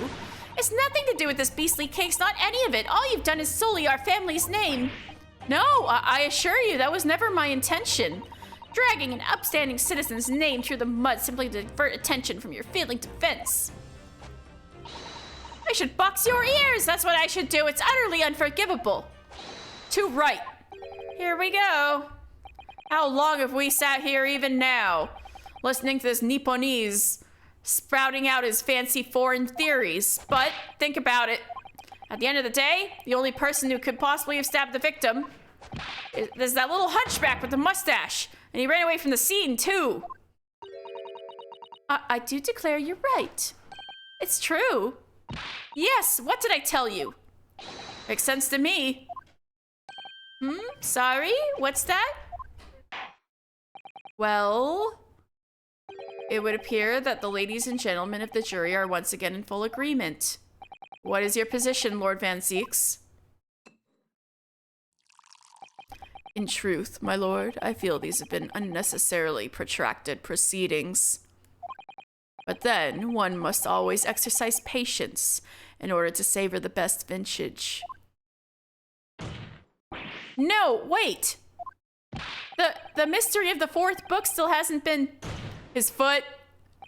If books are your predilection, my learned friend, study them on your own time.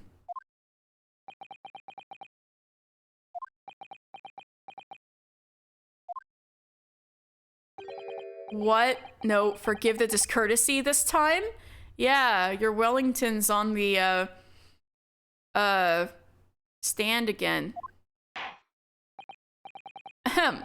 In that case, ladies and gentlemen of the jury, you will now state your individual decisions regarding the defendant's culpability for the court to hear. Guilty. Fuck. Guilty. Fuck. Guilty. Guilty. Guilty. Guilty. Really? He didn't hear anything, though. Why? Fuck it. Let's do another summation examination. Thank you for that unambiguous response. That's twice now. It's over. Mr. Naruhodo, don't give up. Mr. Sato, have you forgotten? The battle isn't over yet. You're not suggesting... Of course, the defense has the right to another summation examination at this point. You could still convince the jurors to change their minds. You have one more chance. My lord, the defense asked to exercise its right to a summation examination. You believe you still have tricks up your sleeve? I don't intend to trick anybody. I intend to uncover the truth. This is no time to be downcast. As long as there's a chance, I have to stay strong and determined.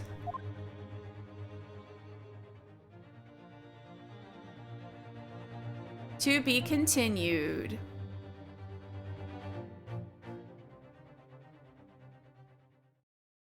Let's save.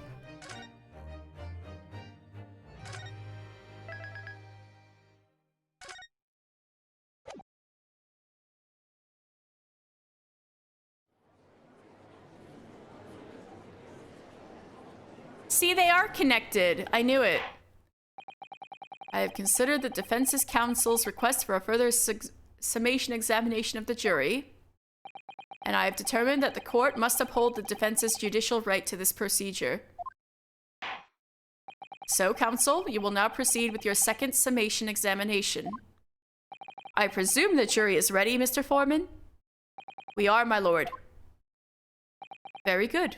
In that case, I must ask each of you now to state clearly and concisely for the court the grounds on which you find the defendant guilty of this crime.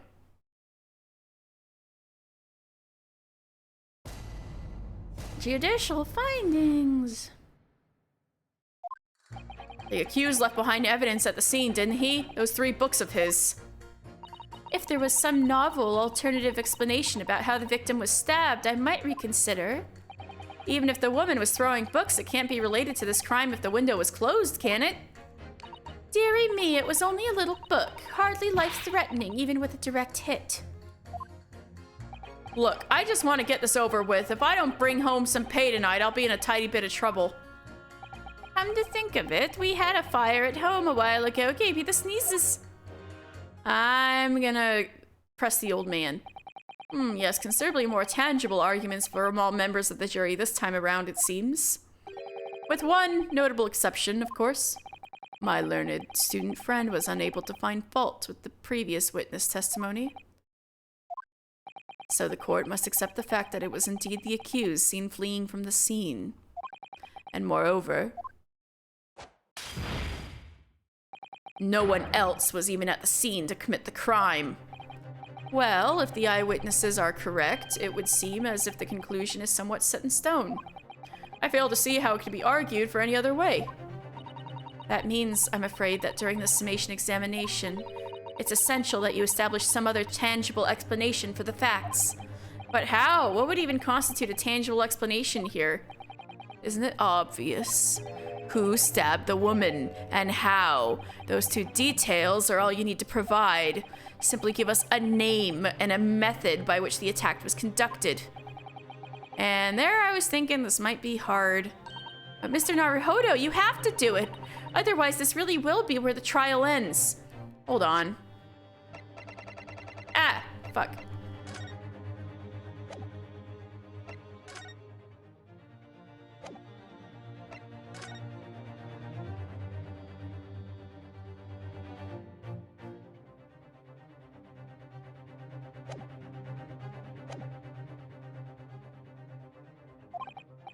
No pressure then. That's quite enough preamble. Proceed with the summation examination, please. I presume you are prepared, counsel? Oh, yes, my lord. All right, Ryunosuke, focus your mind now. Smack, smack. Clearly, the key to the summation examination is going to be juror number 4, the maid, or should I say Mrs. Garadeb. We have a book that disappeared from the Garadeb's house on the evening of the incident, and the 4th book found in the victim's hand. There must be a way to link the two. Yes, that's what we have to find. Using every technique I've learned in my short career so far, whatever it takes. Don't forget to keep an eye on Mrs. Garadeb and how she reacts, even to the things other people say.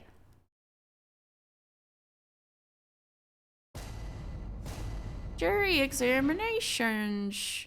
The defense's rebuttal. Accused of behind.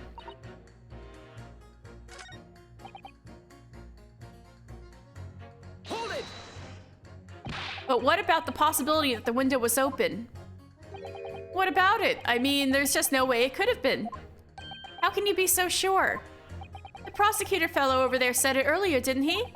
Winters in London are no joke. You don't want to invite that sort of cold indoors. So no, that window wasn't open. Us Londoners like sitting by the fire and staying warm, see? But you couldn't categorically state that the window wasn't open, could you? It just wasn't. They wouldn't have opened it. Then what's the point in even having windows, huh? Counsel, you will kindly refrain from childish bickering. Oh, sorry. Somehow I need to show there's an undeniable possibility that the window was open because there was a fire. Because this young man isn't gonna budge otherwise. Dearie me, it was only a little book, hardly life-threatening, even with a direct hit. But the little book was on fire at the time, was it not? With flames of love, I'll have you know. There's really no such thing as a loving incendiary bomb. Well, he brought it upon himself. It's playing with fire to betray a fiery love. Isn't it? Well, don't you agree? Oh, well, any kind of betrayal is certainly a bad thing, yes. But I think the argument might have arisen out of your misunderstanding, Mrs. Garadeb. Never you mind that. The point is, we were all just having a jovial little dispute, nothing more. This poor guy, she keeps smacking him. And I won't have any more of these suggestions that it was anything whatsoever to do with this crime. Right, well, we'll see about that. But what about juror number 5? Poor guy. He doesn't seem to be turning a hair at Mrs. Garadeb's relentless onslaughts. It's almost as though he's used to it. What a gentle soul he is, or maybe he also has his frightening wife. Look, I just want to get this over with. If I don't bring some pay tonight, I'm in a tidy bit of trouble. Hold it! You just want to get this over with? How can you sit there and say something like that? A man's future is at stake here. Well, him and me both then, like I said before. What? I told you already, I'm a day laborer, aren't I? If I don't bring home some readies with me tonight, you'll find me floating face down in the Thames tomorrow morning. What? You heard me. My missus doesn't want to mess about, you know. She can be fierce, believe you me. I knew it. I knew it. Another shining example of marital bliss then. A situation like this cropped up the other day. It was, well,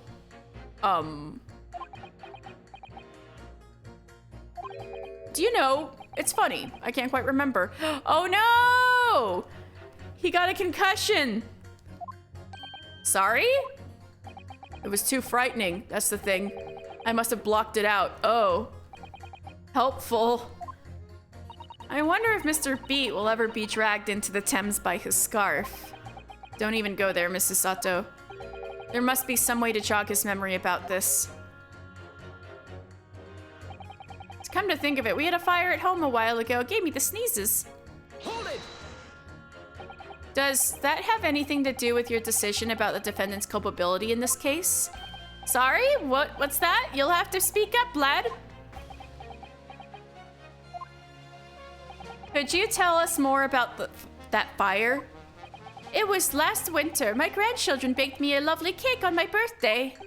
It had 75 candles on the top, it did. What a sight to behold it was. You put candles on a cake? Was it some kind of devil worship? He's like, what the fuck? Candles on a cake? I guess they're not doing those kind of birthday parties in Japan, Meiji era Japan yet. Of course not. It was an angel cake to celebrate my birthday, obviously. It seems that's a common custom here in Great Britain, Mr. Naruhodo. Anyway, I mustered all my puff to blow them out. I think I must have blown wrong somehow. The flames didn't go up. The candles went flying all over the room.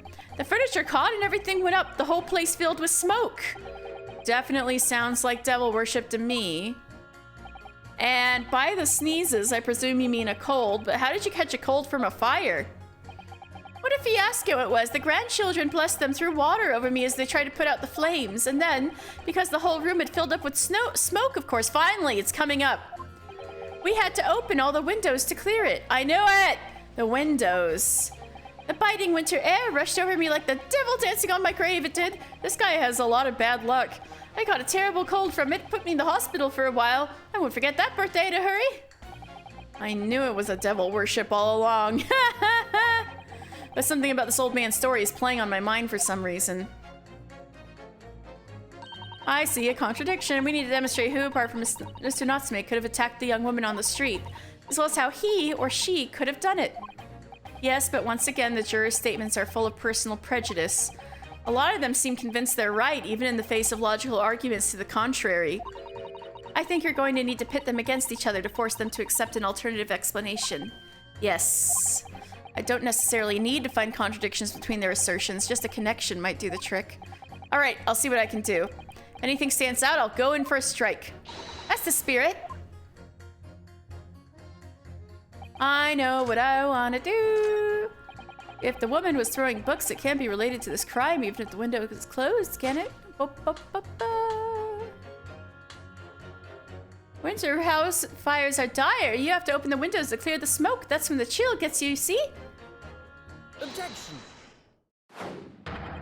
Those two jurors' statements clearly contradict one another. They do? How exactly, counsel? Don't point at me again! I told you it wasn't me! What's that you say? Speak up, lad. Speak up. Juror number 3. Do you see? Oh, me? See what, sir? Did you hear juror number 6's account of his birthday celebrations last year? It seems, despite being a Londoner, he once opened his windows in the middle of winter. Well, yes, of course, because it was an emergency. I mean, obviously, if the room was filled with smoke from a fire, he'd be mad not to open the... Now it sinks in. Oh! Exactly. On the day in question, at the time of the incident, there was a fire in the Garadeb household, and Mr. Garadeb had the following to say about it. So that's why she was being dodgy about whether the window was open, because that would have, like, put a light on their dispute. The whole place filled with smoke. Oh my hat! Oh my hat. Excuse me. Juror number 4, do you have something to say about that? It's a lot of tea. You're gonna need to pee soon. Mrs. Garadeb! Oh, dearie me! What is the meaning of this? How dare you imply that I'm hiding who I really am? It's imperative that you confirm something for the court. So please, it's time to drop the pretense now. What is it?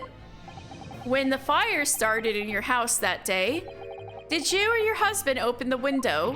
What? I beg your pardon? What are you insinuating? The room would have been thick with smoke after the carpet and bookcase caught fire as they did. In a situation like that, it's inconceivable that you wouldn't have opened the window. And what if we did? Oh, all right then. Yes, you're right.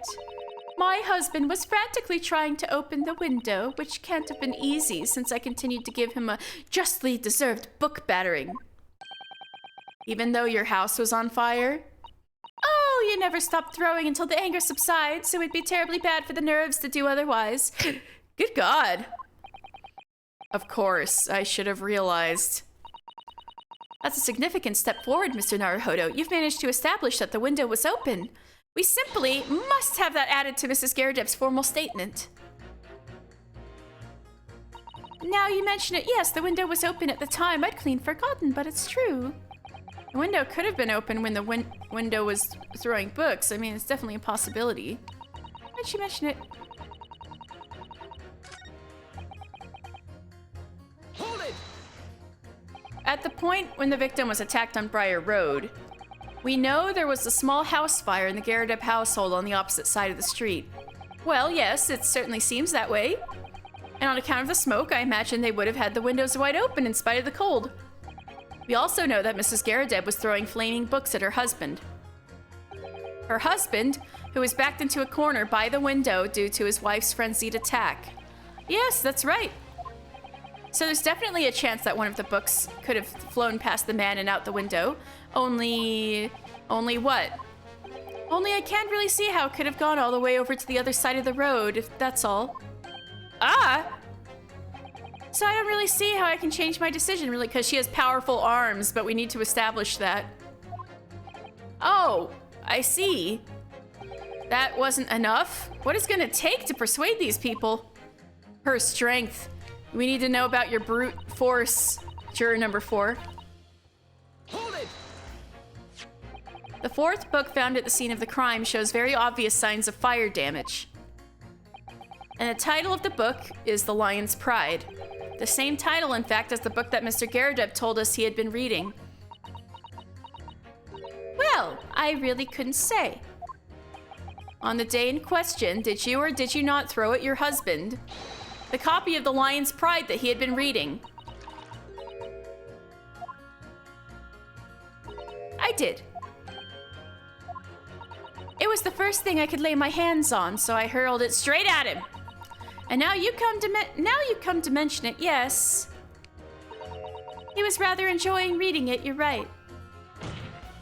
Why did you not reveal this information to the court from the outset? Because I couldn't, you insolent little man. I didn't remember.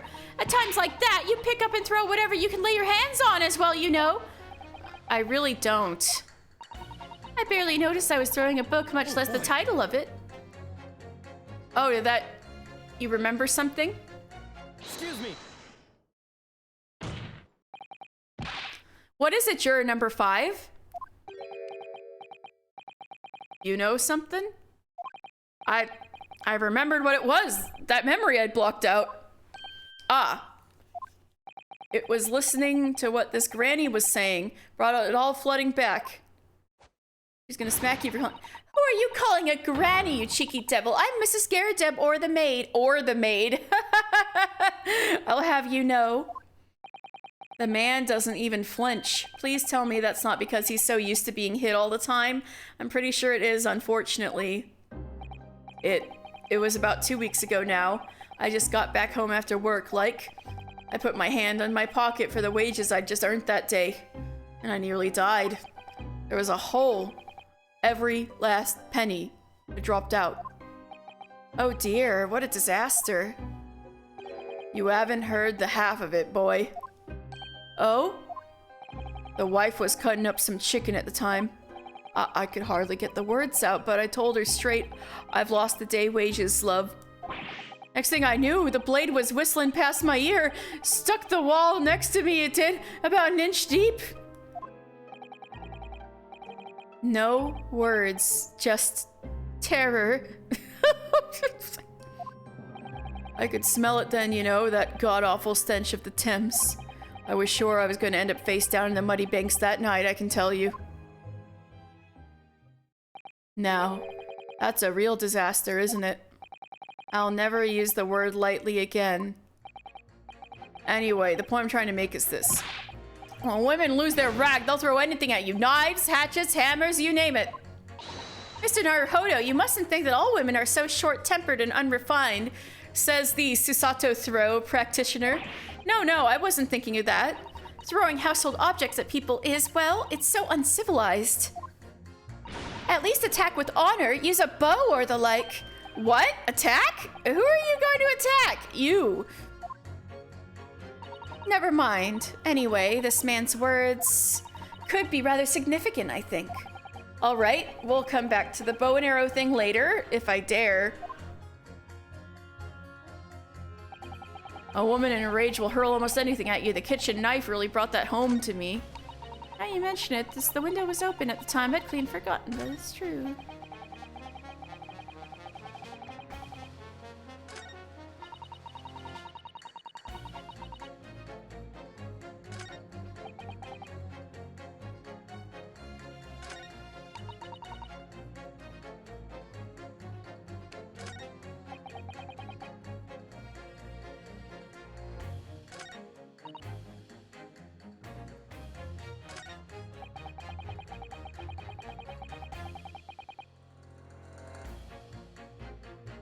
Let's see if this will work. I hope I don't get penalized for this, but... Could have been a knife thrown out the window. Objection. No, it's not. Those two statements clearly contradict each other. No, they don't. I'm sorry, but as foreman of the jury, I have to object. That's complete nonsense. Fine! Fine, I'll save. That wasn't enough, huh? I thought if it was just a connection.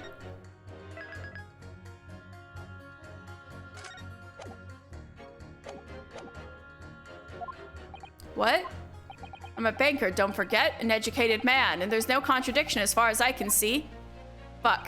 Quite so, Mr. Foreman. I will not permit a whimsical attack against the good members of the jury council. Fuck. There was nothing whimsical about it. It's very important to listen carefully to every juror, Mr. Naruhodo. Then you can decide where the contradictions really lie, if there are any. I think I gotta... Widow could have been open. That's only a possibility. Hold it! The fourth book, the scene, shows very obvious signs of fire damage. And the title of the book is The Lion's Pride. Same title, in fact, that the... Oh. Oh yeah, I saw this.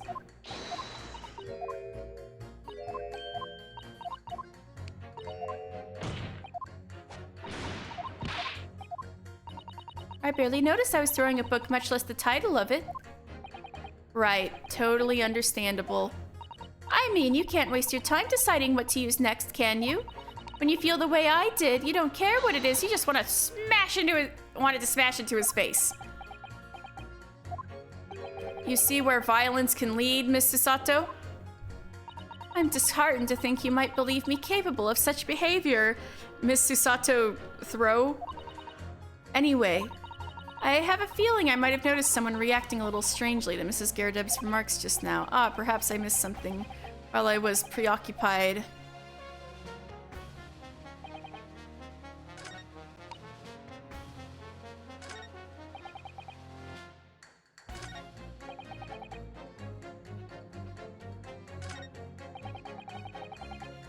Hold it!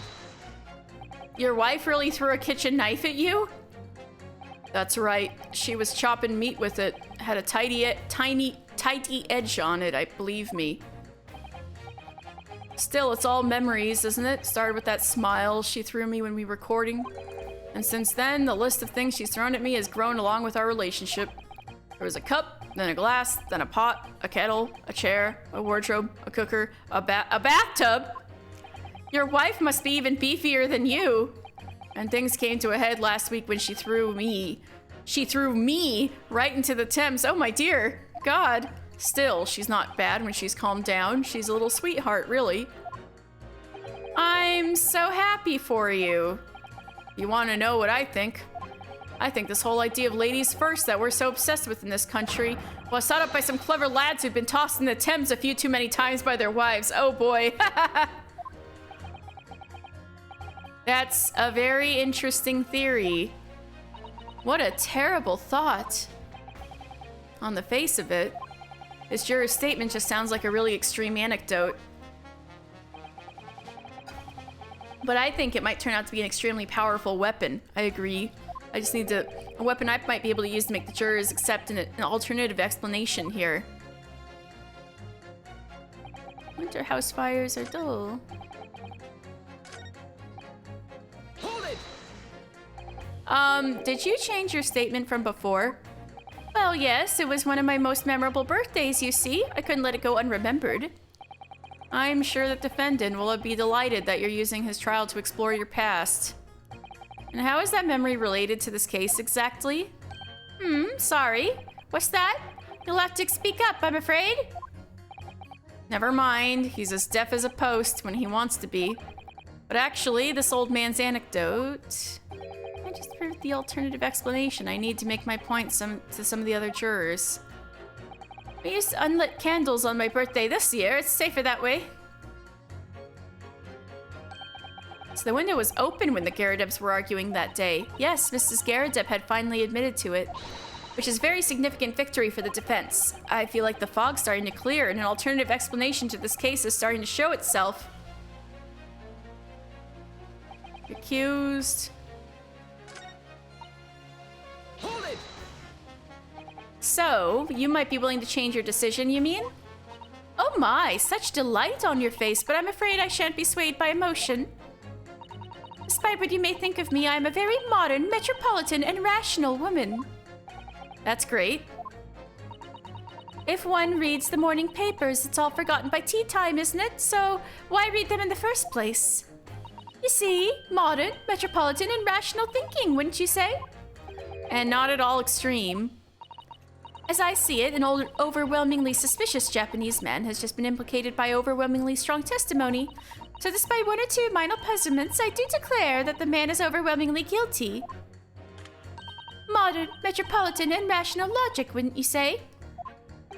Overwhelmingly. But us modern gals are always delighted to embrace new fads, you know? So I'd only be too happy to consider an exciting new theory if you could come up with one. I'd be happy to do that too, if only I could. I can. Let's do our very best to not disappoint the modern and metropolitan young lady. Right. I'm glad you admitted rational there.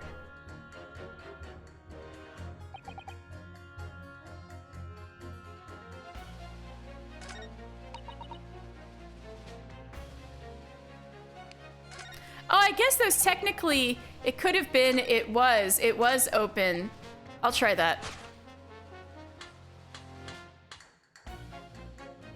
Objection!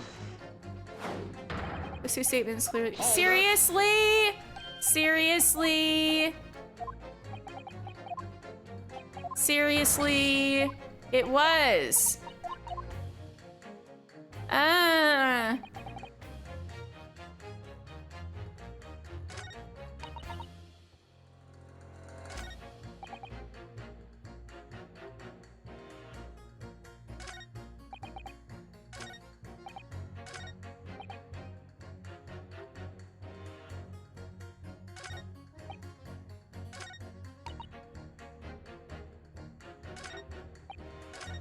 Maybe this will work?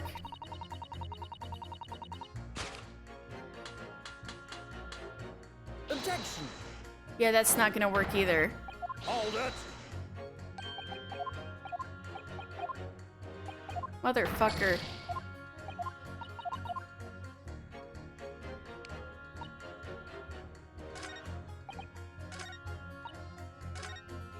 Hold it!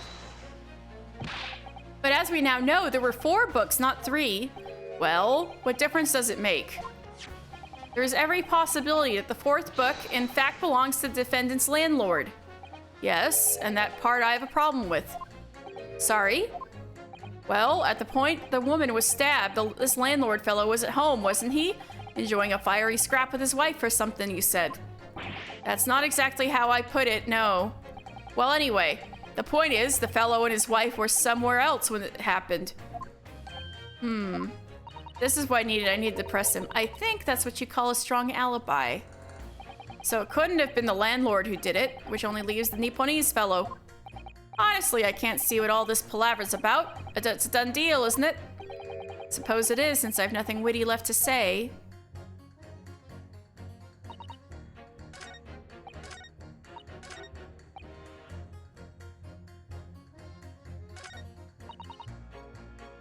Fuck, how do I establish this?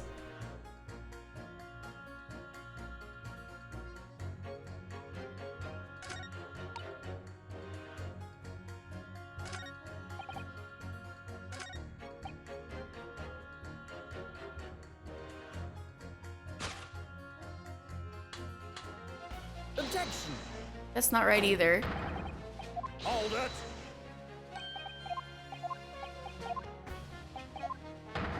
Alright, I'm gonna load the save.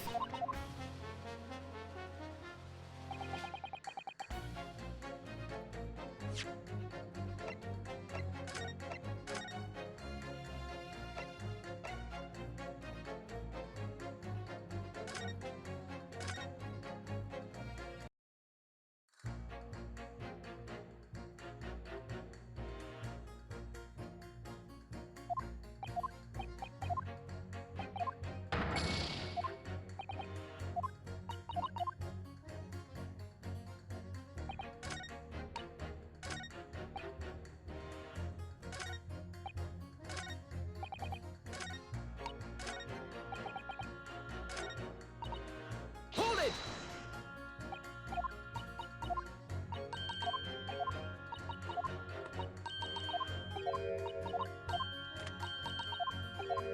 This is funny. This is funny when you, speed it through.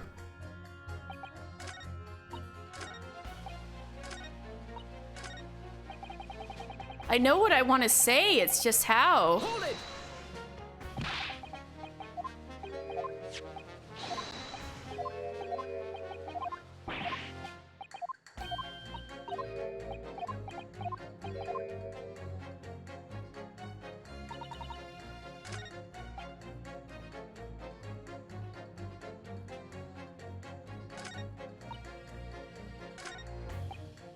Oh, maybe that's it. Holy, oh, hold on. How the victim was stabbed. Maybe this is it. Objection! Yes, that was it. I figured it out. Yes. These two statements clearly have a deeply significant connection. Good grief. You mean they don't contradict each other? Explain, counsel, at once. Juror number 2, do you think perhaps that this could be one such novel alternative? Oh my, whatever do you mean? An alternative explanation as to how the victim was stabbed in the back. What are you talking about? We've demonstrated that the 4th book, The Lion's Pride, was found at the scene of the crime. Originated in Mr. Garadeb's room on the top floor of his house. Therefore, it's equally possible that some other object besides the book could have found its way from the Garadeb household to the street below. What's that now? After all, Mrs. Garadeb could have thrown any number of different objects at her husband.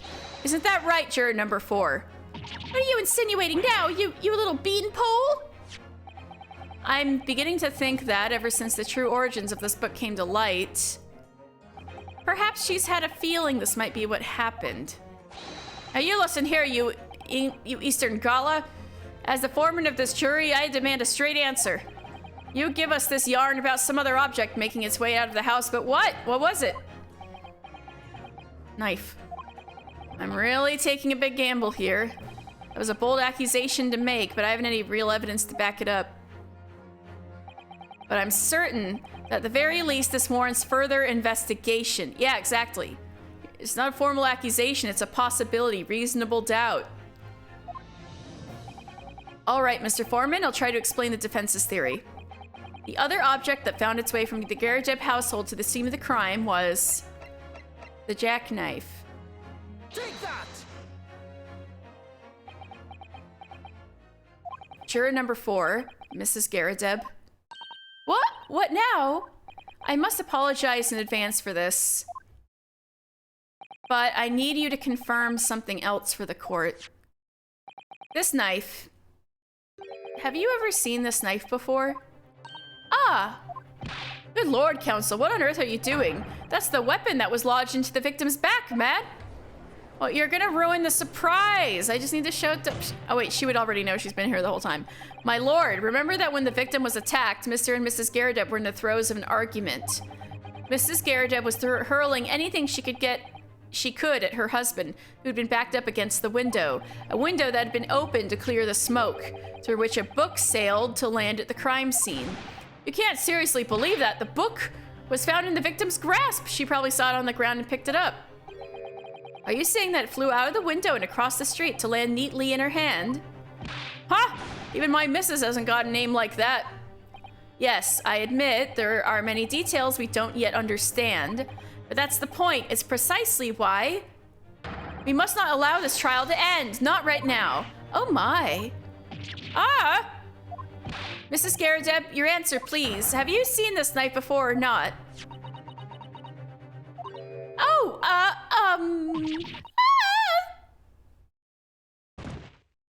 I guess that's a yes. She fainted. My lord. I wish to change my decision. I'm a woman of my word, after all. Thank you, madam. Yes, I agree. I certainly didn't see this coming, but I just don't think it would be right for this trial to come to an end now with so many unanswered questions. Mr. Foreman! I'd have to agree. Not that I think the granny did it, mind.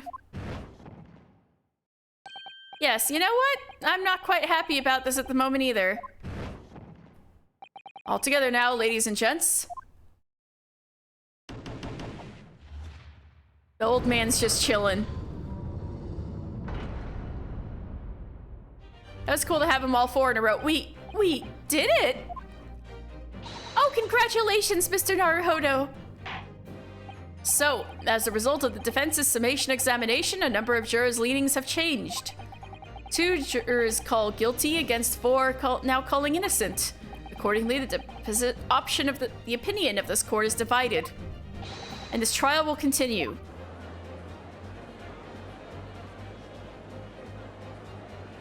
Hey!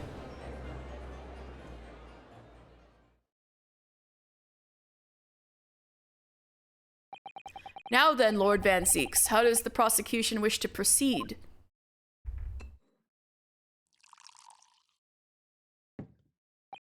This trial is rapidly descending into a farce.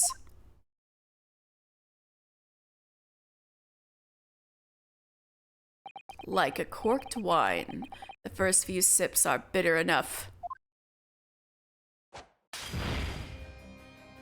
But what follows is so repugnant, it's good for nothing to save the gutter. If I may, Lord Van Zeeks, the defense has just put forward a credible alternative explanation for what happened. Credible? Is that your considered opinion, Mr. Foreman? The defense's argument is a joke to which I barely know how to respond, but let me start by insisting that you must all familiarize yourselves better with the relative positions of those places being discussed. What do you mean by that? What's his angle this time? I think he's literally talking angles. It should already be more than apparent that between the crime scene and the Gerajeb household runs a rather wide street, Briar Road.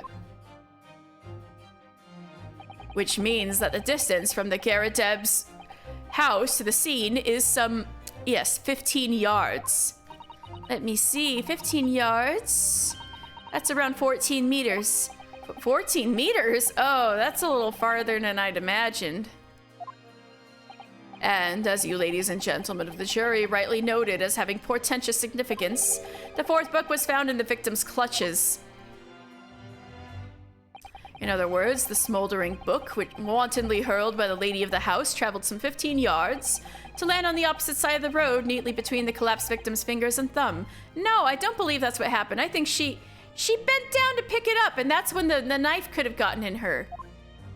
From that angle, is that your final conclusion, my learned and deluded friend? No, it's not. And did the jackknife follow a near identical trajectory to plunge into the middle of the victim's back? This fantasy is somewhat stretching the notion of having a bad day for the victim, I think. Even those pathetic serialized detective stories have more believable plots. I have an explanation. There's nothing I can say that there is. She bent over. That prosecutor loves the sound of his own voice. Mr. Sato, serialized detective stories are pathetic, are they? How dare he? Maybe let's pick our battles here. My lord, might I be allowed to speak? As judicial assistant, you may speak for the defense. Yes, go ahead. The prosecution may consider the idea a fantasy, but what the defense has postulated was believable enough to persuade the jury to change its leaning. And as such, the court has a duty to explore this alternative explanation as thoroughly as possible. To that end... It's okay, Sasato. Juror number 4, Mrs. Joan Garadeb, must be called to testify and submit to cross-examination. Saints alive! A cross-examination of a juror? Yeah, see, I told you, she's not fit to be a juror. Order, order, order! Well, this is highly irregular. It is unprecedented for a member of the jury to be summoned to the witness stand. Objection! It kills me when he does that. And unnecessary. Lord Van Zeeks? There are already witnesses in the stand whose testimony the defense may further cross-examine. If my learned friend's farcical theory has any truth in it, then both a burning book and a jackknife must have flown through the sky before this couple's eyes. And we must assume they would be able to testify accordingly. They've just been standing in here the whole time. What say you, witnesses?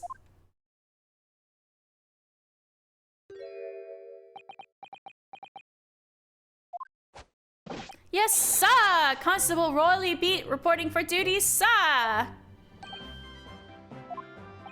Well? Good morning, officer. Sorry for dozing until now, sir! I haven't slept for a month on account of a villain who's appeared on my beat, sir. Oh, they are so heroic, these London bobbies. Patricia, my darling, I've been neglecting you, but no more.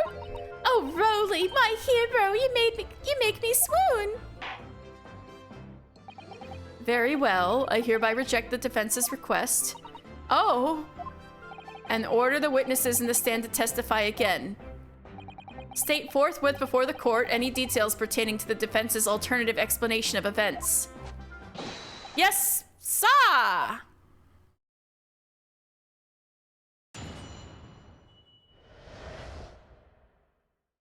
All right. I think I'm going to save the game here and continue this tomorrow. Because I'm kind of feeling a little under the weather, so I think it might be good to call it here, and I'll be nice and fresh for tomorrow. Tomorrow I'll be right back on here. Yeah, so I hope you guys enjoyed hanging out and listening. You guys made this really fun, and we're going to dissect this couple's testimony tomorrow. So I don't know if I really have enough people in here to justify a raid, but yeah, so I'll just see you guys tomorrow then. But thank you guys so much, especially if you're listening in later, for hanging around, and I will see you tomorrow with more Great Ace Attorney. All right, have a good evening, everyone. Bye!